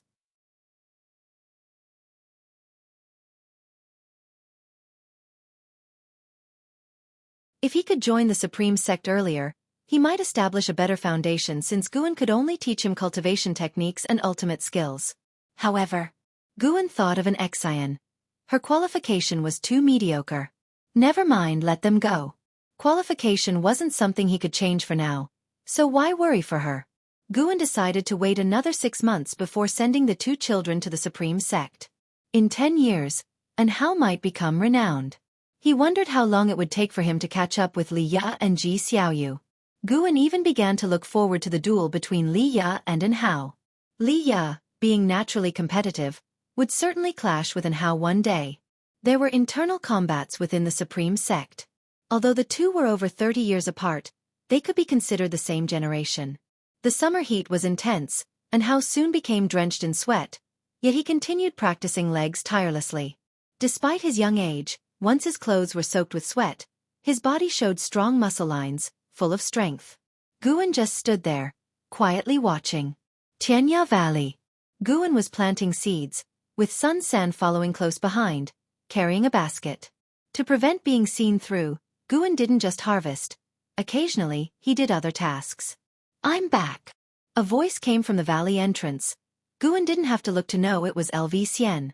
LV Xian walked in from the valley entrance, wearing a blue robe and holding a folding fan, looking more masculine compared to his previous red attire. "How did it go?" "Smoothly?" Sitting on the mountaintop, Ilu Yun asked, his voice echoing through Xianxia Valley. Luo Han appeared in front of the pavilion with a long spear, welcoming LV Xian's return. Guan also had to show his respect. Compared to LV Xian, Guan was more concerned about Li Ya's situation in the 100 Races Assembly. LV Xian wore a faint smile and said, "Naturally smooth, although there were some twists in the middle, I took the first place without any surprises." Hearing this, both Luo Han and Ilu Yun smiled. They all served Li Xiandao and would experience life and death together in the future. The stronger LV Xian was, the happier they would be. Ilu Yun asked again across the Medicine Valley, Did the talents from the Ji family, Gu family, and Zhou family pose any threat to you? LV Xian replied, a woman named Ji Xiaoyu from the Ji family gave me some trouble. Unfortunately, she withdrew halfway, and without defeating her head-on, I felt some regret. Other than that, there were less than 5 opponents who could contend with me. Was there anyone among His Majesty's children who satisfied you? Luo Han asked, with some expectation in his tone. LV Xian shook his head and said disdainfully, although I greatly admire His Majesty, his children are really not up to par, not even close to him. By the way, there was a prince named Li Ya who showed surprising ferocity.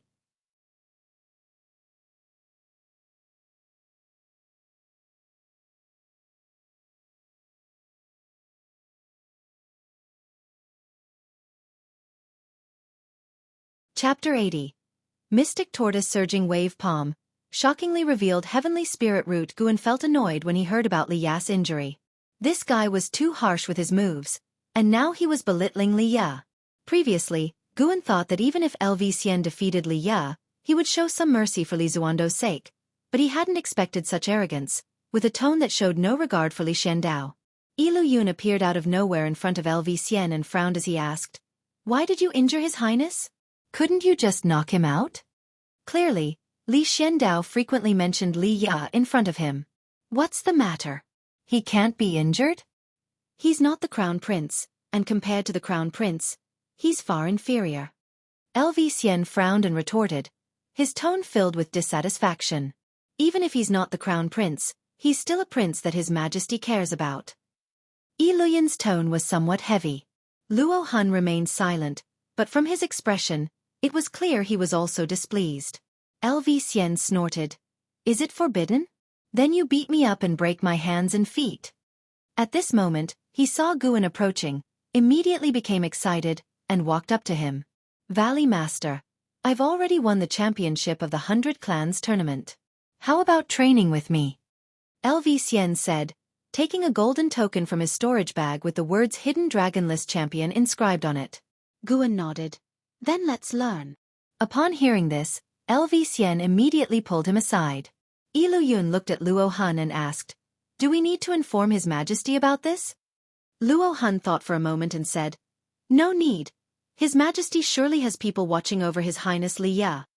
Lu Yun sighed, shook his head, and then disappeared from the spot. Guan followed LV Xian to an open space, with 3 monkey demons following and watching curiously from the side. What kind of spell do you like? LV Xian asked, rubbing his hands, eager to teach. Anything but swordsmanship. Guan replied. This had been agreed upon earlier. He didn't want to break his word. However, the matter of LV Xian injuring Li Ya couldn't be overlooked. Then I'll teach you the hand technique, alright? I have a powerful hand technique, the very one I used to break Li Ya's hands and feet. LV Xian said with a proud smile, glancing at the distant Lu Yun, clearly meant for him to hear. Guan nodded, then teach it. Let's see how powerful it is. LV Xian immediately began teaching the hand technique, demonstrating the moves while explaining the mental method. Mystic Tortoise Surging Wave Palm. The name alone sounded domineering. Guan watched intently. He was ready to thoroughly torment LV Xian. The sun shone brightly and gradually set in the west.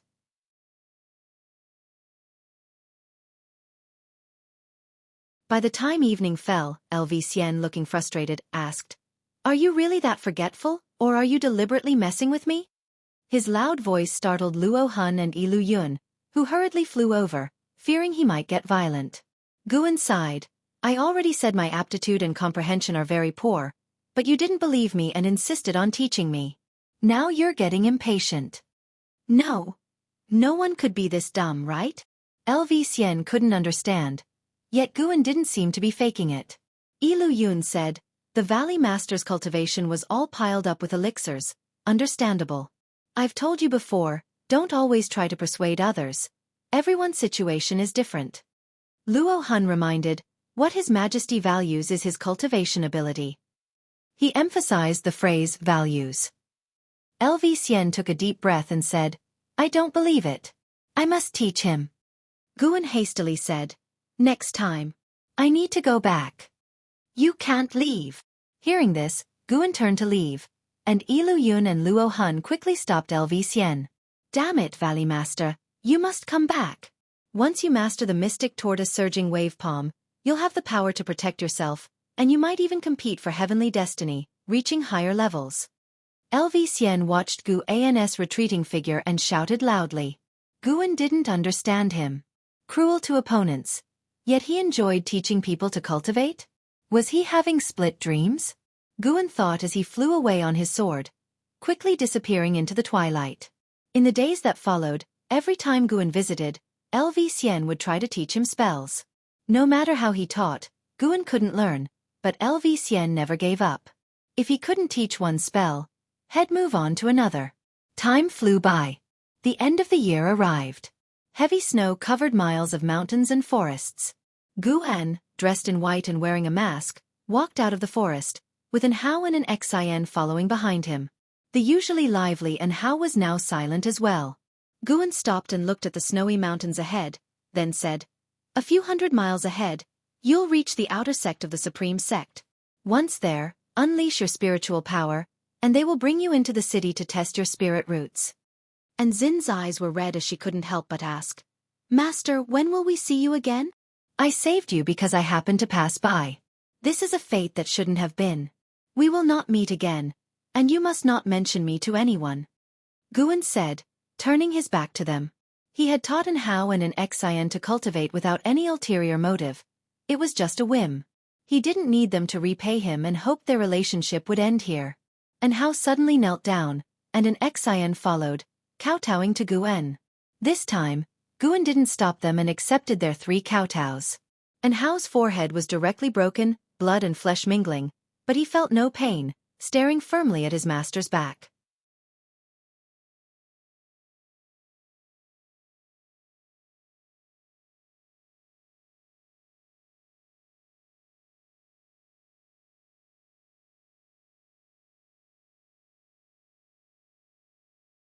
Chapter 81 Ancient Gold, Swallowing Insect.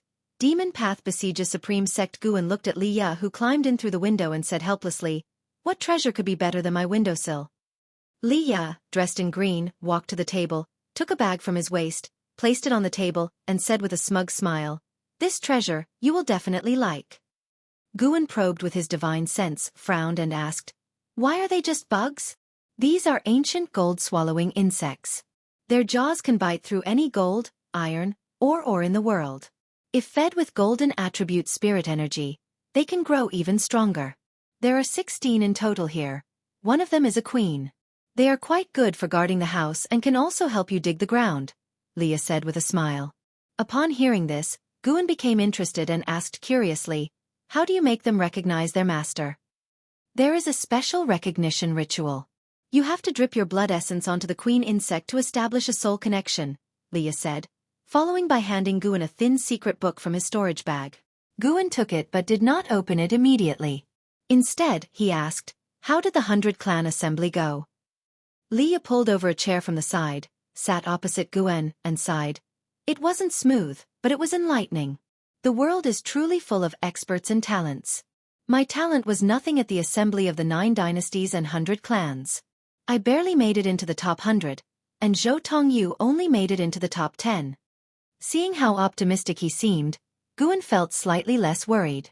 Li Ya began to recount what he had seen and heard at the 100 Clan assembly, and Guan listened attentively. Halfway through, Guan even got up to pour some wine, listening while drinking. Li Ya kept talking until dusk and still had more to say. Guan lamented. "So it seems only our family's third miss can pose a threat to LV Xian? Her Qilin step is indeed formidable. She was the only one able to wound LV Xian. Unfortunately, she encountered a heavenly tribulation after taking 9 steps, temporarily halting the combat. She hasn't been seen since," Li Ya nodded. "Heavenly tribulation? What does that mean? Is the Qilin step that powerful?" Guan was surprised. He had taken countless steps over the past 2 years and hadn't encountered any heavenly tribulations. Li Ya shook his head. "How would I know? Maybe she has some hidden secret within her body." Innate Taoist talisman. Guan sighed in his heart. Is she cheating? Compared to Ji Xiaoyu, LV Xian's strength was what shocked me the most. He is my next target and I will challenge him and win next time, Leah said with fighting spirit. Guan asked, didn't you just say he broke all your limbs? Don't you hate him?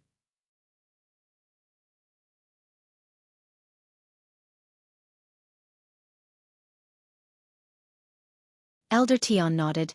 It seems this Leah is indeed talented and devoted. A single ancient gold-swallowing insect is invaluable, let alone 16. Guan opened the insect bag at his waist, and the ancient gold-swallowing insects flew out.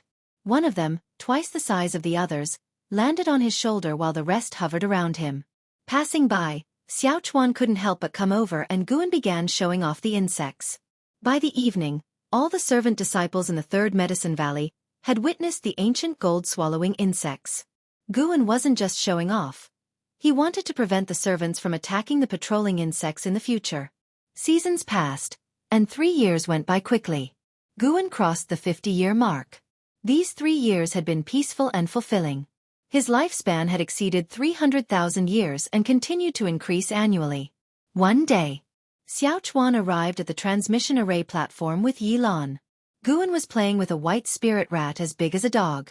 When he saw Yi Lan coming, he immediately got up to greet her. Yi Lan's face looked troubled. Facing Guan, she said, "Senior brother, let's talk inside." Guan nodded and led Yi Lan upstairs. Xiao Chuan went towards the white spirit rat, but it turned and ran away. Angry, Xiao Chuan picked up a stone to throw at it but missed.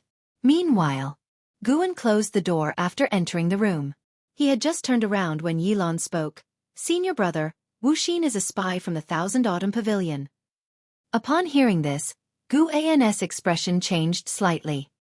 He frowned and asked, "Nonsense, what evidence do you have?" Yi Lan took out several sheets of paper and said, "These are all records left by the Demon Extermination Hall of the Disciples. The person who brought Wuxia into the sect was not a demonic spy, but his subsequent connections were all demonic spies. Besides, the Thousand Autumn Pavilion has been searching for the son of a pavilion master, who happens to be a monk with indelible scars on his head." Guan took the papers and examined them closely. The papers outlined the interactions of the spies, including visits Wuxia had made to the Outer Gate city to see them. Careless. Why didn't he act more prudently? Guan silently cursed but didn't panic, as Yi Lan was the one who discovered this. After reading, Guan looked up at Yi Lan and asked, "How many people know about this?" "Just me for now. The Law Enforcement Hall usually doesn't investigate servant disciples.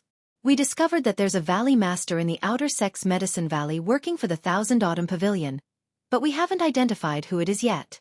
We wanted to investigate further, but someone above us ordered us to stop," Yi Lan said angrily. "Who ordered you to stop?" "Outer Sect Great Elder, Jianghu. But her people said it was an order from the Inner Sect."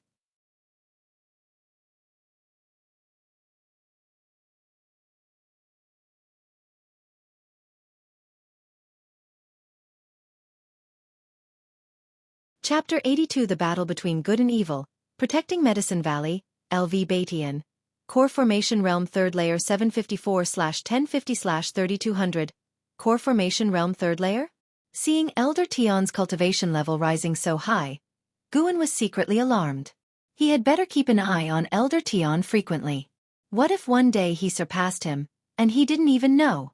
Guan realized that the higher the realm, the more cultivators practiced the energy-concealing sorcery. It was very difficult to judge an opponent's cultivation level based solely on sensory perception. In other words, the immortal cultivation world was all about who could conceal themselves better. Fortunately, he concealed himself deeply enough. He was confident he could continue to do so. Elder Tian seemed to sense Guan's gaze. He opened his eyes and looked at him. Guan gave a slight nod, then returned to his room. The demon path was about to attack, but he did not panic at all. He went about his usual business. The Supreme Sect was not a soft target, especially with Elder Tian, this hidden sect leader, secretly gaining power. What Guan needed to do was protect his medicine valley. At the end of summer, the weather was cool. Guan walked within the Outer Gate city and found that the number of disciples from the Law Enforcement Hall in the city had increased significantly. There were also many divinity transformation realm auras on the city walls in all directions. The whole city exuded a tense and murderous atmosphere. The demon path was really coming.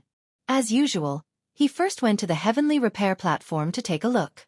The underworld demon emperor and the ghost mother of Ephemera were still there. The two seemed like ascetics, sitting alone in meditation, with no other hidden demons around. Guan always felt that the underworld demon emperor might be related to the demon path, but he was reluctant to report it for fear of being dragged into the whirlpool. His goal was longevity. Would the supreme sect still exist after 10,000 years? He was never someone with great noble aspirations. He was just an ordinary person. After scanning the surroundings, Guan did not see any powerful unfamiliar faces. It seemed that the supreme sect had recently been strict in controlling outsiders, only permitting them to leave while barring them from entering. Afterward, Guan visited Jiang Qiong. Jiang Qiong was not in her residence. Her servant asked him to wait in the hall. Standing in the main hall, Guan observed the surroundings. He could feel the presence of very intricate restrictions here, which could not be seen with the naked eye. The Ziwei Array Chronicles Jiang Qiong gave him, he had often read, and he had built a considerable understanding of formations. So now he could see some of it. While observing, Guan suddenly felt something, and his expression turned strange.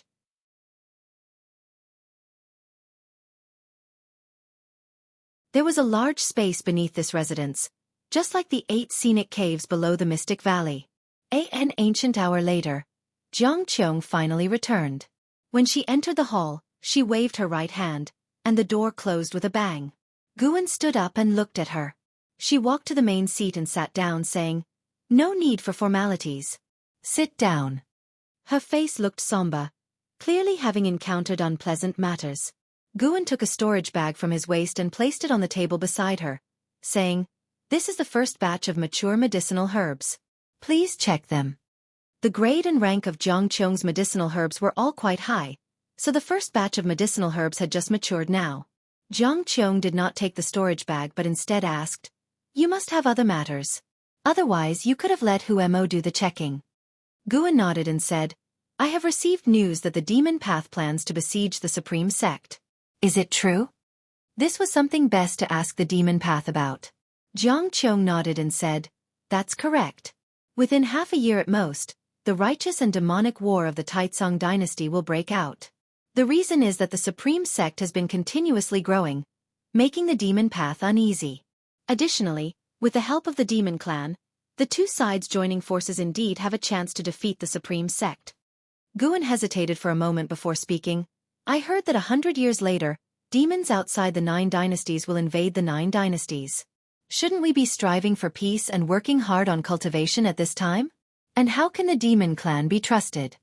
Hearing this, Jiang Qiong glanced at him and snorted softly. "Do you think the demon clan is of one mind? The demons outside the 9 dynasties are not purely demon clan.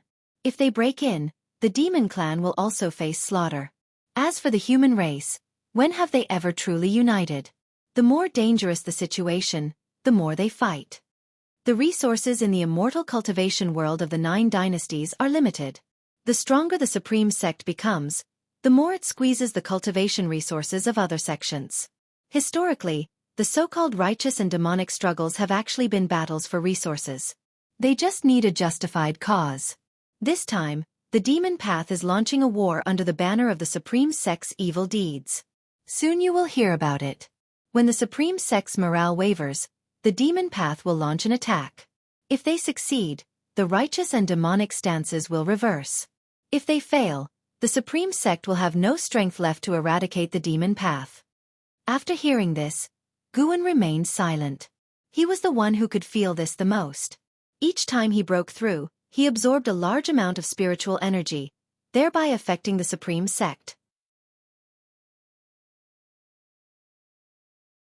If all the spiritual energy and spirit stones of the entire dynasty were concentrated in one sect, the chances of breakthroughs for the authority holders in that sect would be much greater. So even if the calamity of the demons was only 100 years away, they still contended for it. Or rather, what the great cultivators cared about was not the common people but their own cultivation levels. As long as they were strong enough, they could even venture south to the sea to seek immortal destiny. Guan thought for a moment and asked, "Martial Master, which side are you on?" Jiang Qiong smiled and said, "I stand on the side of the victors. Don't worry. I can ensure that our outer gate city remains safe. Moreover, There are too many great cultivators in this city. The demon path will not attack from this direction. Upon hearing this, Guan secretly breathed a sigh of relief and laughed. As long as it doesn't endanger my medicine valley, that's enough. Scared now? I told you to cultivate more often, but you didn't listen. Cultivation is not something that can be rushed. Humph, you are just lucky to have a martial master like me. Before you go, find who Mo. I have already prepared a batch of immortal cultivation elixirs for you in advance to help boost your cultivation level. You are already 50 years old, still not in core formation realm. What a waste. Don't ever say that you are my disciple's grandson. Thank you, martial master, Guan said with a smile, but inside, he was grumbling. A 50-year-old at Unification Realm 9th layer. Have you ever heard of it? It would scare you to death if you knew. Next, Guan inquired about the cultivation level of the strongest member of the demon path, but Jianghu didn't know. She candidly said that if LV Batian were still present, the demon path would certainly not dare to invade. But now that the sect leader was Chu Tianqi, the battle between the strongest of the righteous and the demonic factions would be difficult to determine. These words made Guan feel sympathy for the demon path. LV Batian was not dead yet. By the way, martial master, have you ever heard of the underworld demon emperor? Guan suddenly asked. Jianghu thought for a moment and shook her head.